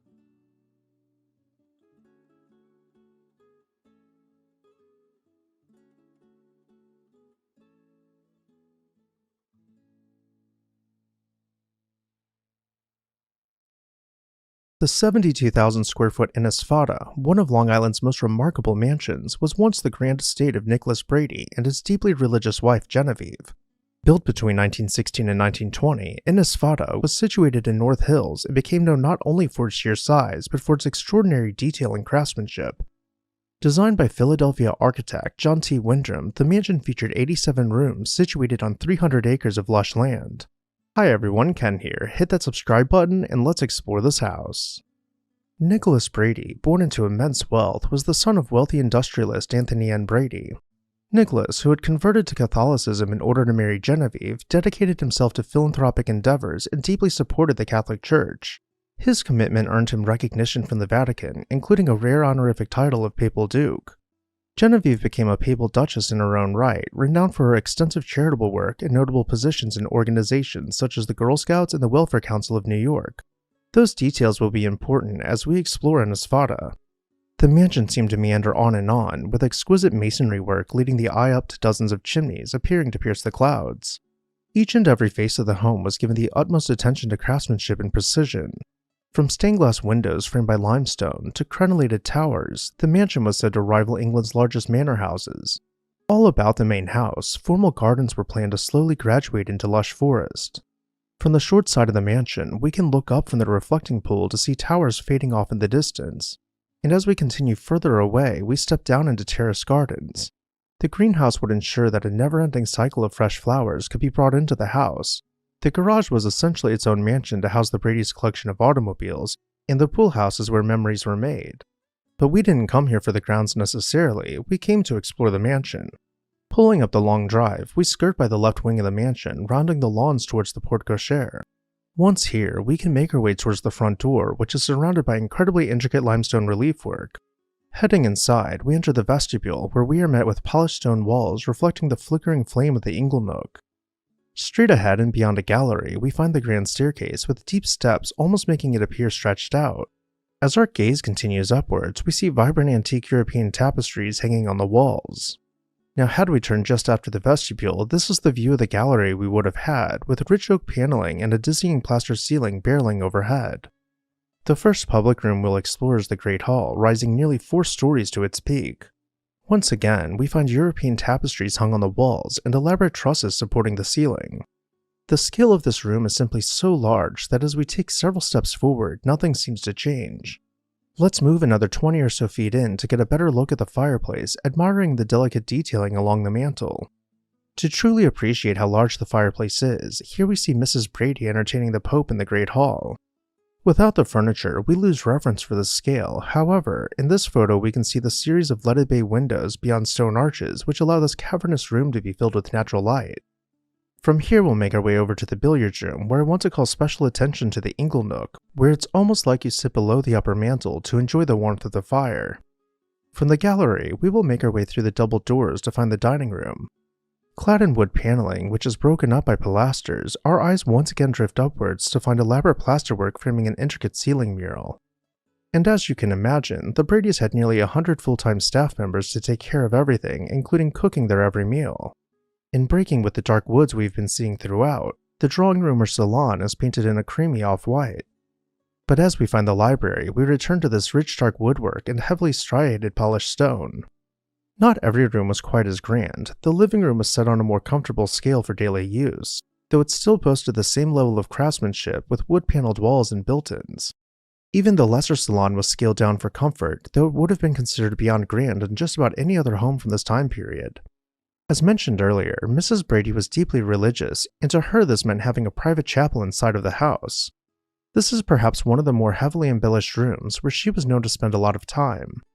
Carvings and paintings depicted everything from saints to the Stations of the Cross, and from Gothic tracery to wooden vines appearing to free themselves from the walls. Let's return now to the grand staircase and continue exploring from the second floor. As we reach the landing, we get a really good view of the artisan touches along the newel post and balustrade. Let's continue up.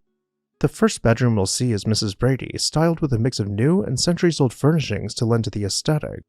Her suite came complete with a private bathroom and a dressing room. There are simply too many bedrooms in this mansion to run through, so we'll see some of the more interesting rooms such as the small Gothic bedroom and the Chinese bedroom, understanding that each guest suite was themed around various cultures and time periods. The mansion continues on, with dozens of rooms that might have never even been photographed. Following Nicholas Brady's unexpected passing, Genevieve donated the estate to the Jesuits in 1937. The mansion, with its intricate woodwork and vast chapel dedicated to St. Genevieve, initially served as a seminary and later, starting in 1963, became the St. Ignatius Retreat House. Almost no changes were made to the mansion other than changing out the furnishings to be more conducive to a religious retreat center. These color photos we are seeing were taken by the late John Foreman of Big Old Houses, showing just how spectacular the house appeared more recently. However, financial considerations led the Jesuits to sell Inisfada in 2013. After intense local efforts to preserve the mansion failed, the property was sold for development and demolition began in December of 2013. Today, the once magnificent estate is replaced by modern homes, marking the loss of one of Long Island's architectural treasures.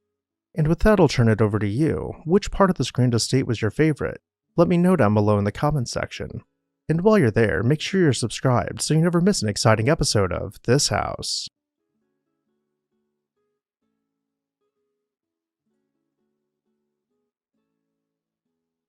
Attached to the Morgan Library is one of the oldest brownstones in Manhattan. But what did it used to look like? What kind of lavish interiors were hiding behind its walls? Hi everyone, Ken here. Today we are traveling back in time to uncover the lost interiors of the Phelps Morgan Mansion. Hit that subscribe button and let's explore this house. In 1867, Isaac Newton Phelps Stokes was born into a world of wealth and influence. His father, Anson Phelps Stokes, was one of the wealthiest men in America, with a fortune built from hardware, banking, and real estate. His birthplace was at one of the most coveted addresses on the planet, 231 Madison Avenue in Manhattan. His mother Helen had inherited the house from her father, who had built the brownstone in 1854.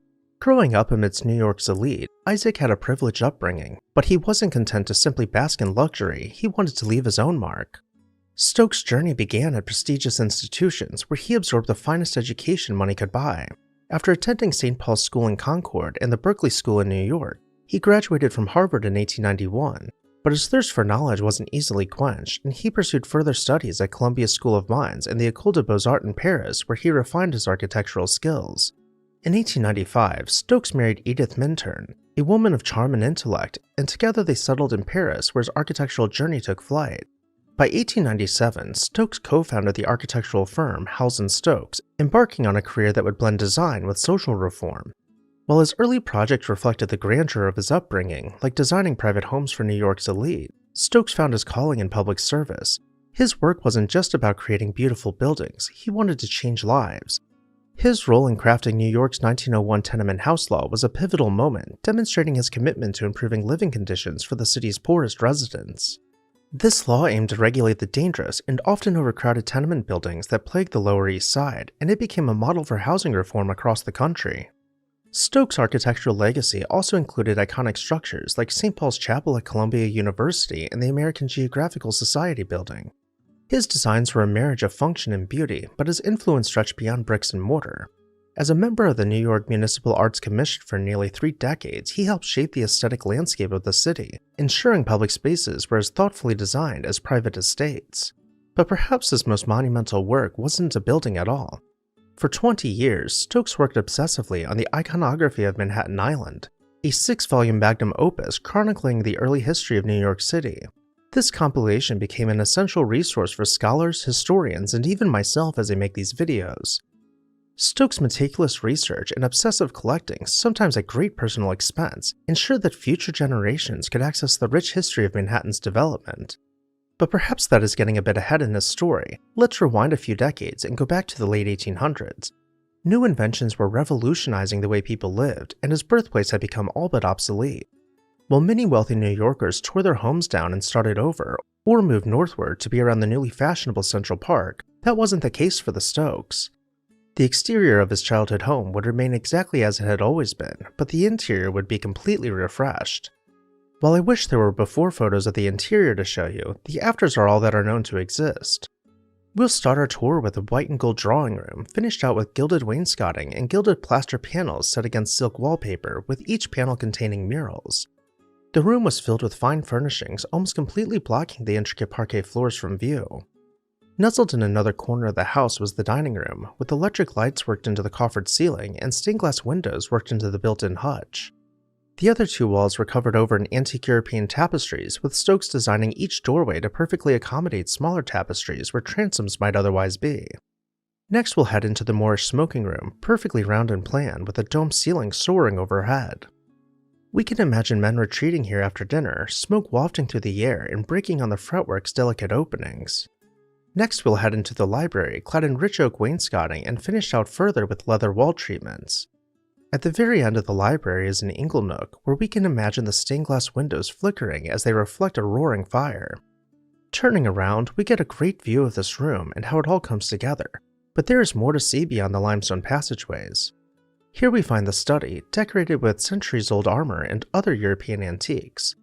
This room served as a private retreat where Stokes could work and read completely undisturbed.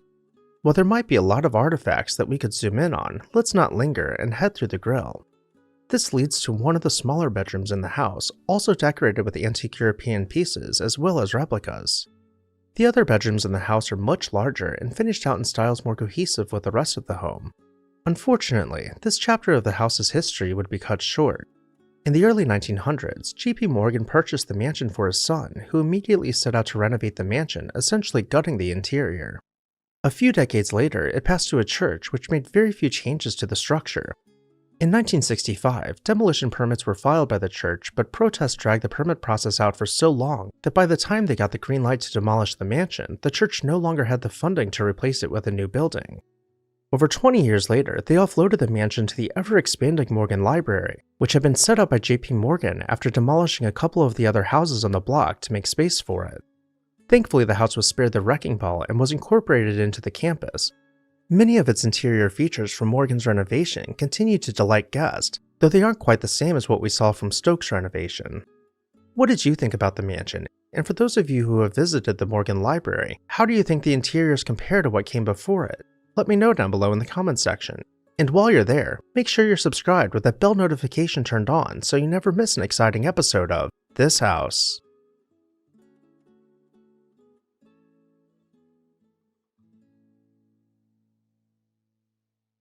Why were mansions like this one demolished? Hi everyone, Ken here. Today we are heading to Manhattan to take a closer look at the complex dynamics that led to the demolition of the Brokaw mansions.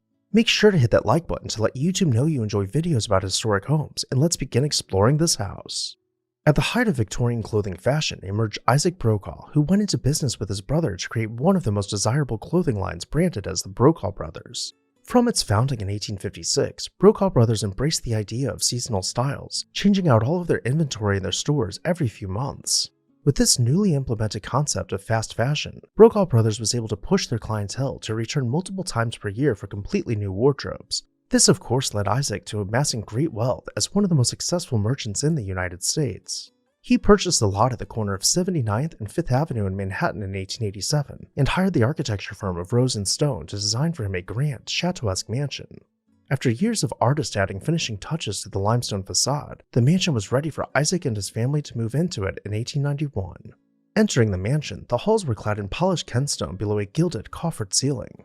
The drawing room continued with Kenstone walls, stained glass windows, and a grand mantel boasting extensive relief work. All throughout the mansion, no surface was left unadorned, with intricate details to be found in abundance in every nook and cranny. As Isaac's children grew up and sought independence, he constructed houses on the adjoining lots. For his daughter Elvira, he built an imposing 5-story mansion next door on 79th Street. The interior was considerably more modern than the parents' mansion, as were Elvira's taste. For his sons Irving and Howard, he had 2 identical Gothic townhouses constructed at the rear of the family mansion along 5th Avenue.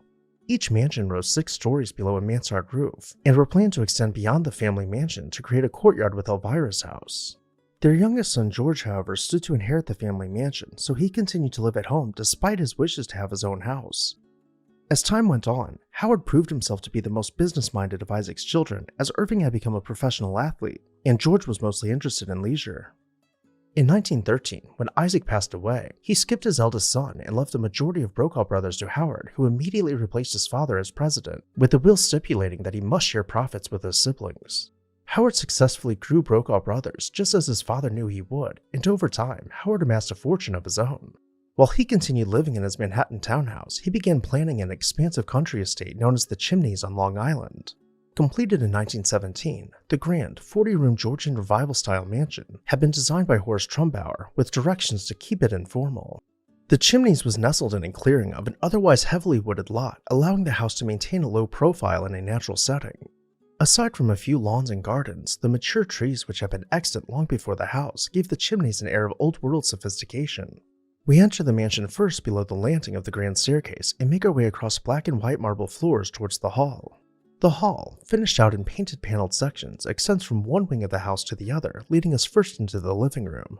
The living room is the largest room in the mansion, extending from the front to the back of the house. The walls are clad in antique, imported paneling from Charles of London, with a cove ceiling containing plaster tracery. Towards the opposite end of the hall, the dining room was finished out with butterfly peg floors, and despite the extravagant cost, were nearly entirely covered over by a large rug. Antique Italian paintings were carefully removed from their frames and set within sections of the gilded wall moldings. Next, we will find a pair of French doors in the hall opening into the library, boasting similar finishes to the dining room, though that was mostly for show. Howard could be found in his study on those rare occasions when he would have to mix work with play. As we head upstairs, let's take note of the interesting arrangement of spaces, particularly how each of the family members' bedrooms and bathrooms were connected to each other's, allowing them to travel room to room without entering the hall. By this time, it was becoming common for married couples to share a bedroom, which is exactly how Howard and his wife chose to live at the Chimneys. Several of Howard's siblings built or purchased vacation properties on Long Island, such as Irving's Frost Mill Lodge, but even with so much wealth to go around, the youngest brother George felt slighted.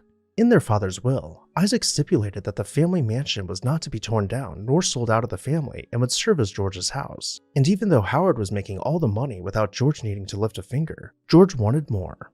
He petitioned the courts to allow him to disregard the will and demolish the mansion to build a skyscraper in its place. Ultimately, the other siblings caught wind of his plans and sent their lawyers to petition the courts to uphold their father's will. After years in court, the siblings were able to save the family house from being torn down. However, that would not be the end of their battle. George passed away shortly after the ruling, leaving partial ownership of the mansion to his ex-wife and her new husband, who were not beholden to the will. She sold her interest to the Institute of Radio Engineers, who converted the family mansion for their use in 1946. Over time, as each sibling passed away, the Institute purchased their homes. Finally, in 1964, they had acquired all 4 mansions and filed permits to demolish them and replace the houses with a skyscraper. This all happened in the wake of Pennsylvania Station's demolition and caused a massive uproar from the public, who protested to save the mansion. Unfortunately, this was still the genesis of the historic preservation movement, and nothing meaningful could be done to stop the demolition of the Brokaw mansions, which had previously been granted the honorary but not legally binding landmark status. Faced with the possibility of a lawsuit seeking to set a precedent to save landmarks from demolition, the Institute rushed the demolition of the mansions on a Saturday before the courts could receive the filing from preservationists. In the end, the mansions were all torn down and replaced by a skyscraper and apartments. Fortunately, some of the Brokaw's country mansions and cottages continued to stand, such as the Chimneys, which is now a private club.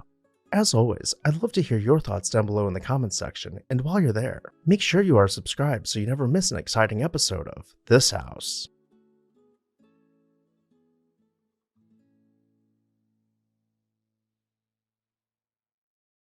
Can you imagine building a 70,000 square foot mansion just to use as a weekend getaway? Hi everyone, Ken here. Today we're visiting the Vanderbilt family's idle hour. Hit that subscribe button and let's explore this house. William K. Vanderbilt was the grandson of the legendary Commodore Cornelius Vanderbilt, whose railroad empire catapulted the family into immense wealth. By the late 1800s, William sought a country retreat away from the bustling life outside of his petit chateau on Manhattan's Fifth Avenue. He already had a summer cottage in Newport, but he wanted something close that he could slip away to on a whim. Drawn by Oakdale's charm and the leisure pursuits offered by the Southside Sportsman's Club, he decided to build a cabin in the woods, so to say, on nearby Long Island. With discretion necessary to avoid inflating local property prices, he assembled an impressive 862-acre estate dense with lush forest and unspoiled ponds. In 1878, Vanderbilt commissioned renowned architect Richard Morris Hunt to create the first iteration of Idle Hour, a stunning wooden Tudor Revival mansion. Lavish gatherings, grand parties, and leisurely weekends defined life at this retreat. However, tragedy struck in 1899 when the mansion burned to the ground during the honeymoon of Vanderbilt's son, although thankfully no one was harmed. Undeterred, Vanderbilt swiftly rebuilt, determined this time to make Idle Hour entirely fireproof. He enlisted Richard Morris Hunt's son, Richard Helland Hunt, to design a new residence that would rise like a phoenix from the ashes. Completed in 1901, this second mansion became an architectural marvel crafted from red tapestry brick, sandstone, and marble, epitomizing the refined English country aesthetic. Ensuring disaster would never strike again, Vanderbilt even installed underground tunnels to supply electricity and steam heat from a separate power plant far removed from the main house. Idle Hour became a favorite spot for high society, hosting both elaborate parties and quiet weekends spent fishing and boating from Vanderbilt's private mahogany dock. The estate even boasted an indoor tennis court designed by the famed architectural firm Warren & Wetmore, featuring ivy-clad walls and cooling stone fountains, a true rarity at the time. Idle Hour's interiors exuded sophistication, showcasing intricately carved woodwork imported from France, 24-karat gold accents, and walls draped in lavish silk tapestries and velvet. The mansion featured 110 meticulously designed rooms, each space embodying Vanderbilt's taste for European luxury. Entering the mansion, we swing open the heavy double doors and step into the vestibule clad floor-to-ceiling in marble. Directly ahead of us, we see the view that was planned by the architect for the hall. William wanted something a bit less formal, so the barrel-vaulted ceiling was ditched in favor of exposed wood beams. As we move in closer, we get a glimpse of the grand staircase twisting beyond the arcade. We'll get a much better look at this later when we head upstairs. For now, we'll turn to the right, where we see how the architect imagined the living hall. Here, William chose to stay pretty true to the initial design. Large windows flank each wall, allowing natural light to add depth to the artisan plaster ceilings appearing to pierce the air above us. But perhaps the most eye-catching element in this room is the fireplace at the very end, which includes the bellows of a built-in pipe organ which is hidden away behind the chimney. To the right of the fireplace, we find the white and gold salon with intricate plasterwork gilded with 24-karat gold. Had we gone to the other side of the fireplace, we would have found the library with built-in bookcases crowned by intricate carvings. We're now going to make a circle around the courtyard, following the cloister all the way to the end. This leads us to the palm court, where tropical plants could be grown year-round in high humidity. The tennis courts we saw earlier extend off the back of the palm court, as well as guest rooms for William's bachelor friends. Let's take a quick look at the floor plan once again, just to orient ourselves and make our way down the other cloister back towards the main house. Once here, we find a long corridor and follow it until we see an opening beyond a Gothic screen. This leads us into the smoking room, which could also be set up as a game room and billiards room. We can imagine William hanging out here with guests, having cigars over a game of cards after a long day of fishing. Continuing down the corridor, we head back towards the hall to find the dining room as our last stop on the first floor. While this small table might look a little silly in this grand space, it could seat dozens of guests when all the leaves were fitted to the table. The centerpiece of this room was the fireplace, which featured a finely sculpted figure of Diana, the Roman goddess associated with the hunt, rendered in brilliant white marble. Finally, we've come full circle in the house, stepping back out into the hall. As promised, we'll continue towards the grand staircase to see one of the most inspired architectural wonders in the house. The newel post is crowned by a grotesque, rising proudly above intricate carvings with a centuries-old European tapestry acting as its backdrop. As we head up a few stairs, we pass behind the gargoyle and get a closer look at the incredible woodwork all around us, taking inspiration from the Jacobean style, all being composed of quartered oak. Reaching the top of the staircase, we'll take a look at the floor plan for this level before continuing on, noting that it consists primarily of just bedrooms. Just as an example of what the bedrooms look like, they were all finished out with only the most fashionable furnishings at the time, with more than enough space to spread out. After Vanderbilt's passing in 1920, Idlehour witnessed a colorful history. It briefly became a haven for bohemian artists, and even played host to notorious gangster Dutch Schultz during Prohibition. Later in 1963, the estate transitioned into an educational institution, serving as Dowling College until its closure in 2016. Despite surviving another significant fire in 1974, Idlehour today faces the ongoing threat of neglect or alteration. Thankfully, recent preservation efforts by the town of Islip have placed additional protective zoning on the property, ensuring Idlehour's historic legacy continues for future generations. Today, Idlehour remains a remarkable symbol of the grandeur of a bygone era, echoing the fascinating story of one family's ambition, their unparalleled wealth, and the captivating allure of Long Island as an idyllic weekend retreat. And with that, I'll turn it over to you. What did you think about Idlehour? Did you have a favorite room, or maybe something else stuck out to you? Either way, let me know down below in the comments section. And while you're there, make sure you're subscribed so you never miss a fascinating episode of This House.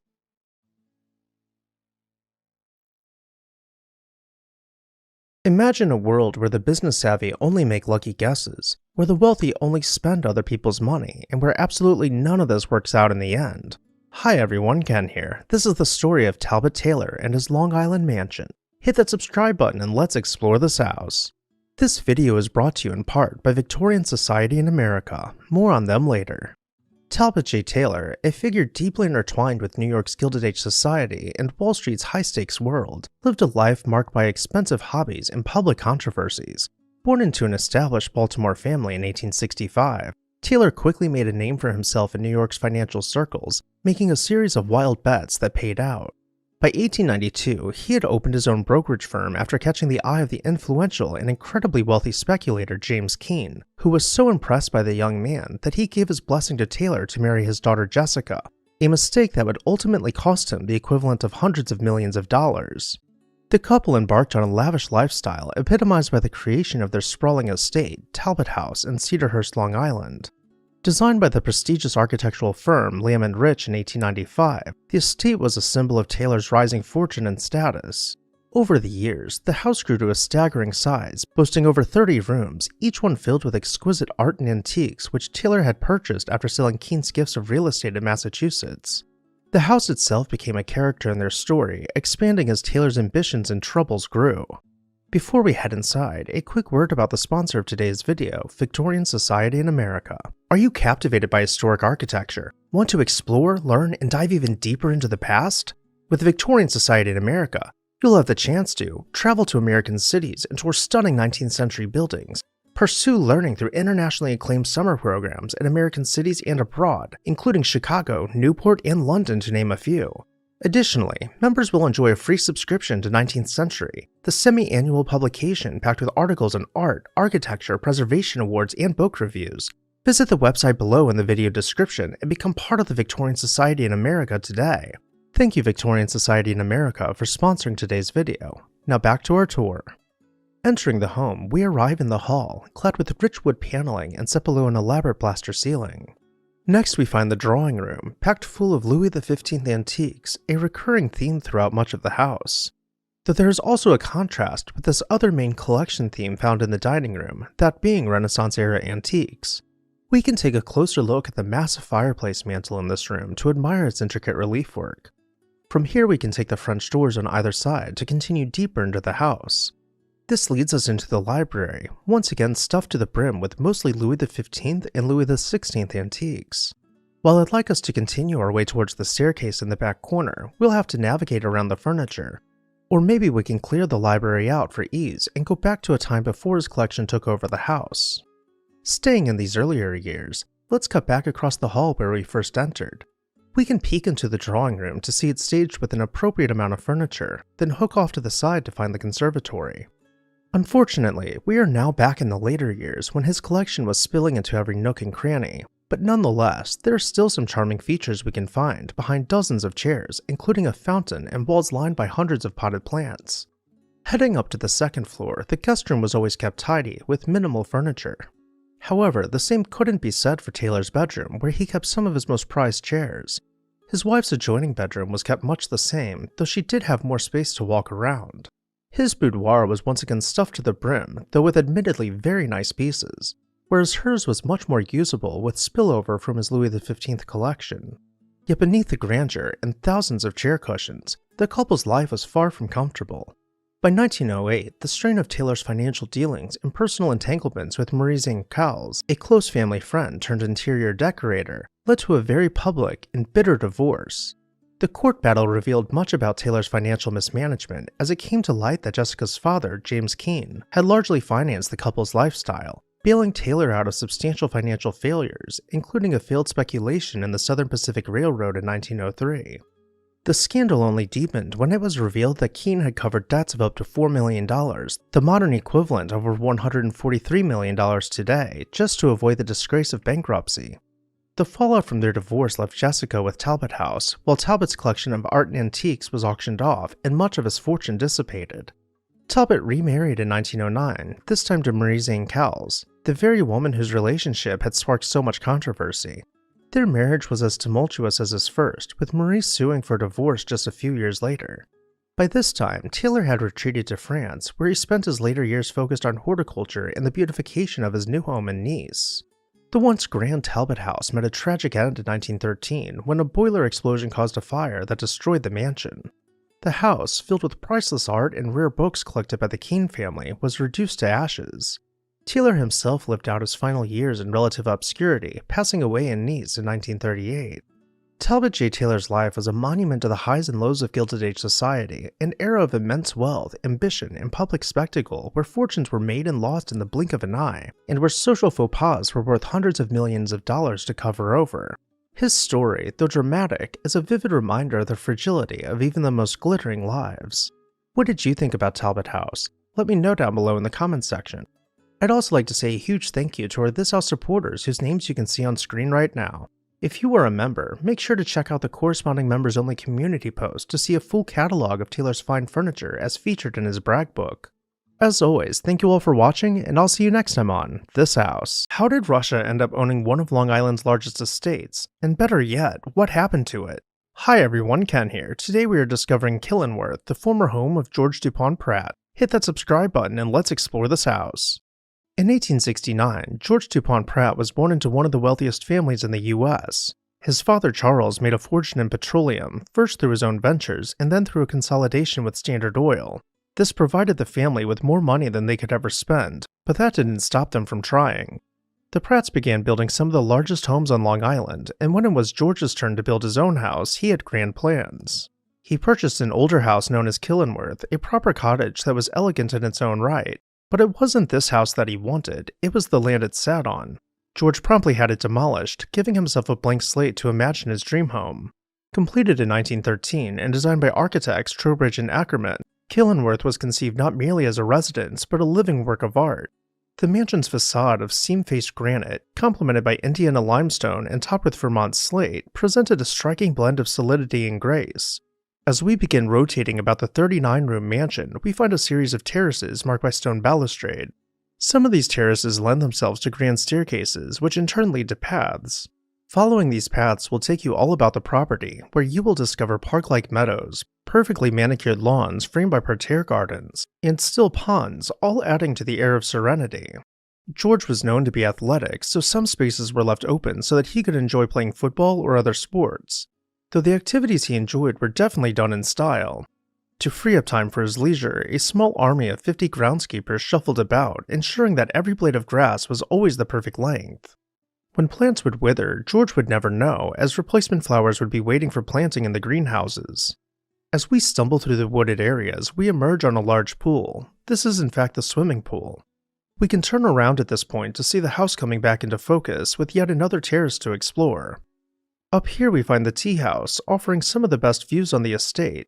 Its arcades frame this viewshed of Long Island Sound, where sailboats would gracefully glide by all day long. We can zoom out from here to see how the main bulk of the estate comes together, getting a general sense of where the house is in relation to the gardens and everything we've seen so far, though we still haven't seen every face of the house. As we make our way towards the front door, we'll travel through the garden. Then we'll pass by the garage and cut up a path towards the front. For as grand as the mansion might be from this angle, the landscaping really hides just how truly massive this house is. The double doors are where we're headed, somewhat understated below a large bay of stained glass windows accented by Gothic tracery. To better orient ourselves as we explore the mansion, let's take a quick look at the floor plan, noting that we are entering at the landing, then taking the stairs to the entrance hall. I unfortunately don't have a clear picture of the landing other than this one, but this section right here might better illustrate how the landing and entrance hall are connected. Now that we've traveled to the entrance hall, we are basically in the center of the house with archways on each wall that will lead us to different rooms. Let's continue straight for now. This leads us to the gallery, clad in rich wood paneling boasting intricate relief work. The gallery connects to the living room, once again paneled in dark rich woodwork that now continues to clad the coffered ceiling. Here he displays some of his most prized artwork, including a European tapestry. Before we move on from this room, let's take a closer look at the fireplace's mantel, where we find fleur-de-lis among the decorative relief.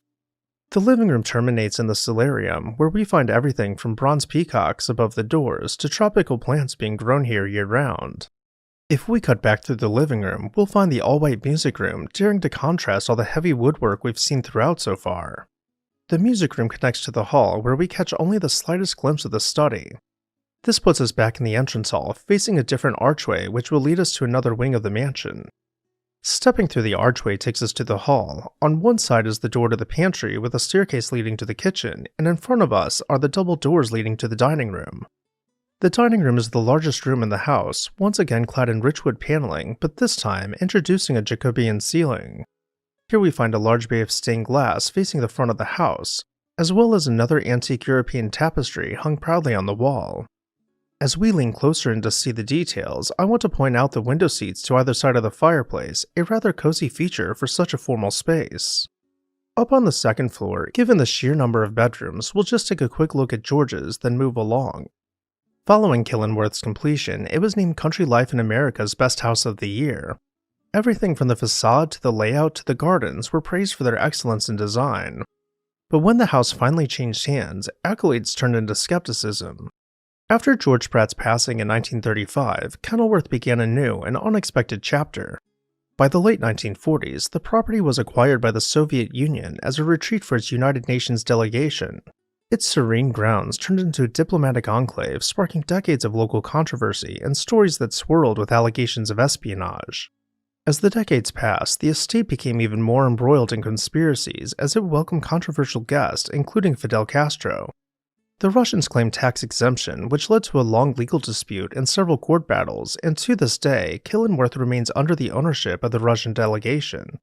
As for the grounds and the interior, it's anyone's best guess if they remain intact or have been altered.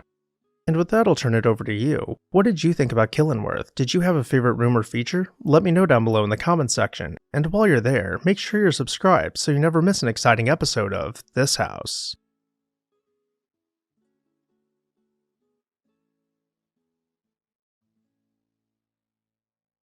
What would you do if you inherited $4 billion? Hi everyone, Ken here. Today we are setting off to Long Island to explore the country estate of Marshall Field III. Make sure to hit that subscribe button so you never miss an exciting episode of This House. In 1893, Marshall Field III was born into incredible wealth in Chicago. His grandfather had founded Marshall Field & Company, which went on to be one of the most successful retail chains of all time. When he passed away, his fortune was held in a trust until his grandsons were old enough to spend the money wisely. But by the time the trust matured, only one grandson would stand to inherit it all. Marshall Field III, who we will just refer to as Marshall from now on, had been afforded every comfort in life.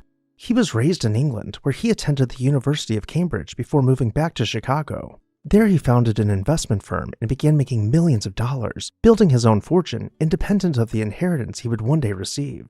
In 1917, his brother passed away, leaving him as the sole beneficiary of his grandfather's estate, totaling $125 million, or the modern-day equivalent of nearly $4.4 billion. As mentioned, Marshall was already wealthy. By the time his inheritance hit, he had already made a name for himself in the world of finance and had built his dream house. In 1921, he purchased nearly 2,000 acres on Long Island's Lloyd Harbor. Over the next 4 years, the property was developed to not only include his mansion known as Comsett Hall, but extensive grounds were planned which were fully staffed to support his lavish lifestyle. By 1925, not only did he have one of Long Island's largest estates, he owned one of its largest houses as well. Starting from the gatehouse, we will enter the property from the main road. Then we wind our way up the drive through the thickly forested landscape. Along our way towards the house, we can pause to explore the tennis courts. Not only were the tennis courts lit by dozens of electric lights, an entire half of the roof was made of glass, allowing the natural light to flood the courts. As we continue our journey towards the house, we see the stables off in the distance. Marshall was an equestrian enthusiast to say the least, and became known for his keen ability to breed winning racehorses. The sheer beauty of the stables is enough to draw us in, but we still have much more to see. The estate was designed to be entirely self-sufficient, with its own pump house and cattle farm, ensuring the family always had fresh meat. Not only that, the vegetable garden was laid out in the likeness of a parterre garden, where the family could wander about and admire their produce as if it were an edible park. All throughout the property, generous accommodations were made for the dozens of staff, many of whom had their own cottages to house their own families. Finally, we come into view of the main house, Comsett Hall, adapted from the indigenous name for the land, meaning placed by a sharp rock. The sprawling Georgian estate stood proudly above the water as one of the largest homes ever built on Long Island. It had been designed by renowned architect John Russell Pope and was received well by critics who called it one of America's most beautiful homes. Let's return to the front of the mansion and make our way through the front door. This brings us into the round vestibule with dotted marble floors leading us into the entrance hall. The public rooms are all organized off the entrance hall. We will start by heading towards the stair hall. As we pass through a nearly 12-foot tall archway, the iron balustrades sweep along the steps to welcome us in. This grand space has been modeled after English country estates, with stone blocks and wood paneling cladding the walls in sharp contrast to each other. The upper walls have been framed by a gilded frieze supported by fluted pilasters in which intricate murals have been painted. We will explore the second floor soon, but for now let's head across the entry hall to find the library. The library, with its rich wood paneling, was furnished with English antiques and modern American furniture. Marshall's desk was positioned directly in front of the window so he could work by sunlight. Across the hall from the library, we find the card room, a comfortable space where Marshall could entertain his friends long into the evening. Next, we will cut back through the entrance hall, which opens onto the loggia, where we can imagine the salty breeze wisping by. Here we are just steps away from some of the most scenic views on the property, looking out over the water. Returning back inside and mirroring the card room on the opposite side of the loggia is the gun room, another sitting room where the men could gather before their hunts on the property. The last room we will see on the first floor lies just beyond the double doors at the end of the stair hall. This brings us to the dining room, which was decorated at the height of fashion for the day with carpeted floors and a crystal chandelier. The sheer size of this massive room is deceiving from when we first walk in. It isn't until we step back that we can truly take in its size. Upstairs, we can begin to explore the many lavish bedrooms, starting with Mrs. Field's bedroom. Her bedroom was the largest in the house and stocked with fresh flowers from the garden every morning. Marshall Field's bedroom was considerably cozier and decorated with photos of his prized horses. By comparison, the guest rooms make Marshall's room seem almost unfitting for such a grand estate. Some were fitted with wood-paneled walls, boasting built-in cabinets far more luxurious than his simple chamber. But perhaps it's for the best that he got to enjoy his money the way he wanted to. His health began to rapidly decline as an inoperable brain tumor grew by the year. After spending 20 years living in his dream home, he passed away at the age of only 63 years old in 1956. His wife Ruth continued to live a long, full life, not passing away until nearly 40 years later in 1994. But long before her passing, she sold nearly the entire property to the state of New York for the bargain price of $4 million to be used as a state park. Today, Comset State Historic Park Preserve continues Marshall's legacy by welcoming visitors to explore the grounds. Over the years, a wing of the mansion was demolished, but the main structure continues to stand even if it is not open to the public itself. Which part of Comset Hall was your favorite? Let me know down below in the comments section, and while you're there, make sure to hit that subscribe button so you never miss an exciting episode of This House.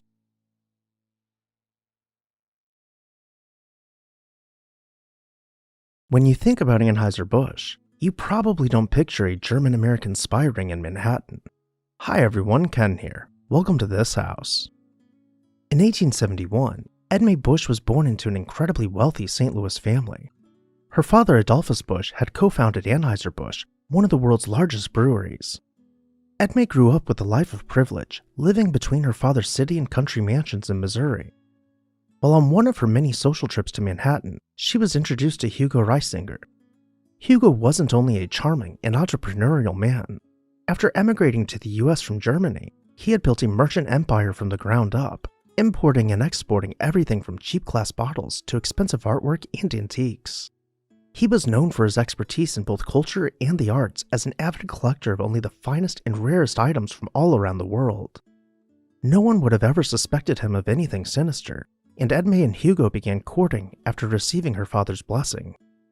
Following their wedding in 1911, Adolphus Busch gifted the newlyweds a stately mansion in Manhattan at 993 Fifth Avenue.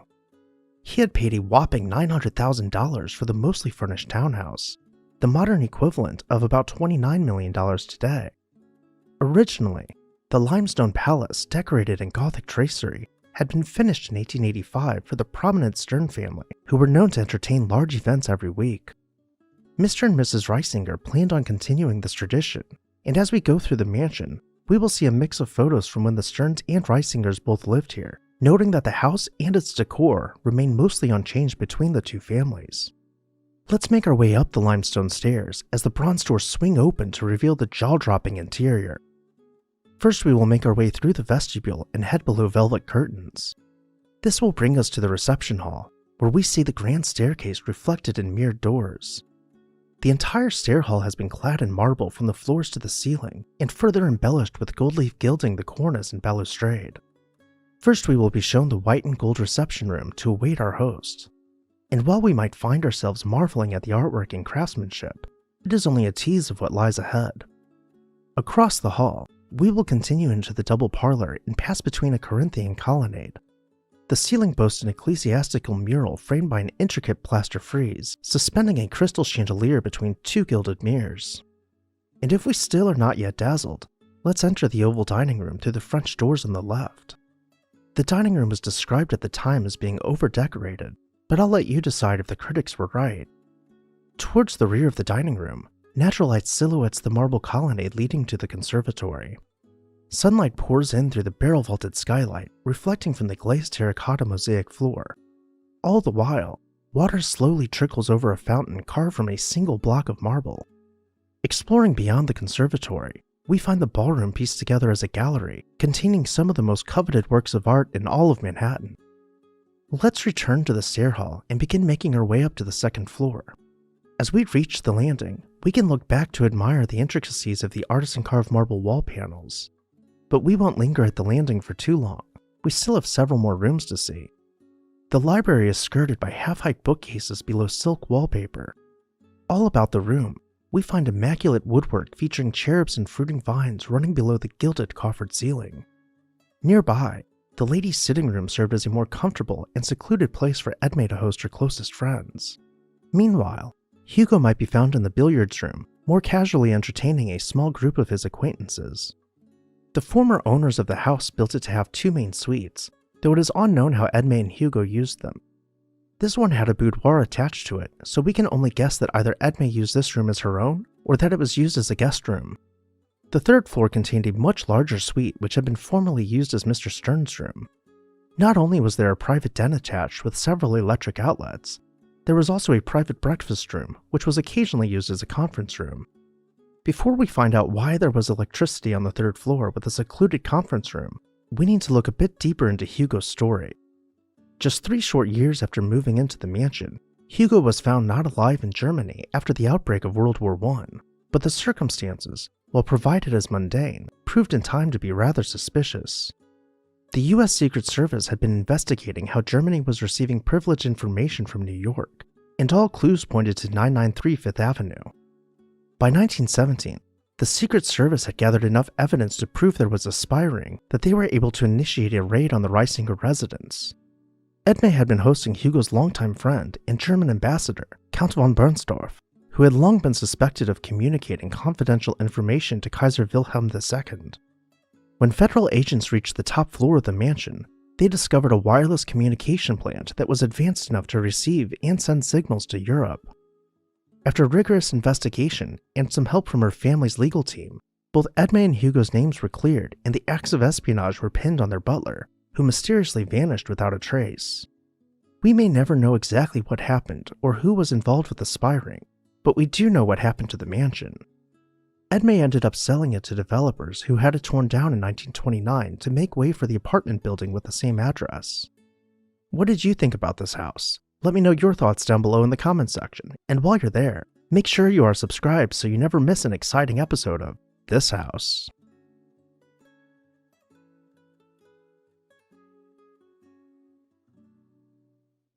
A family wealthier than the Rothschilds once expanded their banking empire from Frankfurt, Germany to the New World. But who were they, and what happened to their fortune? Hi everyone, Ken here. Today we are uncovering the lost Manhattan mansion of James Spire. Hit that subscribe button and let's explore this house.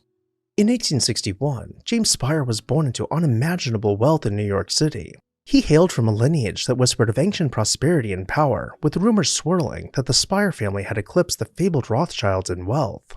The Spires originated from Frankfurt, Germany, and were deeply entrenched in the banking world. The family's legacy began with Joseph Lazard Spire, who took over the Ellison Bank and renamed it J.L. Spire Ellison in 1818.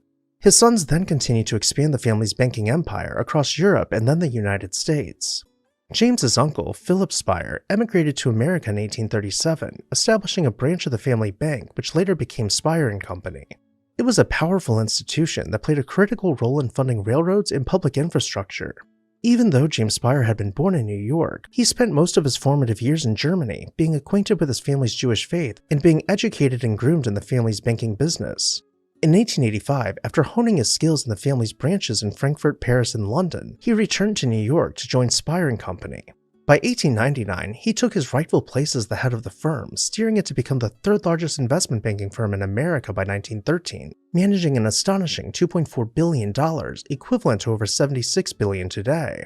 His marriage to Ellen Prince Lowry in 1897, a Christian, stirred whispers among New York's elite. While some doors were closed to him socially due to religious prejudices, the mixed union was, by all accounts, a happy and fruitful one.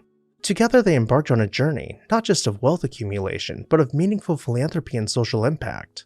Together they were instrumental in founding the Museum of the City of New York, and they opened animal hospitals and created scholarship programs among dozens of other causes. By 1911, James decided to join the wealthiest members of New York's high society by building a house along Fifth Avenue. He commissioned renowned architect Horst Trumbauer to design his new residence. However, it was Trumbauer's senior designer, Julian Abel, one of the first professionally trained African-American architects, who brought the mansion to life in the stunning Louis XIV style. Its interiors, designed by Ogden Cotman Jr., adhered to the opulent Louis XIV style, featuring enameled paneling, gilded touches, and frescoed walls. The house was a veritable palace, boasting one of the largest private art collections in America, including works by Rembrandt. Swinging open the front door, we travel through the tight vestibule before we are released into the double-height entry hall. Directly ahead of us is the grand, bifurcated staircase cascading below a stacked colonnade. Usually we would explore the main floor first, but what's at the top of the stairs is simply too enticing to wait for. At the second floor stair landing, we see light pouring in beyond exotic plants. And beyond the wrought iron railing, a conservatory is flooded by natural light from a series of skylights overhead. As we enter this hall, we hear the sound of trickling water slowly falling down the marble wall behind the plants. This is just the first wonder we'll encounter. Let's take the back stairs down to the main level and begin exploring the public rooms. First we find the dining room, finished out from floor to ceiling in wood paneling, interrupted only by marble pilasters. Up on the ceiling, we find a gilded cartouche framing an ecclesiastical mural in bright, vibrant colors. To the left is where we enter the dining room. Let's now take the door on the right. This leads us to the white and gold drawing room, which almost appears to be glowing, though no lights are visible. Ambient lighting is hidden just out of sight in the creases of the millwork and above the ornate cornice. In stark contrast, the parlor is clad completely in rich wood paneling with a dazzling electric crystal chandelier suspended from the cove ceiling. Before moving on, we can take a moment to appreciate the intricate woodwork, from the fluting on the pilasters to a continuous wooden vine wrapping the frieze to entablatures over each doorway. From here we'll continue into the library, introducing hand-stenciled ceiling beams and an oversized stone fireplace. From a rustic chandelier to European tapestries, the library was meant to emulate the rooms found in centuries-old European castles and manor houses. For as grand as each room is, we still haven't seen the largest. Let's go back up the stairs, cutting through the conservatory once more and circling around to its other side. Here we find the ballroom, with gilded wall panels and polished parquet floors nearly blindingly reflecting light from 4 crystal chandeliers and 8 more wall sconces. Mirrors can be found glistening all about the room, worked into the paneling and making the space feel even larger than it is. In 1921, tragedy struck when Ellen passed away after a long illness. Her death marked a profound turning point in James's life. In the years following her passing, James dedicated himself to preserving her legacy and the causes they had championed together. Despite suffering personal and financial setbacks, including a devastating fire that destroyed priceless artworks in his mansion, James remained a revered figure in New York society. He retired in 1938, choosing to close Spire & Company rather than leave his name in others' hands. Then in 1941, he passed away in his beloved Fifth Avenue mansion. His will bequeathed much of his fortune to charity, and he left his mansion to the Museum of the City of New York. Despite his wishes, the museum sold the mansion, which was eventually demolished to make way for new development. While the mansion no longer stands, James Spire's legacy continues through the institutions he supported and the enduring impact of his philanthropic endeavors. What did you think about the James Spire mansion? Did you have a favorite room or architectural feature? Let me know down below in the comment section, and while you're there, make sure to hit the subscribe button so you never miss an exciting episode of This House.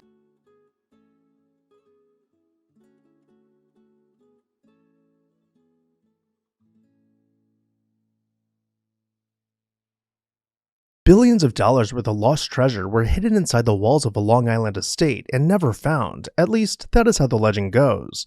Hi everyone, Ken here. Today we are uncovering Knollwood, the former estate of King Zog. Hit that subscribe button and let's explore this house. Legends speak of diamonds and rubies hidden behind crumbling walls, a once grand mansion haunted by rumors of buried wealth. It is said that treasure seekers, driven by whispers of royal riches, came in the dead of night, armed with flashlights and crowbars, prying away stone and plaster in search of glittering fortune.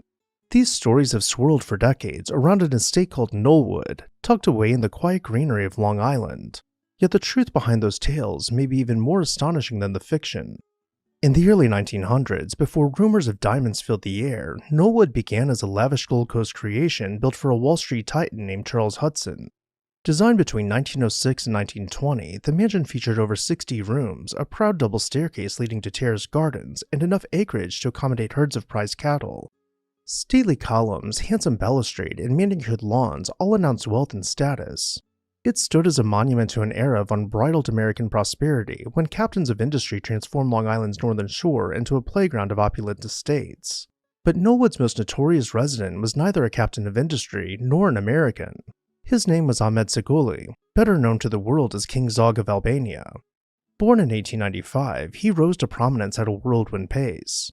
Albania at the time was forging its identity in the aftermath of the Ottoman Empire's collapse in the First World War. Zog, driven by fierce ambition, became the country's youngest prime minister at 27, then president by the age of 30. Within a few years, he dismantled and overthrew the government, crowning himself king and taking the royal name Zog I. His years on the throne were a rollercoaster of intrigue, reform, and unrest. Clashes with local power brokers tested his rule, and he famously survived multiple assassination attempts, one of them at an opera house in Vienna where he reportedly returned fire on his would-be attacker. Yet this brash leadership style came to an abrupt end in 1939 when Mussolini's Italy invaded Albania. Zog, anticipating the attack, fled with his family and convoys of the Albanian treasury amounting to billions of dollars in gold and jewels, setting off on a winding journey that took him through Greece, Turkey, and beyond. After World War II, Albania fell under communist rule, sealing off any straightforward path for the king to return. For a while, King Zog resided in Egypt, hosted by the country's then monarch, King Farouk. But when political tides shifted there too, Zog sought a fresh start in the West, a new home that might serve as a base for royal ambitions, or at the very least, a comfortable exile. This is how he came to purchase Knollwood in 1951. By that point, the once magnificent mansion was already beginning to show signs of neglect, but its grandeur remained evident. Zog envisioned transforming it into a miniature kingdom. He floated plans for bringing over dozens of Albanian loyalists, perhaps even 100 or more, to establish a thriving community on the grounds. He would preside like an old-world feudal lord over farmland, gardens, and what some described as a castle-like mansion. The American press buzzed with sensational headlines, claiming he bought the estate with a bucket of diamonds, which only fed to the rumors of untold riches. Yet despite all these bold ideas, King Zog never actually moved in. Red tape at the immigration office, combined with his failing health, kept him overseas. Meanwhile, stories spread that he had hidden gold or precious gems within the mansion's walls, possibly the same treasure he had smuggled out of Albania just ahead of Mussolini's troops. Vandals and curious thrill-seekers descended on Knollwood, breaking windows, scavenging copper, and sledgehammering walls in hopes of striking it rich. Their efforts did far more damage than they ever found reward, though if anyone did find the treasure, they never said a word. By the 1950s, Knollwood was in such a perilous condition that neighbors referred to it as a haunted ruin. King Zog, stranded in Europe, and never having set foot on his own American estate, finally sold it off. Not long after, safety concerns led to the demolition of most of the mansion's grand structure. All the glimmering fantasies of hidden gems and gold bars went unproven, though they persisted in local lore. Indeed, they may have fueled the building's downfall more than anything else. If you were to stumble across Knollwood's remnants today, though one should note that you should not trespass, but if you were there with permission, you would find only fragments of that gilded past. A flight of worn, vine-choked stairs, shattered pillars, and scattered chunks of marble give faint hints at what once stood. It's as though nature has gently draped a veil over the estate's darker chapters, leaving behind a kind of ruin that feels half fairy tale, half cautionary tale. King Zog himself passed away in 1961, far removed from both his former Albanian throne and the American manor that never quite became his realm in exile. And yet his name lingers, still evoking images of cloak and dagger intrigue, conspiracies, and an eccentric monarch who once hoped to transplant his court to a slice of Long Island luxury. In the end, perhaps no heap of gemstones could surpass the legend itself. A daring Balkan king who crowned himself, cast from power by Mussolini's forces, pursuing a new future in America's storied Gold Coast.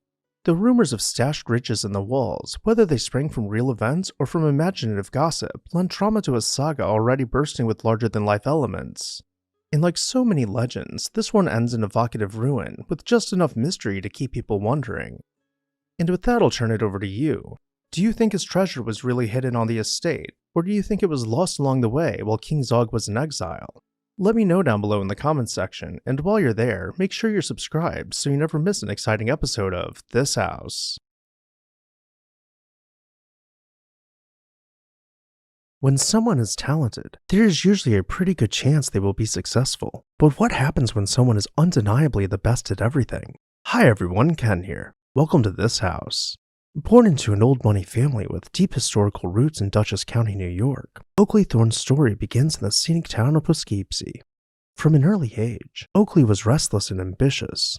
His parents encouraged his interest in local politics and ensured he had a solid education to set the stage for a career of fast-paced entrepreneurial endeavors.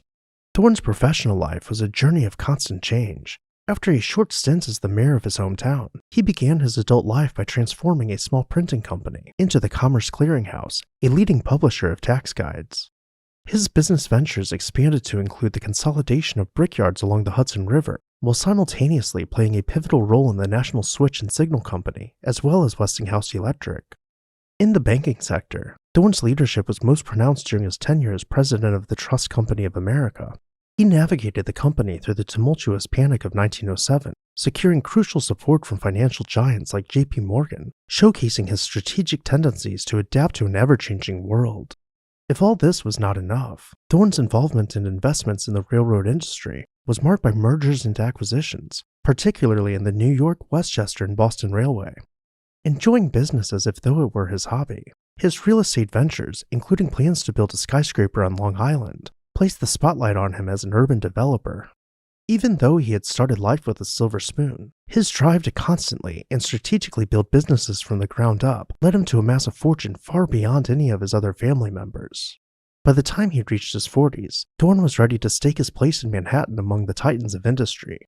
He purchased a corner lot at Park Avenue and East 73rd Street and hired architect Albert J. Bodker to design his dream house. Completed in 1910, his mansion was clad in Indiana limestone with long, horizontal bands wrapping the facade. When it was finished, critics raved about its modern and clean appearance, standing in stark contrast to the heavily embellished neighboring homes. As we approach the front door on the narrow side of the mansion, we will pass over the dry moat concealing several sublevels where his live-in staff would have been hard at work.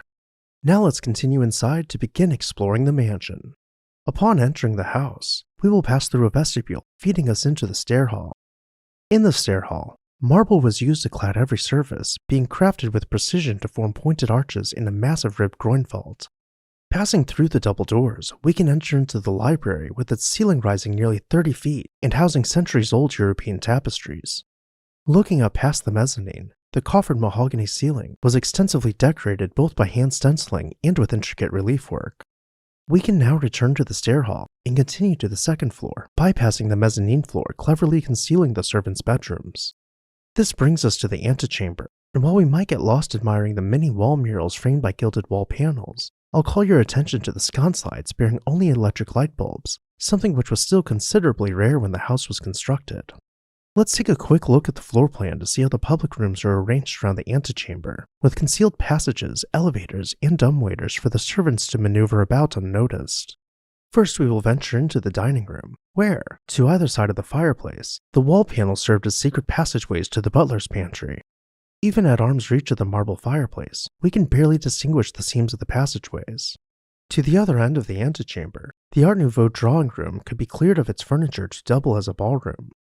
Let's continue up to the third floor, noting that the fourth floor would have had more, smaller bedrooms, but was not documented. The smoking room on this level was a favorite of Thorne, and was where he could entertain his friends before calling it a night. Thorne couldn't help but to bring his work into his bedroom, having a writing desk to jot down thoughts on his many business ventures at any hour of the night. Hopefully Mrs. Thorne was able to sleep through his scribbling in her antique bed, which is barely visible in the lower left corner. Though, she could always retreat to her boudoir if she ever needed silence. The Thornes lived here for only a few short years, choosing to lease the house to Frederick Vanderbilt. In a bold career shift in 1918, Thorne acquired and moved into Briarcliff Farms, later renamed to Thorndale, dedicating himself to the breeding of Angus cattle. His efforts led to numerous awards at the International Livestock Exposition and his induction into the Angus Heritage Foundation Hall of Fame in 1934, marking him as a pioneer in agricultural innovation in addition to his other successes. He also built a large mansion in California with sprawling gardens, but that is a story for another time. In his later years, he became heavily involved in philanthropic activities, founding parks, donating to hospitals and churches, and taking a backseat in his business to enjoy time with his family.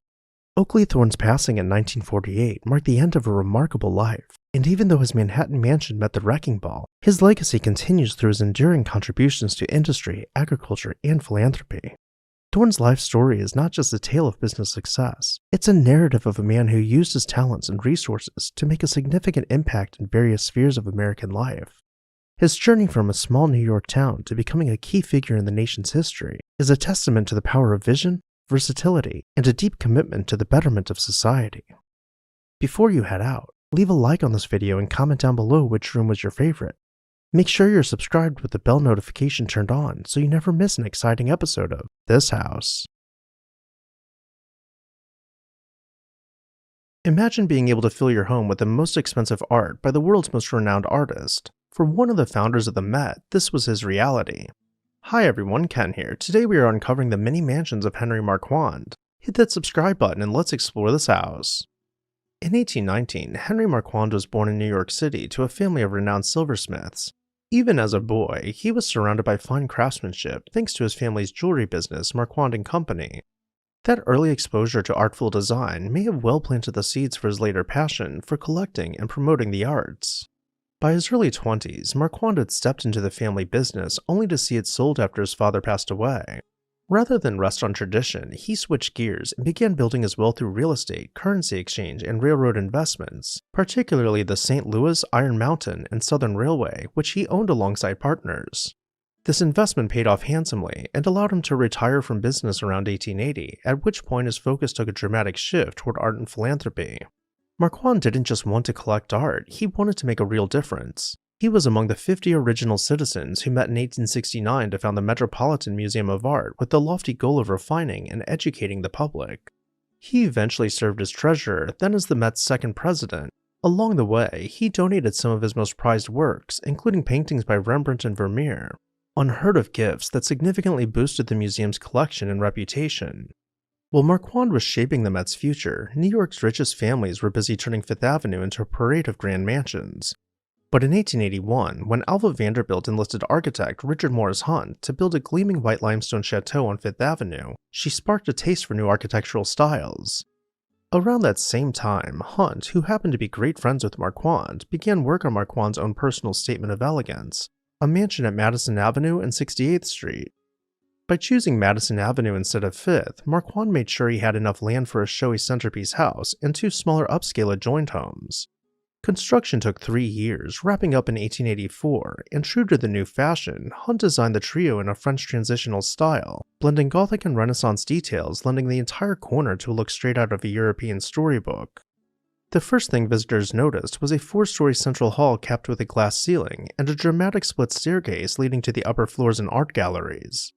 Marquand brought in top-tier talent to decorate. Sir Frederick Leighton, Lawrence Alma Tadema, and John Lafarge and Louis Comfort Tiffany were all involved, each designing different themed rooms. Of special note was the Greek-inspired music room, which boasted painted ceiling panels by Sir Frederick Leighton featuring life-size figures set against a gold-toned background.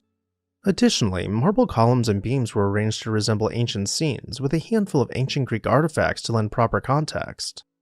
Though, antiques that were thousands of years old all took second stage to the ebony and ivory inlaid grand piano designed by Alma Tadema.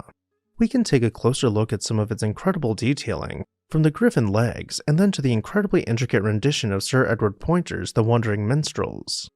Traveling from one room to another was meant to evoke a sense that you were taking a trip around the world, with each room given the utmost attention to detail, such as the Moorish room which we are seeing now. The living room was styled to be reminiscent of Japanese design, where Marquand could display his extensive collection of Japanese pottery. In this room, you could find inlaid mother-of-pearl accents and wood carvings tracing traditional Japanese motifs. The conservatory was meant to take your breath away, with some of the finest and most detailed stained glass panels that Marquand commissioned or uncovered from all over the world. The dining room continued this tour of cultures with an overarching theme of English Renaissance. Though the walls were clad in rich wood paneling, they were covered over almost entirely by antique European tapestries.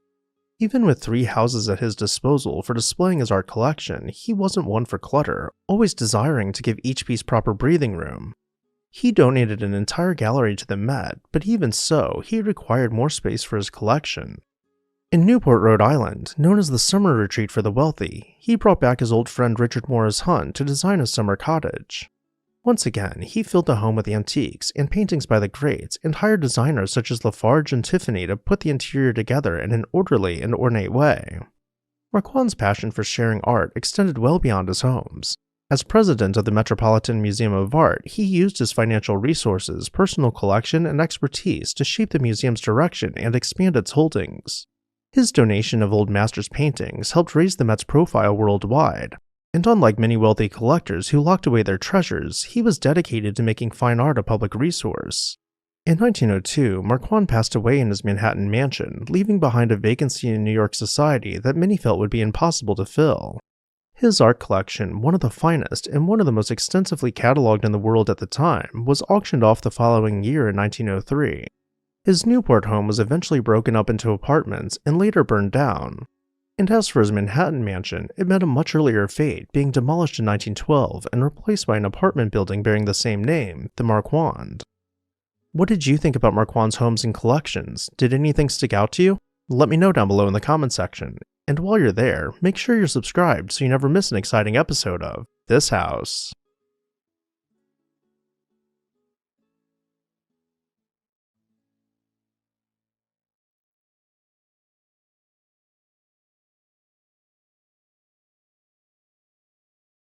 Although their name may not be as instantly recognizable today as some of their peers, the Fonestocks were pivotal figures in New York's high society.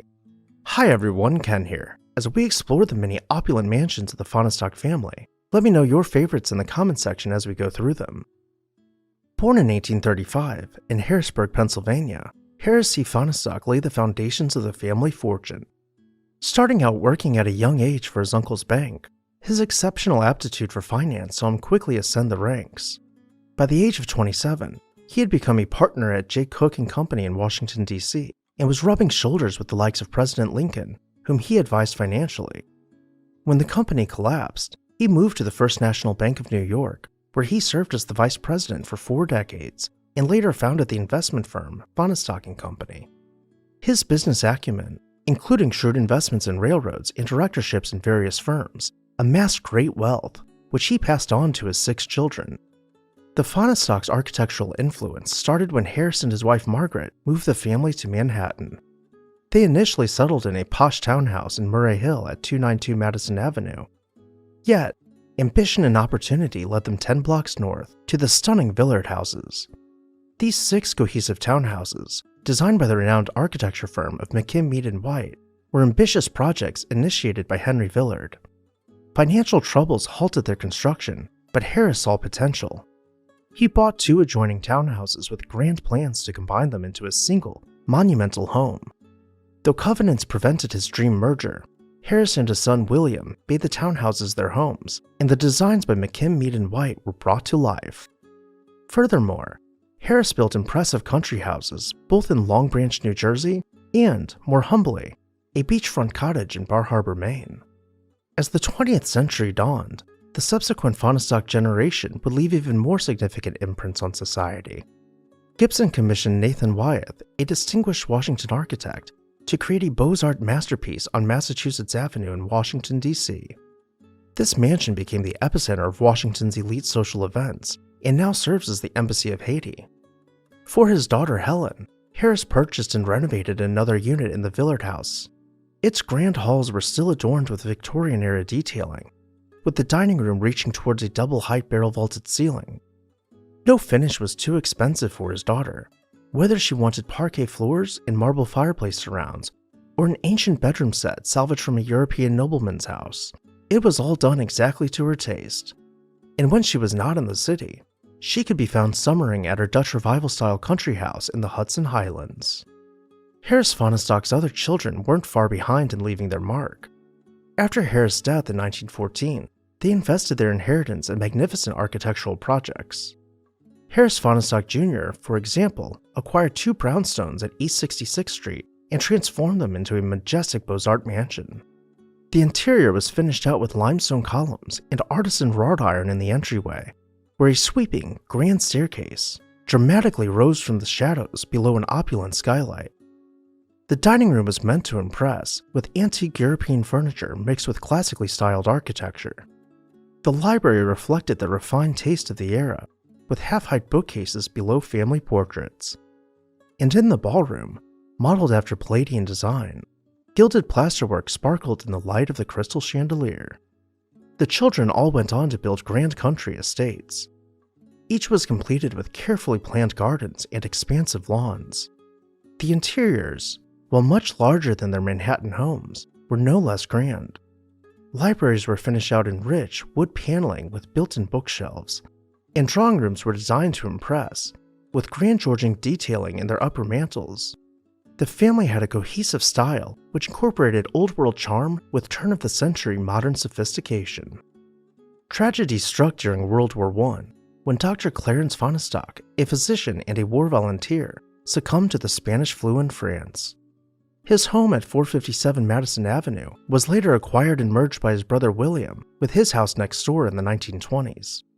The resulting townhouse was nothing less than majestic, with a wide entry hall clad in wood paneling. We see this motif continue into the dining room, and further yet, carrying into the drawing room, hung with antique European tapestries. In the library, the paneling was adorned with intricate relief work depicting fruiting vines, though, unlike many libraries of the time, its bookshelves were left mostly empty. The Fonestocks' homes stood as testaments to their influence during the Gilded Age. Their architectural contributions provided an aesthetic that resonated with the period's essence. Today, while none of their homes remain in the family, a handful of these majestic structures and their intricate exteriors and interiors endure, reminding us of a bygone era of grandeur and the mostly forgotten von Stock family that played a crucial role in shaping the social norms of New York's high society. Which house was your favorite? Let me know down below in the comments section. And while you're there, make sure to hit the subscribe button so you never miss an exciting episode of This House. New York City, 1890s. The gas lamps flickered on Fifth Avenue, casting a soft glow over a row of grand mansions, each a fortress of wealth and social standing. One such fortress, constructed of limestone blocks, is nearing its completion, and its cornerstone reads, Huntington. Arabella Huntington steps onto the balcony of her opulent home, now the pinnacle of Fifth Avenue architecture. Her eyes scan the Vanderbilt estate across the street, a marvel designed by George B. Post. Her own mansion, designed by the same architect, rivals it in splendor, but not in social acceptance. Arabella had come a long way from the boarding house in Richmond where she caught the eye of Collis B. Huntington, a railroad magnate with a reputation for being ruthless and dishonest. Despite his rough demeanor and the scandalous rumors of bribing government officials, Collis saw something in Arabella, a beauty and sophistication that overshadowed her humble origins. For years, they maintained an affair, building a life together in the ruins of Collis's crumbling marriage. After Collis' wife, Elizabeth Huntington, quietly passed away from cancer, Collis and Arabella were free to marry. Now they were setting their sights on the upper echelons of New York society, starting with a mansion that would outshine even the Vanderbilts. Arabella was deeply involved in the design of their home.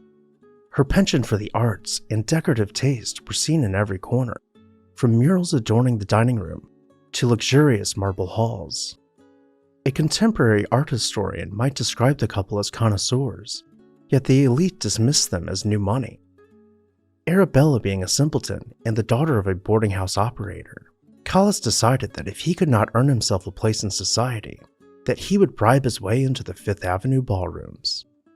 It is settled then, $9,000 for a place in society, Collis said to Ward McAllister, the man who, along with Carolyn Aster, held the keys to New York's high society. Ward McAllister invited the Huntingtons to attend lavish parties, dining with la creme de la creme, as they appeared to be inching closer to acceptance. Arabella felt the sense of triumph, the sweet taste of vindication, until Collis refused to pay Ward McAllister the promised fee, seeing no reason to honor his part of the bargain now that they were on the guest list of the Who's Who's. What Collis did not account for was Ward McAllister's connections in media. What followed was a torrent of scathing gossip and headlines, all designed to push the Huntingtons further from the sanctum they had almost entered. The snubbed gatekeeper had his revenge, and despite her cultured taste and sprawling mansion, Arabella was now a social pariah. Years later, the sound of Collis's labored coughing jolted Arabella awake at their Adirondack estate, Pine Knot. Despite the expansive rooms filled with rare books and paintings, the elegant furnishings, and the latest amenities, it was a reminder that life's most crucial moments boil down to the starkly human. I am very, very ill, Collis whispered, falling into unconsciousness, never to awaken again. The man who had brought her from the modest parlors of Virginia to the grand halls of New York was gone. Arabella found herself inheriting a fortune, but not the acceptance she long sought. When the will was contested by Princess Clara von Hatzfeldt, Collis's adopted daughter, the family split into warring fractions. Arabella spent years settling scores, sacrificing millions to maintain peace. Now alone in her sprawling mansion, she roams through rooms adorned with Van Dycks and Turners, past priceless volumes of Benjamin Franklin's manuscripts, each step echoing in the emptiness. She had everything a wealthy woman of the 19th century could desire, everything but the one thing she'd be willing to trade it all for: social acceptance. The totality of her existence could be summed up by the mansion at the corner of 57th and 5th. Beautifully constructed, richly furnished, but always on the periphery, always looking in from the outside. Arabella Huntington had built a palace, yet she found herself still knocking at the gates, waiting for someone, anyone, to finally let her in. The Huntington Mansion stood as a testament to ambition and aspiration, but also to the perennial truth that some doors, no matter how gilded, remain firmly shut. When she passed away, the mansion was inherited by her son Archer, who claimed that the limestone block mansion was probably the best built house in the world. When he sold it to developers, the demolition process was slow, as the massive stone blocks would not simply give way to the wrecking ball, but had to be pried from their place one by one until the site was leveled. By 1940, not a single trace of the mansion was left, as the Tiffany & Company building swallowed up any memory of the mansion that once was. In this video, I tried a slightly different style of presentation. What did you think about this format? Let me know down below in the comments section. And while you're there, make sure to hit that subscribe button so you never miss an exciting episode of This House. Aside from Mrs. Aster, have you ever wondered how the other members of New York's high society lived? Hi everyone, Ken here. Welcome to This House. Ambrose Lanfear Norrie's entrepreneurial spirit came to light in 1882 when he discovered the iron ore of the Gogebic Range. His discovery not only led to the inception of the Lowry mine, but also played a pivotal role in birthing the town of Ironwood, Michigan. His business endeavors expanded as he held prominent roles in the Ohio Mining and Manufacturing Company and the Buffalo, Rochester, and Pittsburgh Railroad. Beyond the realms of business, Norrie was a celebrated figure in New York society. From hosting lavish dinners with 100 guests to receiving a coveted Stradivarius violin from his dear friend, John Willing, Vincent Astor's uncle, Norrie's life was brimming with opulence. The most elite clubs in the city proudly counted him a member, adding to his extensive influence. With his acceptance in high society came the expectation of building a mansion in Manhattan. He hired the architecture firm of Renwick, Aspinwall & Owen to design for him a stately 4-story limestone mansion on a narrow lot at 15 East 84th Street. Entering the mansion, you would pass through double glass and wrought iron doors to arrive in the vestibule, finished out with limestone walls and a tile mosaic floor. Next, you would be welcomed into the stair hall, where the carved wooden balustrade wrapped around a mezzanine. The double-height ceilings continued into the Great Hall, where a massive limestone hearth allowed for cozy alcoves to be tucked away on either side of the fireplace. In the dining room, the ceilings dropped to accommodate electric lighting, with bulbs dangling from the pleated fabric. The hand-stenciled ceiling in the library became a dramatic point of interest as the rounded windows rolled to a point, slicing into the barrel-vaulted ceiling. Finally, the ballroom was meant to dazzle, with white wall panels decorated with gilded plaster festoons. The same fabric as the curtains was applied to each paneled section of wall, almost giving the illusion that the room was blanketed with covered windows. Unfortunately, tragedy struck in 1910 when Norrie gave way to pneumonia. Later on, in the 1920s, the mansion was placed up for sale. By 1928, the site of the former mansion appeared unrecognizable. While it had not exactly been torn down, the interior was completely remodeled and the facade was bumped out to the street to create more interior square footage. What remains today is beautiful in its own right, but hardly a whisper of Norrie's mansion lingers in the air. Which room is your favorite? Let me know down below in the comments section, and while you're there, make sure to hit that subscribe button so you never miss an exciting episode of This House.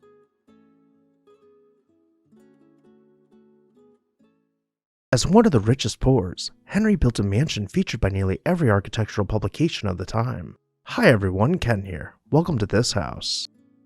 In 1844, Henry Poor was born to a well-to-do family in Bangor, Maine.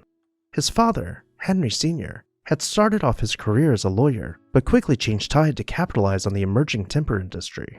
He took a gamble, investing all of his money into timber, and with a little bit of luck and a lot of binding contracts, he was able to take control of the timber industry in Maine, becoming one of the state's wealthiest residents in just a few short years.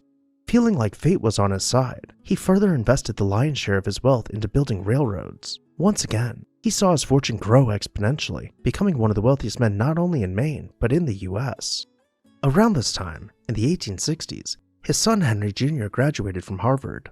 The father and son duo collaborated to create a new business known as the HV and HW Poor Company, which quickly evolved into Standard & Poor's, known more commonly as the S&P. They published financial research and analyzed stocks, becoming an invaluable asset for investors and stock traders alike in the railroad industry. Their financial analyses were so heavily relied on that they had no other option than to expand into all facets of industry. Over the next few decades, what we now know as the S&P became the leading authority on credit rating and financial research. This of course made both men even wealthier than they already were. Henry Poor Jr. hired architect Stanford White to design for him a stately and imposing mansion in Manhattan. Then he sought to build a refined country estate in Tuxedo Park, New York. He hired architect Henry Randall to design for him a sprawling mansion based on Jacobean design. Upon its completion in 1899, word began to travel about his exquisite estate, and various publications were invited out to the property to photograph it. Not only was the red brick mansion a sight to behold, but the grounds which surrounded it were shaped to provide a perfectly balanced context to frame the house. Long runs of balustrade were planned to reach towards the horizon, creating a staggered series of terraces from which to not only enjoy the viewshed, but to frame formal gardens with sightlines terminating on fountains and statues. To enter the mansion, we will find the front door below a heavily embellished limestone archway. This brings us to the hall, stretching nearly from side to side in the mansion, where we will find each of the public rooms branching off from its many openings. Let's first venture into the drawing room, and though the space is dominated by a floor-to-ceiling stone fireplace, let's not forget to admire the craftsmanship of the doorways and the coffered ceiling. Next, we can make our way into the dining room, clad in rich oak paneling softly illuminated by sconce lights in the absence of a chandelier. Behind us, the fireplace is decorated with intricate stone relief work. As we continue exploring this grand estate, we find the library enveloped by built-in bookcases, and inset within the fireplace's upper mantel, niches were designed to display a collection of Henry's most prized porcelains. While the entire estate was planned for entertaining, the smoking room is where Henry preferred to host only his closest friends. Here he could show off trophies from his hunts and photos from his travels and catch up with friends long into the night. As the sun begins to set, we will make our way back into the hall and begin searching for the bedrooms. Off to the side, beyond an intricately carved arcade, we find the grand staircase welcoming us to the second floor. As we reach the landing, we pause to admire the sheer artisanry boasted by every surface. From delicate wood carvings to graceful plasterwork, the attention to detail is exquisite. Staying over, we will be shown the many guest rooms. While no two rooms are even close to being identical, they each share heavy wooden furniture paired with subdued colors in their textiles. Even Henry's room follows this general rule of design, though it is much larger than the rest, with sweeping views overlooking the viewshed through its bay window and a private veranda to enjoy still nights with fresh air. Henry Poor enjoyed summering at Woodland for nearly a decade before he lived up to his own name. During the panic of 1907, stock prices fell more than 50%, causing fortunes to be wiped out overnight. Henry had most of his money invested and lost most of it as well. He could no longer afford to hold on to both his Manhattan mansion and Woodland. For his house in Manhattan, I'll link a video at the end of this one, but as for Woodland, he held on for as long as he could in the hopes that the market would turn around and he could recoup his losses. But by mid-1908, things were looking grim. He sold the estate at a heavy discount just to unload it. It was originally purchased by priests for use as a monastery before it was transformed into a school. More recently, however, Woodland has been revitalized as a private residence, and though many changes were made over the years, a substantial portion of its original interiors remain intact and restored. Did you have a favorite room or architectural feature? Let me know down below in the comments section. I'd also like to take a moment to say a huge thank you to our This House supporters. If you would like to see your name on the screen and show your support for the production of these videos, join our membership program today. As always, make sure to hit that subscribe button so you never miss an exciting episode of This House. Some of the largest mansions we've ever seen aren't nearly as opulent as this one. Hi everyone, Ken here. Today we are visiting a stunning mansion in Cortland, New York. Hit the subscribe button and let's explore this house. In 1843, Chester Wickwire was born into a humble farming family in McGrawville, New York. His early years were shaped by the values of hard work and modest living, which would carry through his life even as he transitioned from a rural upbringing to the bustling industrial town of Cortland, New York. At the age of 22, Wickwire left his family's farm and moved to Cortland, where he opened a grocery store with the assistance of his father Raymond. The family business became an anchor for Chester, and after his father's passing, it transitioned into a hardware store, an operation that would eventually set the stage for his later industrial success. In 1873, a seemingly routine transaction changed Chester's life forever. In exchange for a debt, a customer gave Chester a carpet loom, which sparked his mechanical curiosity. Wickwire tinkered with the loom, adjusting it to weave wire instead of fabric. Realizing the potential of this innovation, Chester, along with his younger brother Theodore, pivoted entirely to wire weaving and founded the Wickwire Brothers Manufacturing Company. By 1876, the grocery and hardware store was a thing of the past, and the brothers focused solely on wirecloth production. This move proved to be wildly successful, and by 1883, their company had become the second largest manufacturer of wirecloth in the United States. The rise of the Wickwire brothers was bolstered by the practical needs of rural America. Their wirecloth found applications in various agricultural tools and household items, such as corn poppers, flower sieves, and window screens. Chester's first-hand knowledge of consumer needs allowed him to design products that farmers and rural households required. The company's success, however, was also attributed to Chester's strategic control over patents, which ensured that they could produce wire goods competitively. As his business flourished, Chester began constructing a grand house that would symbolize his financial success and social standing in Cortland. In 1888, he commissioned New York architect Samuel B. Reed to design his home on Tompkins Street, an impressive limestone structure completed in 1890. Reed, known for his Chateau-esque and Richardsonian Romanesque styles, created a residence that echoed the opulent mansions of Gilded Age America. The house featured towers, turrets, and a variety of window shapes, lending it a castle-like appearance that solidified Chester's place among the town's elite. The inspiration for the design reportedly came from a house built for James A. Bailey of Barnum and Bailey circus fame, which Chester admired during a trip to New York City. Inside, the mansion was just as impressive as its exterior. The interiors, designed by Joseph Burr Tiffany, a cousin of Louis Comfort Tiffany, featured elaborate woodwork, stained glass, and frescoes. The entrance hall, with its oak paneling and Renaissance-style decorative elements, became a showcase of Victorian craftsmanship. Starting at the reception room, I'll preface our tour by saying that all the rooms were filled with fine furniture, including pieces that blended colonial revival styles with French Louis XV and Louis XVI influences, something we'll see play out as we continue along.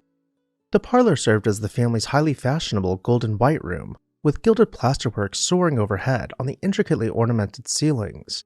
For the wall treatments, a mix of shimmering gold silk damask and Wilton carpet added a soft, luxurious ambiance. In the library, the quality of craftsmanship becomes evident from parquet floors to simple but refined built-in bookcases with leaded glass panels concealing the family's book collection. This feeds into the fernery and sun parlor, which is dominated by a massive stained glass skylight.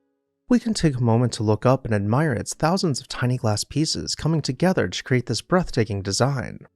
The dining room combines several of the elements and designs we have seen so far, from rich wood wainscoting to floral motifs found in the frieze.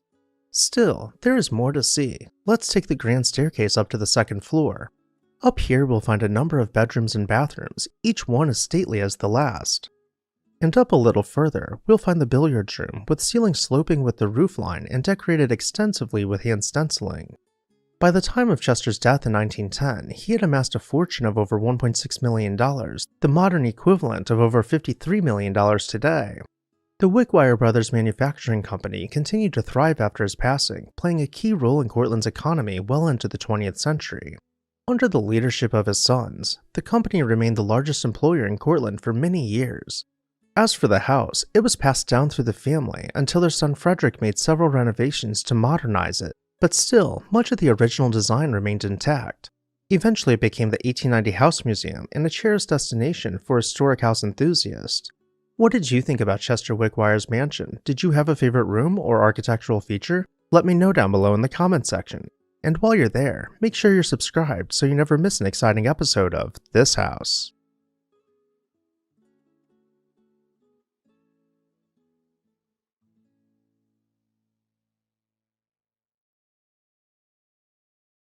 There's something to the old saying, being in the right place at the right time.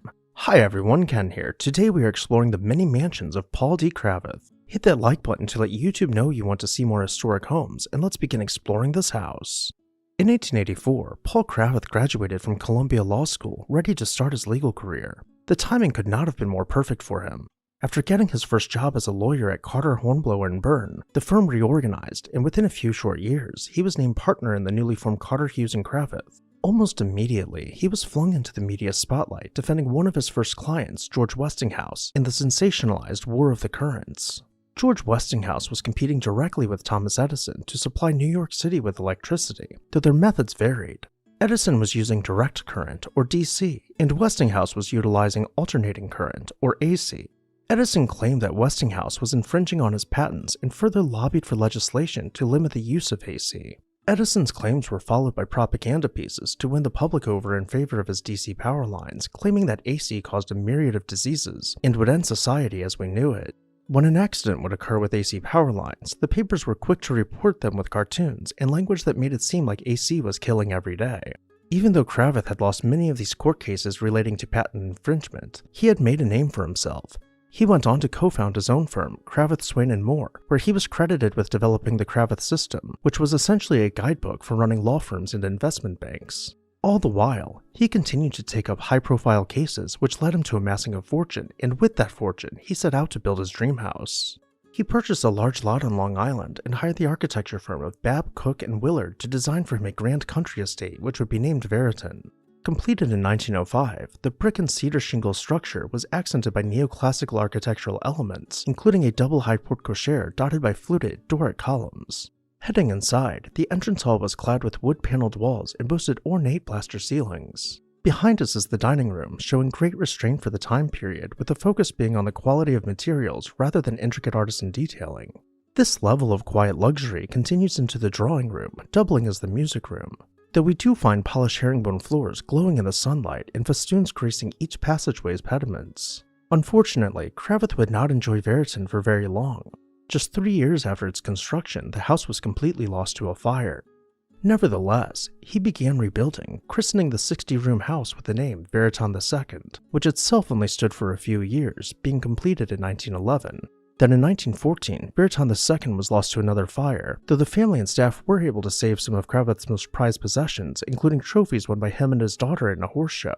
At this point, Cravath gave up on his prized lot and started construction on a new house in Locust Valley. He hired architect Bradley Delahanty to design a house that wouldn't so easily burn down. The 19-room mansion, constructed of brick with a whitewashed facade, was positioned to sit proudly on 27 acres of perfectly manicured gardens overflowing with English ivy and wisteria. The grounds were further planted with hundreds of dogwood trees, and lawns were separated by hedges, which created layers of formal gardens and tucked-away terraces. If we were visiting the estate known as Stillhouse as guest, we would make our way up the long, winding drive until we find the gate marking the motor court. From here we will drive between the two urns and step out of our 1920s automobile at the front door. The doorman will now take the keys and park our car for us around the corner. In the meantime, we can head inside. After passing through the vestibule on the left, we arrive in the reception hall. Let's take the door at the end. This leads us to the stair hall, and while we might want to fly up the grand staircase, we still have many more rooms to see on the main level. The stair hall connects us to the dining room, which, unlike in his previous houses, embraces artisan work. The walls are covered in murals, and each surface is decorated with antique tchotchkes. Even so, life at Stillhouse is relaxed, with the dining room opening onto a dining porch. From the dining porch, we can slide into the sitting room, doubling as the loggia as we cut back towards the stair hall. From here, we'll head across the reception hall toward the other wing of the house. This will bring us to the study, which is surrounded on all sides by built-in bookshelves, but this room is only a precursor to the library. On the other side of the fireplace, we find the 2-story library with rounded corner shelves, a catwalk, and furniture cozied up to a large hearth. Finally, Cravath had a house he could relax in, one that would not go up in flames. He was able to enjoy it into his golden years, passing away in 1940. Stillhouse was then sold to the Rothschild family, who used it as their Long Island cottage during World War II. The property has changed hands a few times since, but continues to stand with many of its original features intact. What did you think about Stillhouse? Let me know down below in the comments section, and while you're there, make sure to hit that subscribe button so you never miss an exciting episode of This House.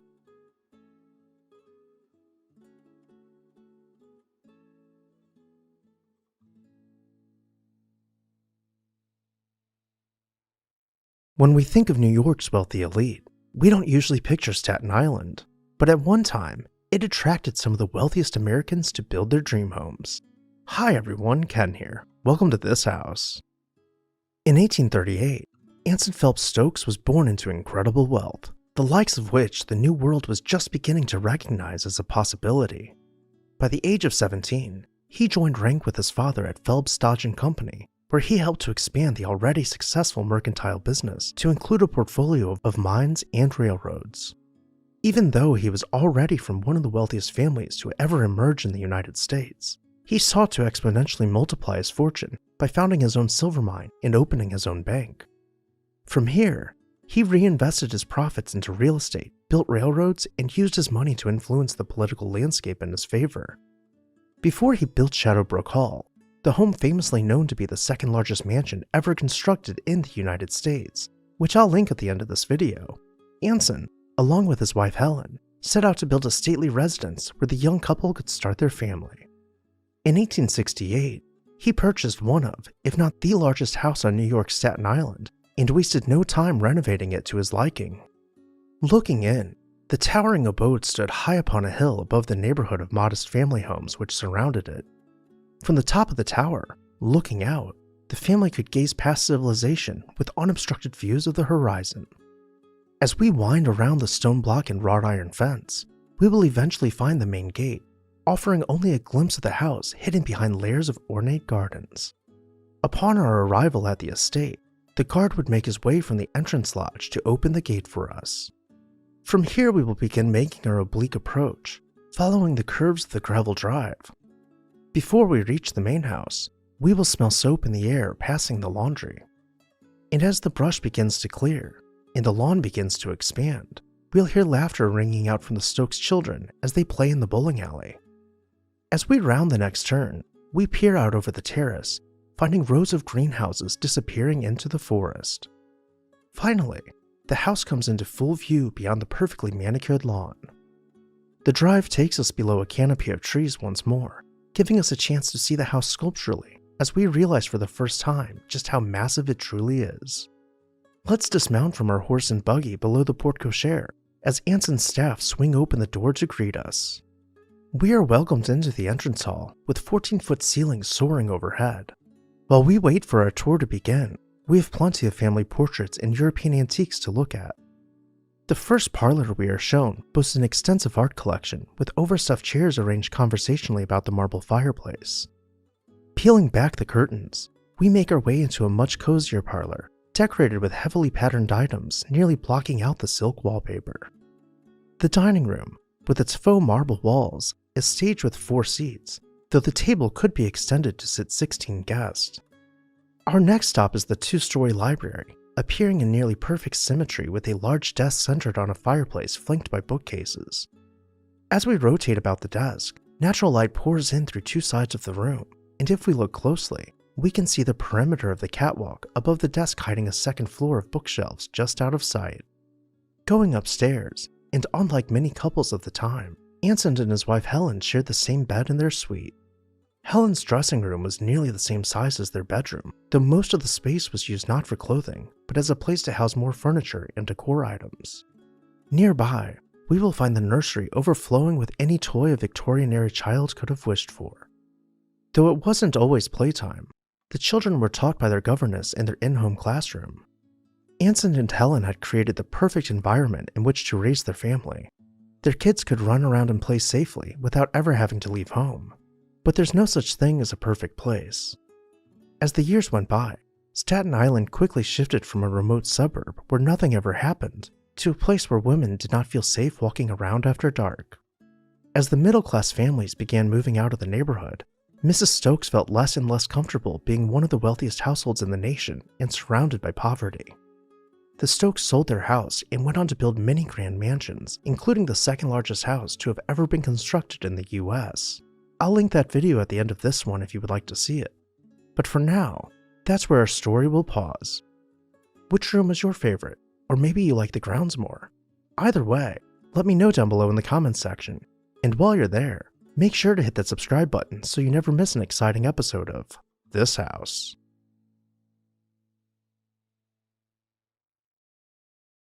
Few stories capture the imagination quite like Around the World in 80 Days. While many have heard of Nellie Bly's 72-day journey, the tale of Elizabeth Bisland's parallel circumnavigation often whispers like a forgotten echo from the past. Hi everyone, Ken here. Today we are adventuring all the way around the world to explore this house. On November 14, 1889, two women set out from New York City on a quest to outdo Phileas Fogg, the fictional character from Jules Verne's Around the World in 80 Days.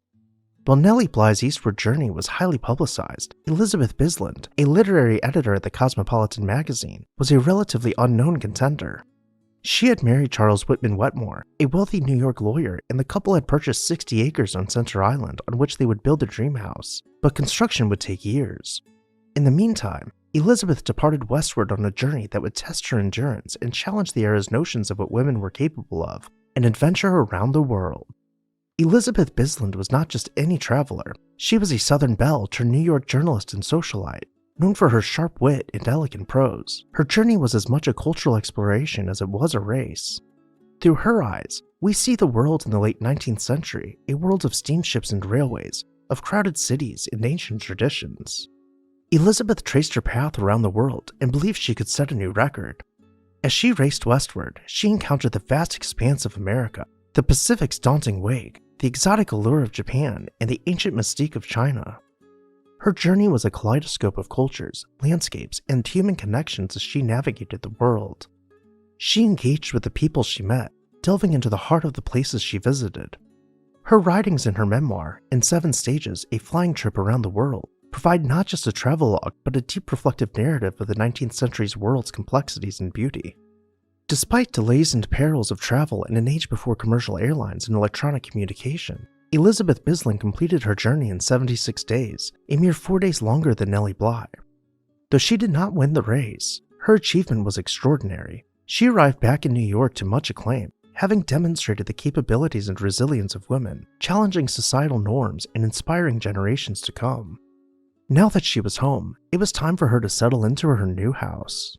The couple's mansion, which they named Applegarth, had been designed in the Tudor Revival style. Not wanting to break from the overall aesthetic, every piece of the property was styled to mimic various elements from the time period. From the lush gardens with their quaint but charming walkways, to the path leading to their boathouse, Applegarth was an Americanized interpretation of some of the best sights seen by Elizabeth while she traveled across Europe. To enter the mansion, we will follow the pea gravel drive towards the arched limestone entryway. Before entering, we can pause to admire the detailing from the carved pointed arches set below lions' heads to the elaborate gingerbreading gracing the gabled slate roof. The interior was designed to be dark, in keeping with traditional Tudor design elements, with whimsical woodwork mimicking Gothic tracery in the stair hall. The resplendent drawing room was clad in wood paneling with exposed wood beams soaring above antique furniture, contrasting with the all-white library visible through the first opening on the right. Though, this room's most captivating feature was perhaps its Indiana limestone fireplace, an exact replica of Queen Elizabeth I. Continuing through the drawing room, views of the water crest beyond the tea room's windows, Elizabeth's favorite room in the house where she could watch the yachts pass by. The dining room, with no overhead chandelier, was meant to be a romantic destination where Elizabeth and her husband could enjoy meals by flickering candlelight. They enjoyed the property for several decades, growing old together on the waterfront. First, Charles passed away in 1919. Curiously enough, Elizabeth and Nellie Bly, her competitor from many years earlier in the race around the world, both contracted pneumonia in the 1920s. Nellie beat her one more time, heading to the grave first, but Elizabeth held on until 1929. Applegarth was eventually torn down in 1940 to make way for new development, but we thankfully still have a handful of photos to remember the mansion by. Elizabeth Bisland's journey might not have garnered the same historical spotlight as Nellie Bly's, but her story is no less inspiring. It's a narrative of curiosity, determination, and the relentless pursuit of knowledge and experience. In a time when women were often relegated to the sidelines, she took center stage in a global adventure, proving that courage and ambition know no bounds. Which room is your favorite? Let me know down below in the comments section, and while you're there, make sure you are subscribed with that bell notification turned on so you never miss an exciting episode of This House. In November of 1910, a group of influential bankers and politicians met secretly on Jekyll Island, Georgia. This meeting would lay the foundation for the creation of the Federal Reserve System. Hi everyone, Ken here. Today we are touring the Manhattan mansion of Henry P. Davidson and unmasking the creature from Jekyll Island. Hit that like button to let the algorithm know you enjoyed these videos, and let's explore this house. Among the attendees of the secret meeting on Jekyll Island was Henry Pomeroy Davidson, a senior partner at J.P. Morgan & Company. Davidson, along with Nelson Aldrich, A. Piet Andrew, Frank Vanderlip, and Paul Warburg, aimed to reform the nation's banking system to prevent the frequent financial panics that had disrupted the U.S. economy. The late 19th and early 20th centuries were marked by periodic financial crises in the United States. These crises often led to bank failures and economic downturns. The banking system at the time had several weaknesses. Reserves were spread across numerous banks and were not easily accessible in times of crisis. Moreover, the supply of currency was inflexible, tied to gold and government bonds, and did not adapt to seasonal demands, leading to volatile interest rates. Additionally, American banks were unable to operate internationally, which increased the cost and risk of financing imports and exports. To address these issues, Aldrich, Davidson, and others met in secrecy under the guise of a duck hunting trip. They boarded Aldrich's private train and traveled to the secluded Jekyll Island Club. The group's clandestine approach was meant to avoid public suspicion and political backlash, as their ties to Wall Street could have jeopardized the plan's acceptance. During their stay, the men worked intensely to draft a plan for a central banking system. By the end of their meeting, they had outlined a proposal for the Reserve Association of America, which would later evolve into the Federal Reserve System. The proposed system included a central bank with regional branches, each responsible for holding reserves, issuing currency, and managing payments between banks. After the Jekyll Island meeting, Aldrich presented the plan to the National Monetary Commission. However, political changes and opposition led to modifications. When Woodrow Wilson became president, the plan was revised to incorporate more government control and democratic oversight. In 1913, the Federal Reserve Act was passed, establishing the Federal Reserve System and unleashing what was known as the Creature. This new system aimed to provide a more elastic currency, improve the stability of the banking system, and better manage the nation's financial resources. Henry P. Davidson played a crucial role in the creation of the Federal Reserve. His expertise and efforts at the Jekyll Island meeting were instrumental in shaping the system that would bring greater financial stability to the United States. Beyond his banking career, Davidson also made significant contributions to humanitarian needs through the Red Cross, but his physical legacy continues in the architecturally significant mansions he built. Davidson hired the esteemed architecture firm of Walker & Gillette to design for him a towering Manhattan mansion at the corner of Park and 69th Street. His mansion was designed to boast every modern convenience imaginable, from electric lighting to elevators and even a motorized turntable to reorient his automobiles before leaving the house. To enter the mansion, we will find the front door bridging a dry moat and continue through the vestibule and up a few steps. This brings us to the stair hall, finished out with dotted marble floors and painted wall panels complementing the curving grand staircase's wrought iron balustrade. To the right-hand side, we will find the reception room with an intricate entablature decorating the fireplace's mantel. To the other side of the stair hall is the dining room, continuing these neoclassical themes. Behind the fireplace is the butler's pantry, where nearly a dozen leaves were stored for elongating the dining room table. Let's return to the grand staircase and begin making our way to the second floor. We can take a quick look at the floor plan to reorient ourselves before exploring the public rooms. Arriving at the second floor landing, we immediately face the morning room's double doors encased in a gilded surround. If we turn around, we will find that the grand staircase continues spiraling upwards in the house. To one side we find the library, finished out in rich wood paneling with an ornate plaster ceiling. To the other side is the living room, boasting these same finishes but with a more refined design with cleaner lines, aside from the marble mantel and festooned door surround. Davidson did not just have a Manhattan mansion, he also had an incredible country estate on Long Island known as Peacock Point, which we recently covered. I'll have that video linked at the end of this one if you'd like to continue the tour and find out what happened to Davidson.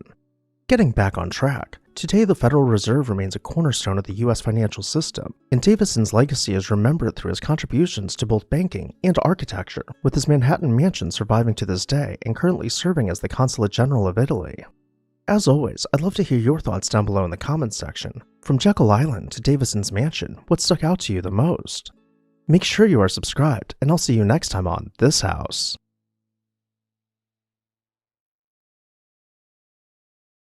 Have you ever wondered what cities looked like before they were built up? Hi everyone, Ken here. Today we are exploring Spring Hill, the home of a lady who owned half of Harlem. Hit that subscribe button and let's explore this house. In the early 1800s, Mary G. Pinckney was born into a wealthy family, but after her mother divorced her father and remarried, things took a turn for the worst. Her stepfather, Archibald Watt, lost his fortune in the Panic of 1837, which caused the family to experience financial distress. Archibald was not able to afford back taxes and faced the reality of losing all of his property, including his family's Harlem manse known as Spring Hill, to foreclosure. Around this time, Mary's birth father unexpectedly passed away and left her a hefty inheritance. Mary, having an astute mind for business, offered her stepfather a deal he couldn't refuse. In exchange for the family mansion, farm, and all of his land holdings, she would trade him the entirety of her inheritance. Archibald agreed and transferred dozens of land titles to Mary on the condition that she would be generous with the family should the property ever become valuable. Fast forward about 30 years, and New York is expanding at an unprecedented rate. By the end of the Civil War, not only was the city encroaching on Mary's once rural land holdings, but she had been anticipating it the entire time. She subdivided most of her land into over 1,000 building lots and began not only selling them, but also orchestrating land leases. She did so strategically, reinvesting her profits into more land, and by the 1880s, she was said to own half of Harlem and was recognized as the largest female landowner in the state of New York. Around this time, Mary undertook significant renovations at the Spring Hill mansion. She added a third floor concealed by a mansard roof, updating the Georgian mansion to the Second Empire style. The one-story porch was then extended to 2 stories, supported by grand columns. As the years passed, the mature trees grew larger and apartment buildings walled off the property, leaving a slice of rural New York in the heart of Harlem. The interior of the mansion was also renovated while retaining much of its original layout, though the alterations were carried out with respect for the already historic architecture by leaving most of the woodwork, including the grand staircase, intact. Most days, she could be found in her library, meticulously poring over contracts and bids from developers. Even though it was almost unheard of to do business with a woman at this time period, if a developer wanted to build something in Harlem, they had to meet her here to negotiate. Continuing our tour, we find the drawing room, a truly unique space for the time, where Mary blended the old with the new. She left the millwork and plasterwork intact while bringing in a new marble mantel as well as what was considered modern furniture for the time. In the dining room, she incorporated heritage pieces with modern furniture in a way that refreshed the mansion without losing the family's history. Around this time, the papers began speculating that she must be worth a few $1,000,000, and while she lived in the largest house on the largest lot in the neighborhood, it would prove to be far below her means. As time went on, she continued divvying up her land, constantly increasing her net worth, and just as she had promised her stepfather, Mary gave away entire city blocks to her nieces and nephew. Then, in 1908, at the age of 99 years old, she passed away, never having been married with no children of her own. Astoundingly, when her will was made public, the gossip columns found that they had way underestimated her net worth, which was actually over $50 million, the modern equivalent of about $1.7 billion. She left everything to her 2 nieces and nephew, along with a year's salary for her favorite servants. With so much money on the line, her extended family battled each other in the courts for years as they tried to have the nieces declared mentally incompetent to manage their inheritances. Unfortunately, there's not a happy ending for the family, just greed tearing them apart for the rest of their lives. As far as Spring Hill is concerned, Mary recognized that without her around, there would be no one to hold on to the house. She made provisions in her will to have her family's graves moved off the property should her nieces and nephew decide to just pave over them. Then in 1925, after her family had settled their legal disputes and sold off nearly all the remaining property, Spring Hill and the block it sat on was sold for $5 million, the modern equivalent of about $90 million. The house was promptly torn down and the block was built up with apartment buildings. Standing roughly where the porch began is now a McDonald's drive-thru. As always, I'd love to hear your thoughts on Spring Hill down below in the comments section, and while you're there, make sure to hit the subscribe button so you never miss an exciting episode of This House.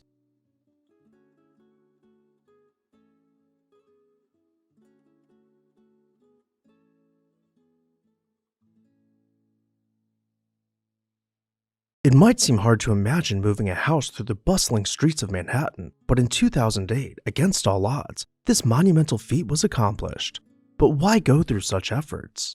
Hi everyone, Ken here. Today we are following the Grange across Manhattan as it finds its final resting place. Make sure to hit that subscribe button so you never miss an exciting episode of This House. This historic house, once the cherished home of Alexander Hamilton, one of the United States' most influential founding fathers, has journeyed through time and space to claim its current resting place. But how did this grand abode, a silent witness to the birth of our nation and the life of a revolutionary, come to be moved not once, but twice? Let's delve into the captivating tale of the Grange, a house as dynamic as its illustrious owner. Alexander Hamilton, a name synonymous with the founding of the United States, was a man of profound intellect and indomitable spirit. Born out of wedlock in the Caribbean, Hamilton's early life was marked by adversity, yet his keen mind and eloquent pen propelled him from the depths of despair to the heights of political power. As George Washington's right-hand man during the Revolutionary War and the first Secretary of the Treasury, Hamilton's impact on America is undeniable. Amidst his monumental contributions to the nation, Hamilton sought solace in the construction of the Grange, the only home he ever built, designed by the esteemed architect John Macomb Jr. and completed in 1802. The Grange was initially perched on a 32-acre tract of land in what is today known as Harlem. This federal-style mansion was Hamilton's rustic retreat from political turmoil, a place where he could indulge in the company of his beloved family. However, Hamilton's tenure at the Grange was tragically short-lived. He died just 2 years after its completion, losing in a duel to Aaron Burr. As the years rolled on, the Grange witnessed the transformation of its surroundings from countryside to cityscape. By the late 19th century, the encroachment of urban development threatened its existence. In a bid to preserve this historic gem, St. Luke's Episcopal Church, having acquired the property, undertook the monumental task of relocating the Grange in 1889. The house was tirelessly dragged by horses approximately 250 feet to a new location on Convent Avenue. This first move was a feat of engineering and a testament to the community's reverence for Hamilton's legacy. Yet the saga of the Grange did not end there. Fast forward to the 21st century, and this historic house faced another move, this time to ensure its preservation amidst modern challenges. After years of planning and preparation, including bracing the interior walls into architectural elements, in 2008, the 300-ton Grange was lifted by hydraulic jacks above the church, rolled across a steel-framed track, lowered back to the ground, and painstakingly transported through Manhattan's tight streets to its current location in St. Nicholas Park. This move, a delicate dance of precision and care, was driven by the desire to restore the Grange to its former glory and provide it with a setting reminiscent of its original surroundings. A new foundation had to be constructed in the park before the house could be nestled into its new setting. As soon as it had settled, restoration work began. Over the years, the house had fallen into disrepair, but it had been well documented. Crews began reassembling each room to be as historically accurate as possible to bring the house back to how it would have appeared when Hamilton called it home. After 3 painstaking years of meticulous restoration work, the Grange was finally ready to be open to the public as a house museum. Stepping inside transports us back in time, the house appearing as it did in 1802. Even though the parlor had been severely damaged over the years with peeling paint and cracking plaster, it was able to be brought back to life and staged with period furniture. The dining room had looked just as rough, but having moved the house across town, no challenge was too much.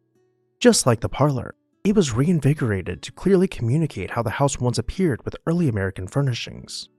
Today, the Grange stands as a beacon of history, its journey from a beloved family home to a cherished national memorial mirroring the tumultuous yet triumphant story of Alexander Hamilton himself. Visitors to the Grange can wander through its restored rooms, each nook and cranny brimming with tales of yesteryear. The Grange, much like Hamilton's legacy, has weathered the storms of time.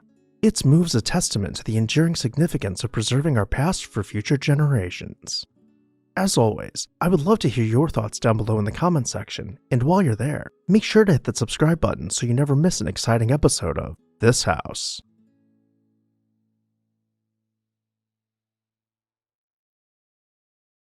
Imagine building not only your dream house, but transforming the world around you to perfection. Hi everyone, Ken here. Today we are exploring the Long Island estate of William D. Guthrie. Hit that like button to let YouTube know you want to see more videos about historic homes, and let's begin exploring this house.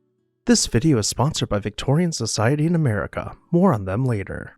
William D. Guthrie was a distinguished lawyer and academic who left a lasting impression on the American legal landscape. Born in San Francisco in 1859, he pursued his education internationally before studying law at Columbia University in the late 1870s. Guthrie's legal career brought him before the U.S. Supreme Court in some of the nation's most significant cases, where he became known for his clear reasoning, logical arguments, and unwavering convictions.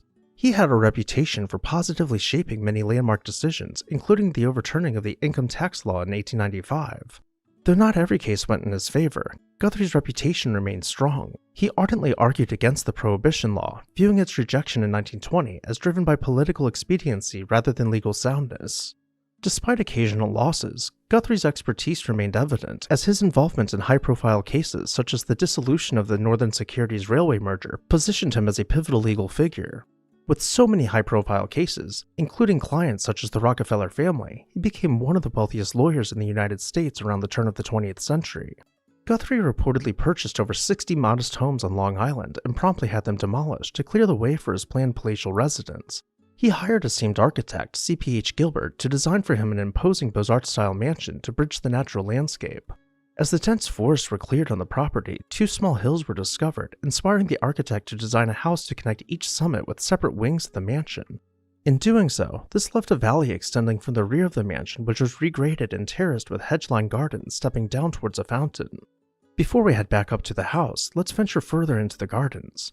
As we wind about, we will find terraces lined by stone balustrade offering sweeping views of the water. At the shore, we find the beach pavilion, where we can imagine Guthrie boarding his yachts. And if the estate was not yet impressive enough, we'll find the stables, which were claimed to be the largest on Long Island, and certainly the largest in Laddingtown around the turn of the 20th century. With dozens of outbuildings strategically hidden out of sight, we could spend all day exploring them, but we'll end our tour of the grounds with the greenhouse. Let's start making our way back towards the front of the house to find the door. Before we head inside, a quick word about the sponsor of today's video, Victorian Society in America. Are you obsessed with historic architecture? Have you ever wanted to go beyond reading and learning to actually experience historically and architecturally significant sites? With the Victorian Society in America, you can travel to American cities and tour exceptional 19th century buildings, and pursue learning in internationally acclaimed summer study programs in Chicago, Newport, and London. Join the Victorian Society in America this May for an educational tour in Baltimore. The itinerary is packed with exciting visits to key architectural sites, landscapes, and artistic gems. Click the link in the video description to visit victoriansociety.org to register today. Your architectural adventure starts here.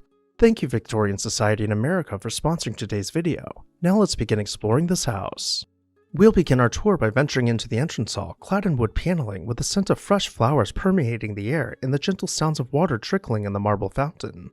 To one side we find the dining room, continuing these same finishes, though taking on a more Gothic appearance as is most noticeable on the fireplace surround. We'll then pass through double doors, flanked on each side by antique European tapestries to enter the library. Here we find one of the most unique plaster ceilings we have ever seen on this channel, suspending electric shadow lamps where the ceiling's geometry intersects with itself. The library was mostly just for show, as Guthrie could be found working in his study, perhaps drafting his well-known Magna Carta and other addresses. He continued to live in this palatial mansion for the rest of his life, passing away here in 1935. His will granted his wife lifelong tenancy, but before her passing, she sold the estate and its contents in 1956. In that same year, the mansion was demolished and the grounds were subdivided by a developer who built custom homes in its place. While some of the outbuildings have survived for decades, only bits and pieces of the lost mansion's gardens and balustrade hint that there was ever a grand residence straddling the site's twin peaks. What did you think about the mansion and its grounds? Let me know your thoughts down below in the comments section, and while you're there, make sure you are subscribed so you never miss an exciting episode of This House.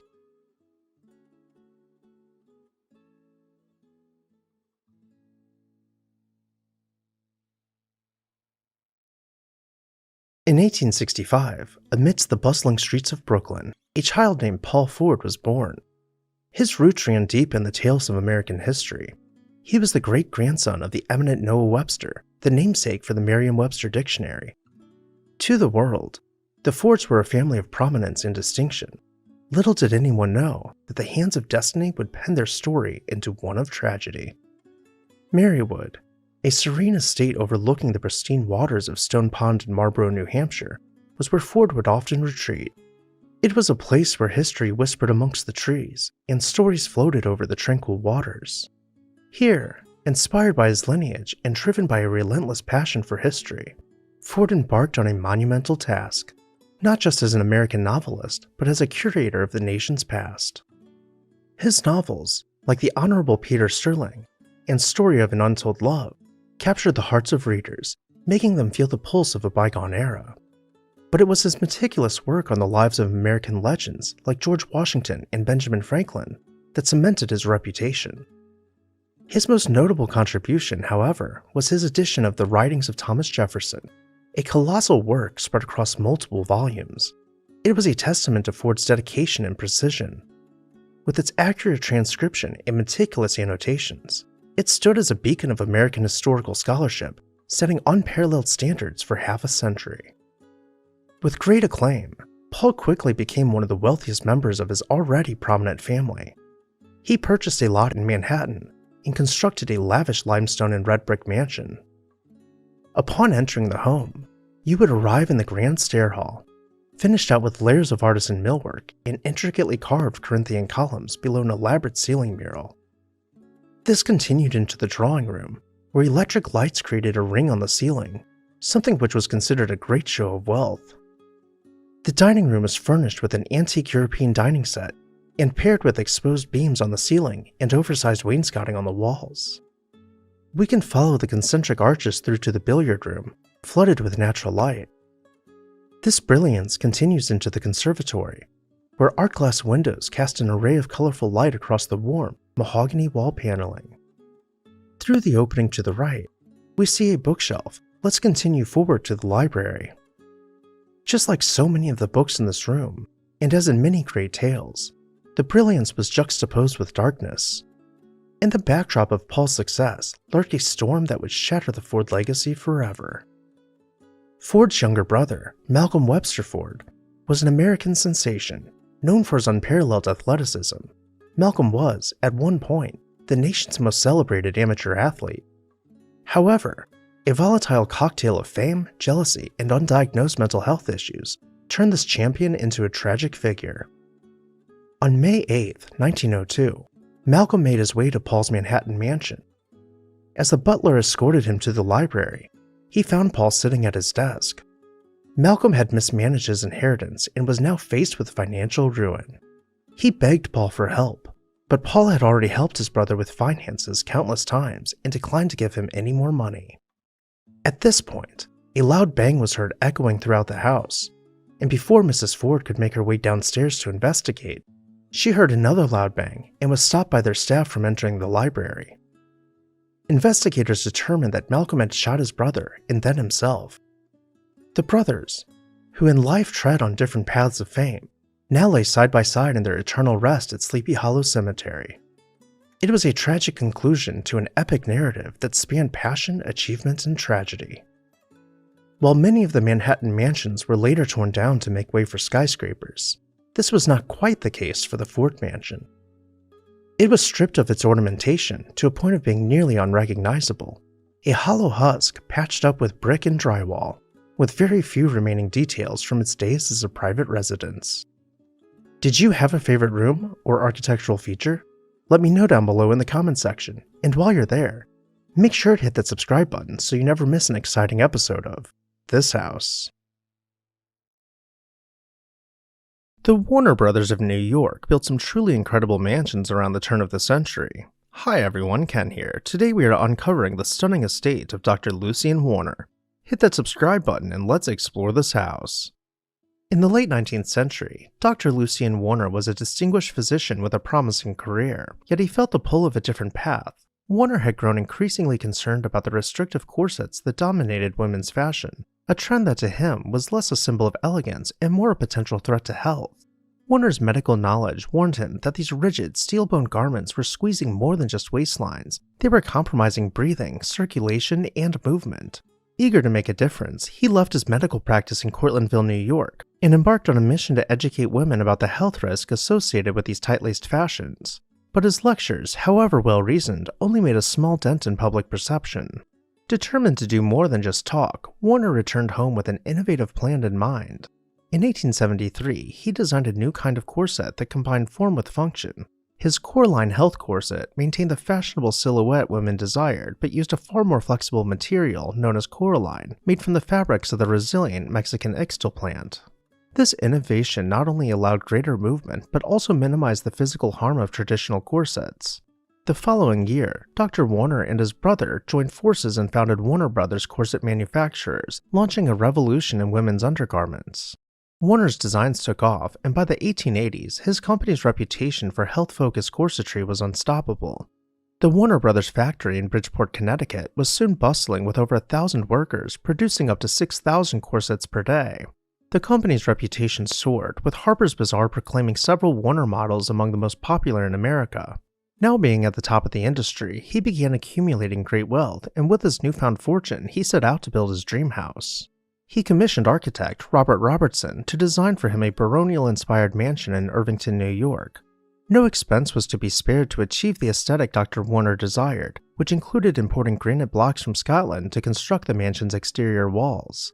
By 1896, the estate, which was eventually dubbed Richmond Hill, had been completed. Passing through the front doors, we arrive in the entrance hall, finished out with dark wood wainscoting and intricately carved pilasters.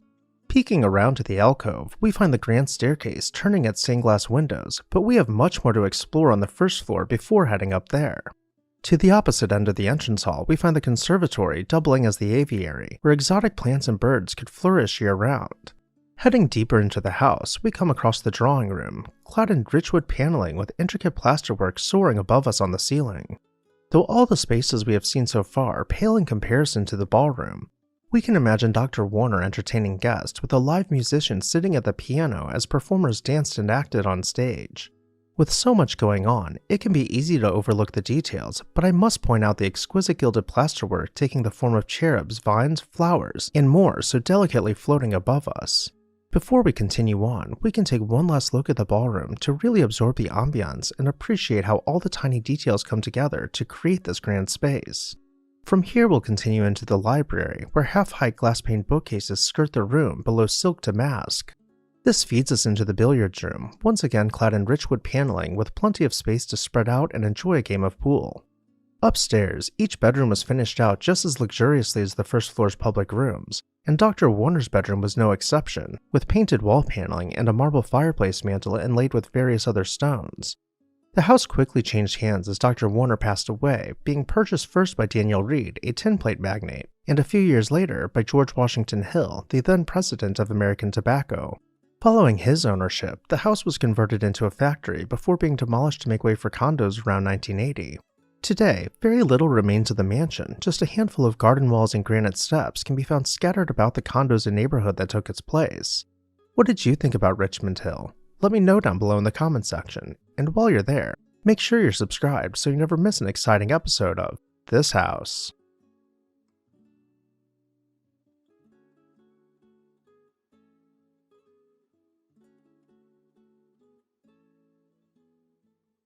In 1909, Henry Huddleston Rogers Jr. inherited one of the largest fortunes in American history.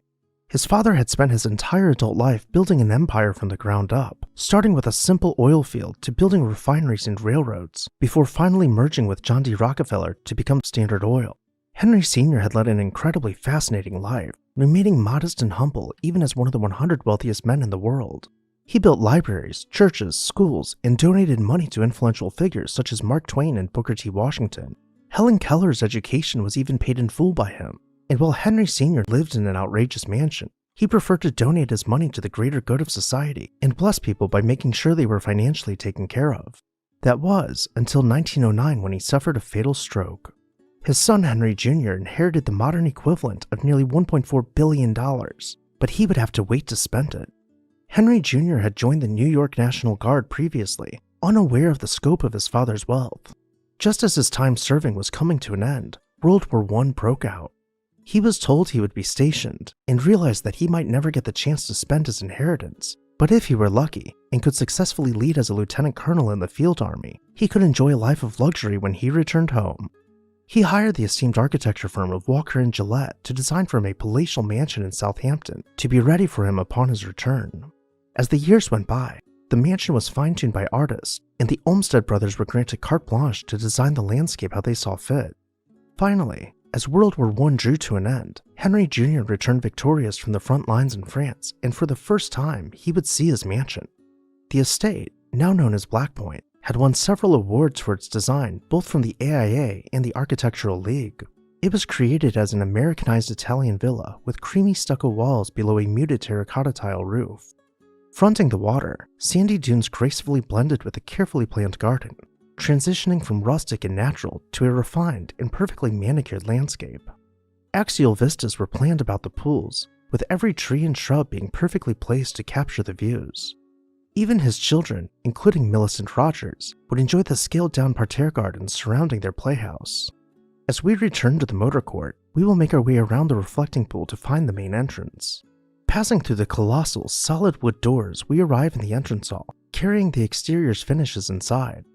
From terracotta floors to creamy plaster walls and wrought iron handrails overgrown with potted plants, when the doors are opened, the lines are blurred between indoor and outdoor living. We will first venture into the reception room, where archways are framed by antique European tapestries. Then we can make our way into the drawing room, flooded with natural light softly illuminating the coffered old-growth mahogany ceiling. French doors could be opened on either side of the drawing room to allow the fresh sea breeze to pass straight through the house. This brings us to the loggia, doubling as a breakfast room, once again with terracotta tiles clinking beneath our feet. The barrel-vaulted ceiling and the walls below are decorated with intricate murals in vibrant colors. Though for formal meals, guests would dine below the dining room's leaded stained glass skylight. Traveling through the house, doors could be found opening onto large terraces.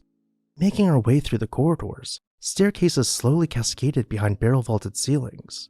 Each detail was meant not to be overbearing, but to contribute to the whole. Henry's den welcomes us in with a gentle fire warming the terracotta floors. Over time, he worked on model ships which he proudly displayed, suspended from the ceiling and hanging on the walls. As time went on, Henry's reputation began to slip. He became known as cold and ruthless, and unlike his father, he spent exorbitant amounts of cash just to show off. He purchased an additional 2,000 acres on Long Island, which he named the Port of Missing Men, a glorified hunting lodge on the water where he could race as many yachts. By the time he passed away in 1935, he had all but squandered the family fortune, leaving the modern-day equivalent of tens of millions to his daughter Millicent, who we will see more of in a future video. Shortly after his passing, the award-winning Black Point was torn down and slowly redeveloped as a neighborhood. Which room is your favorite? Let me know down below in the comment section, and while you're there, make sure to hit the subscribe button so you never miss an exciting episode of This House. At the dawn of the 20th century, the American landscape was marked by rapid industrial growth and the emergence of figures who were determined to leave their marks on the nation's history. Among these was Henry P. Davidson, a financier whose life story emulates the American dream, a remarkable story from modest beginnings to the pinnacles of financial and social prominence. Hi everyone, Ken here. Welcome to This House. Born in Troy, Pennsylvania, Henry aspired to climb the social ladder, working hard and studying in his free time. He dreamed of one day attending Harvard, but knew it was a long shot for a man of modest means. When he was denied a scholarship, he decided to carve his own way into society. Moving to Bridgeport, Connecticut, he encountered P.T. Barnum, the famed circus producer. This meeting proved fortuitous, as Barnum introduced Henry to influential local figures, including the Truby family, into which Henry would marry, solidifying his social standing. Henry's career in finance began in New York City, where he quickly ascended the ranks, eventually becoming president of the Liberty National Bank and founding the Bankers Trust Company. His financial insight caught the attention of George Banker of the First National Bank and later the legendary financier J.P. Morgan, who enlisted Henry's help during the Panic of 1907. In 1909, he joined J.P. Morgan as a senior partner, and during this time, J.P. Morgan listened to Henry's advocacy for a central banking system before meeting with other banking magnates on Jekyll Island in 1910 to begin establishing the Federal Reserve. Henry had finally made it to the top of the social ladder. Along this journey, he accumulated great wealth, and with his newfound fortune, he set out to build his dream house. The Charles Gates Mansion in Glen Cove, New York had just burned down, and the family was selling the prime lot overlooking Long Island Sound. In 1914, Henry purchased it and hired renowned architects Walker and Gillette to design a neo-Georgian mansion with a commanding presence. He then hired the Olmsted brothers to create a park-like setting to surround his mansion. After 2 long years of construction, Henry's estate known as Peacock Point was completed. The red brick house was dressed in classical elements with ornate balustrade and pediments decorating each level. Expansive porches allowed his family to enjoy fresh air along the water, and critics wrote about the mansion. It is ardent, earnest, and spirited. As we continue around Peacock Point, we will search for the main entrance. We find the front door flanked by limestone columns with intricate, delicate relief work forming vines to surround the arched opening. Swinging open the front doors, we arrive in the entrance hall, finished out with a dotted marble floor and wood-paneled walls and set with murals at the stair landing. Venturing into the dining room, we find the Georgian style has been refined to suit American taste, blending traditional design with refined, but more modern finishes for the time. The rounded breakfast room continues this playful twist on the style, with a large, multicolored glass dome soaring overhead.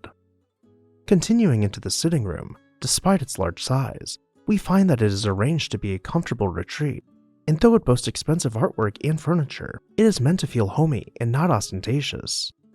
The library continues this trend of livable spaces, with comfortable sofas, large windows, and plenty of lamps to read by. Henry enjoyed Peacock Point for the rest of his life, giving back to the world by raising $4 million for the Red Cross during World War I.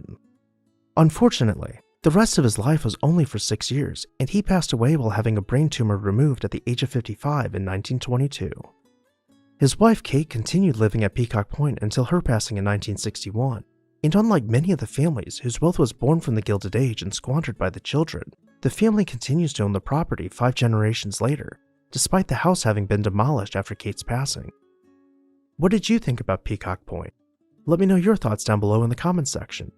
I'd also like to encourage you to check out our other channel, This House Plus, where you can find a curated selection of our videos streaming 24/7. I'll pin a link to the channel both in the comments section and in the video description. As always, thank you for watching, and make sure to hit the subscribe button so you never miss an exciting episode of This House.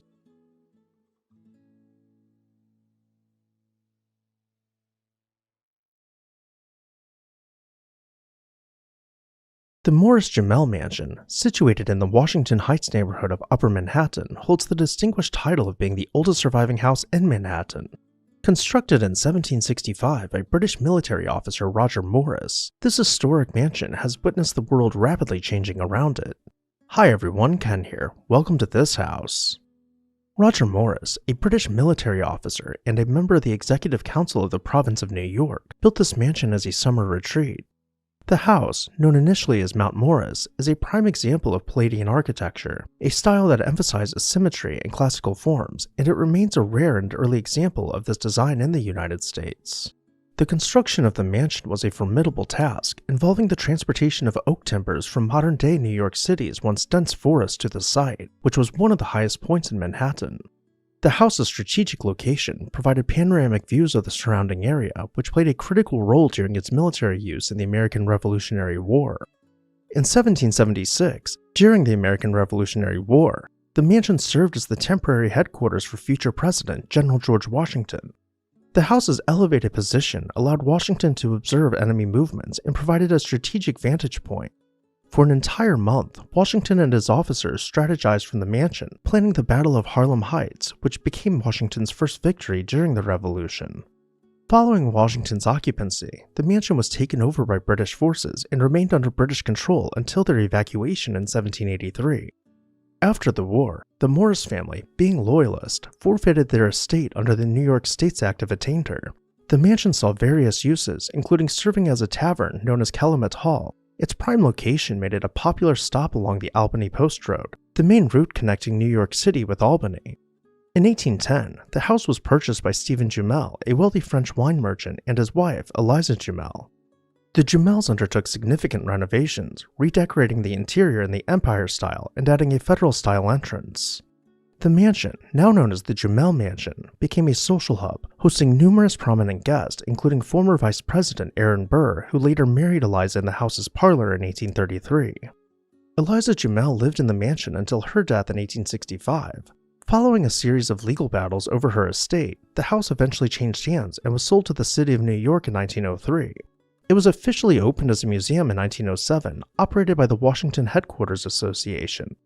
The museum has since undergone numerous restorations, preserving its historical integrity and showcasing its rich history. The mansion's architecture includes elements of Federal, Georgian, and Palladian styles, with a double-height portico, an octagonal rear annex, and a variety of period-appropriate furnishings and decorations. The main entry opens into a grand entrance hall that leads to a central hallway, extending to the octagonal drawing room at the rear. This layout is typical of Georgian-style houses, emphasizing symmetry and proportion. To the left of the central hallway are the parlor and the library. The parlor, or reception room, features paneled window shutters, 6/6 sash windows, and a fireplace with a wooden mantelpiece. To the right of the hallway is the dining room, designed for formal gatherings and meals. It is decorated with paneled window shutters, a wide archway leading to a butler's pantry, and a marble fireplace. But the true highlight of the first floor is the octagonal drawing room, an architectural marvel with paneled shutters, cornice moldings, and wainscoting. The mansion's design reflects the grandeur of 18th century architecture. The double-height portico with Tuscan columns, the elegant Georgian-style interior with high ceilings and spacious rooms, and the Federal-style additions from the Jumel era all contribute to its historical significance.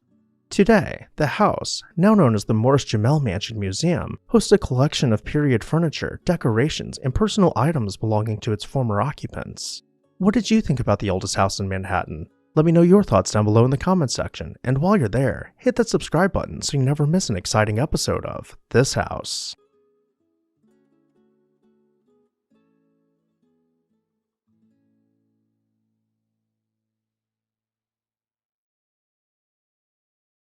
You've heard that you should never judge a book by its cover. Well, the same could also be said for houses. Hi everyone, Ken here. Today we are exploring the unassuming, but nevertheless imposing country estate of CKG Billings. Make sure to hit that subscribe button so you never miss an interesting episode of This House. CKG Billings, born in 1861 in Saratoga, New York, emerged as a significant figure in American history through his multifaceted contributions as an industrialist, philanthropist, and art enthusiast. Raised in Chicago from a young age, Billings ventured into the business world by joining the People's Gas Light and Coke Company, eventually becoming its president and orchestrating several key mergers. His passion, however, extended beyond the corporate realm to the world of horse racing, particularly trotting, where he not only invested but actively promoted the sport. In the later stages of his career, Billings' interest took a more personal turn towards the creation of a lasting legacy. After moving to Manhattan and indulging in his passion for horses through the construction of a remarkable equestrian estate, his vision expanded. We recently covered his Manhattan mansion, which I will link at the end of this video, but for now let's get back to the story of his country house. His ambition of leaving an architectural legacy was realized in the construction of Farnsworth, a grand estate named after his mother's family, located in the serene setting of Locust Valley, New York. Designed by the esteemed architect Guy Lowell in the Georgian Revival style, Farnsworth was not just a home, but a statement of luxury, elegance, and Billings' deep-rooted appreciation for art and architecture. The estate, surrounded by meticulously landscaped grounds, echoed the grandeur of an Italian villa with a central patio that served as the heart of this magnificent country house. Starting from the road, we will make our way through the gates to begin our journey towards the mansion. We will pass by rolling hills and picture-perfect pastoral scenes, gaining a sense of the context for which the house was designed to echo. To run such a massive estate, the superintendent was generously housed in his own cottage. Moving down the hierarchy, other servants shared quarters far removed from any sights guests might see while visiting. The estate came complete with ample garage space and luxurious stables to house CKG's prized horses. Finally, at the end of the long and winding drive, we see the house standing proudly beyond its brick court. Each side of the house was finished out to have its own character, with large pools and formal gardens. As we pull around the rear facade, we notice a rounded room teasing us of what surprises might await us inside. Let's return to the front of the mansion and begin exploring. Entering Farnsworth, we pass through the entrance hall where colossal Kenstone columns frame our view into the courtyard, or patio as it was called. The public rooms are all organized off of this majestic space centered on a fountain, carrying the sounds of trickling water throughout the house. Turning back around, we can see the columns we first noted when we entered the mansion. Let's first continue through the archway as sunlight silhouettes the cherub in front of us. This brings us to the loggia, perhaps even more grand than the patio we just passed through. Doubling as the music room, the ceiling is domed and decorated with intricate frescoes depicting Pompeian motifs. We still have much more to see, so we won't linger in all of the loggia for too long. Instead, we will continue our tour through another archway connecting us to the drawing room. Styled to match the house with Georgian design elements, the drawing room was meant to be a less formal living area. Though with twin fireplaces at each end of the barrel-vaulted room, it still maintained a quiet dignity. The next series of spaces leads us towards the trophy room, where CKG proudly displayed his accomplishments in both horse racing and breeding. The estate stood in unassuming grandeur, bursting at the seams with quiet luxury from 1914 until it was demolished in 1966. Thankfully, we still have a handful of photos to remember one of Long Island's greatest estates. Which room was your favorite? Let me know down below in the comments section. To hear more of CKG's eccentric backstory and explore his palatial Manhattan man cave known as Tryan Hall, click the video at the end of this one. As always, thank you all for watching, and make sure to hit the subscribe button so you never miss an interesting episode of This House. The origins of Greystone trace back to 1865, when John Waring, a titan of industry known for owning the world's largest hat factory, commissioned architect John Davis Hatch to construct a 99-room mansion on 33 acres in Yonkers. Named for the gray granite quarried nearby, Greystone was a fortress-like Hudson River Valley villa that epitomized the grandeur of its era. However, the financial crisis of 1876 forced Waring to relinquish his creation, setting the stage for Greystone's next chapter. In 1879, Samuel J. Tilden, a former governor of New York and a presidential hopeful, saw potential in Greystone not just as a summer residence, but as a horticultural campus. Tilden's tenure at Greystone was marked by the construction of 13 greenhouses, laying the groundwork for the estate's transformation into a botanical paradise. His death in 1886 left a void, but also a vision that would inspire the estate's next steward. Enter Samuel Untermeyer in 1899, a legal luminary with a passion for public welfare and a zeal for horticulture unmatched by his contemporaries. Untermeyer's acquisition of Greystone was not merely an investment, it was a commitment to creating a sanctuary of beauty and a beacon of educational advocacy. The crowning glory of Untermeyer's tenure was the commissioning of William Wells Bosworth in 1916 to design what was called the finest garden in the world. Bosworth's creation, a fusion of Persian and Greek styles, was a horticultural masterpiece that included the Greek garden, the vista with its breathtaking Hudson River views, and an Italian-style vegetable garden. Untermeyer's gardens were not just a private pleasure, but a spectacle, generously open to the public to inspire and educate. Untermeyer enlisted architect Joseph H. Freelander to renovate the mansion, making it a worthy vessel for his art collection in a home that reflected his status as one of the era's most formidable lawyers. To enter the mansion, we will first climb the steps towards the front door, hidden in the shadows of the veranda's large, overhanging eaves. This leads us into the vestibule, clad in stone with a pointed ceiling soaring overhead. Opening the wrought iron doors will bring us to the entrance hall. As we make our way above herringbone wood floors, sun pours in through the oculus overhead. Directly in front of us, the grand staircase sweeps against stained glass windows at its landing. First, we will wander into the dining room, where a gilded, coffered ceiling glistens above a grand fireplace boasting intricate relief work.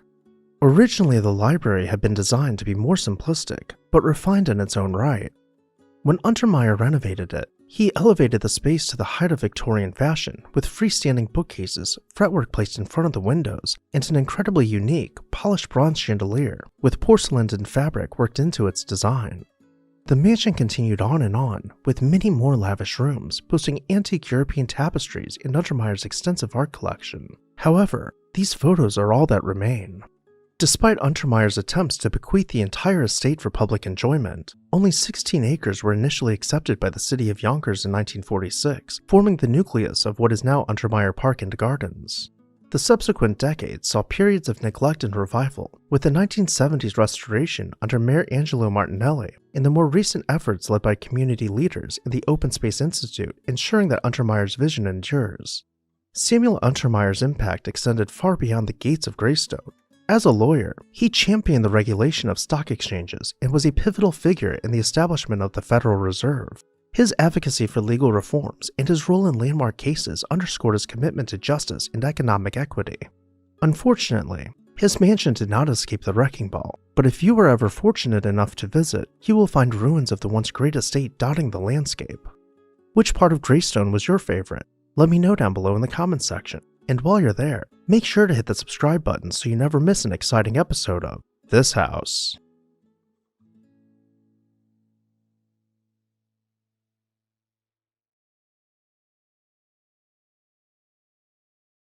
In the bustling 1800s, Manhattan surged with innovation and opulence, yet amidst its grandeur lurked a pervasive problem. The city reeked. From the foul stenches of horse droppings lining the streets, to the body odor of men who only showered a few times a year, the city was overrun with a gag-inducing stench. However, within this cacophony of odors, one visionary emerged to help people breathe easy. Hi everyone, Ken here. Today's recording might sound a little different because my dishwasher leaked and destroyed a lot of my basement, so we are recording somewhere else today. With that in mind, let's go ahead and dive into this really interesting story nose first. In the late 1800s, George Kemp took up an interest in the perfume industry, particularly in Florida water. Florida water was touted as a cure-all for diseases, but beyond its snake oil claims, it was proven to make people smell better. When George joined forces with the product's manufacturer, the company was rebranded to Lehman & Kemp. George launched an aggressive advertising campaign with illustrated images in full color, demanding people's attention. Florida water began circulating throughout high society and became so popular that it was deemed one of the only acceptable gifts a single lady may receive from a gentleman. Once the fashionable crowd had their hands on the refreshing clover and lavender-based perfume, the lower classes began seeking it out, and much to the everyman's surprise, not only could men and women wear the perfume, but its price point was actually affordable for the masses. Not only did Florida water help to mask the stench in Manhattan, it made George Kemp an incredibly wealthy man. In 1878, he began building a 5-story mansion at the corner of 56th and 5th Avenue in Manhattan. But being the entrepreneur he was, he included rental units behind its unified facade.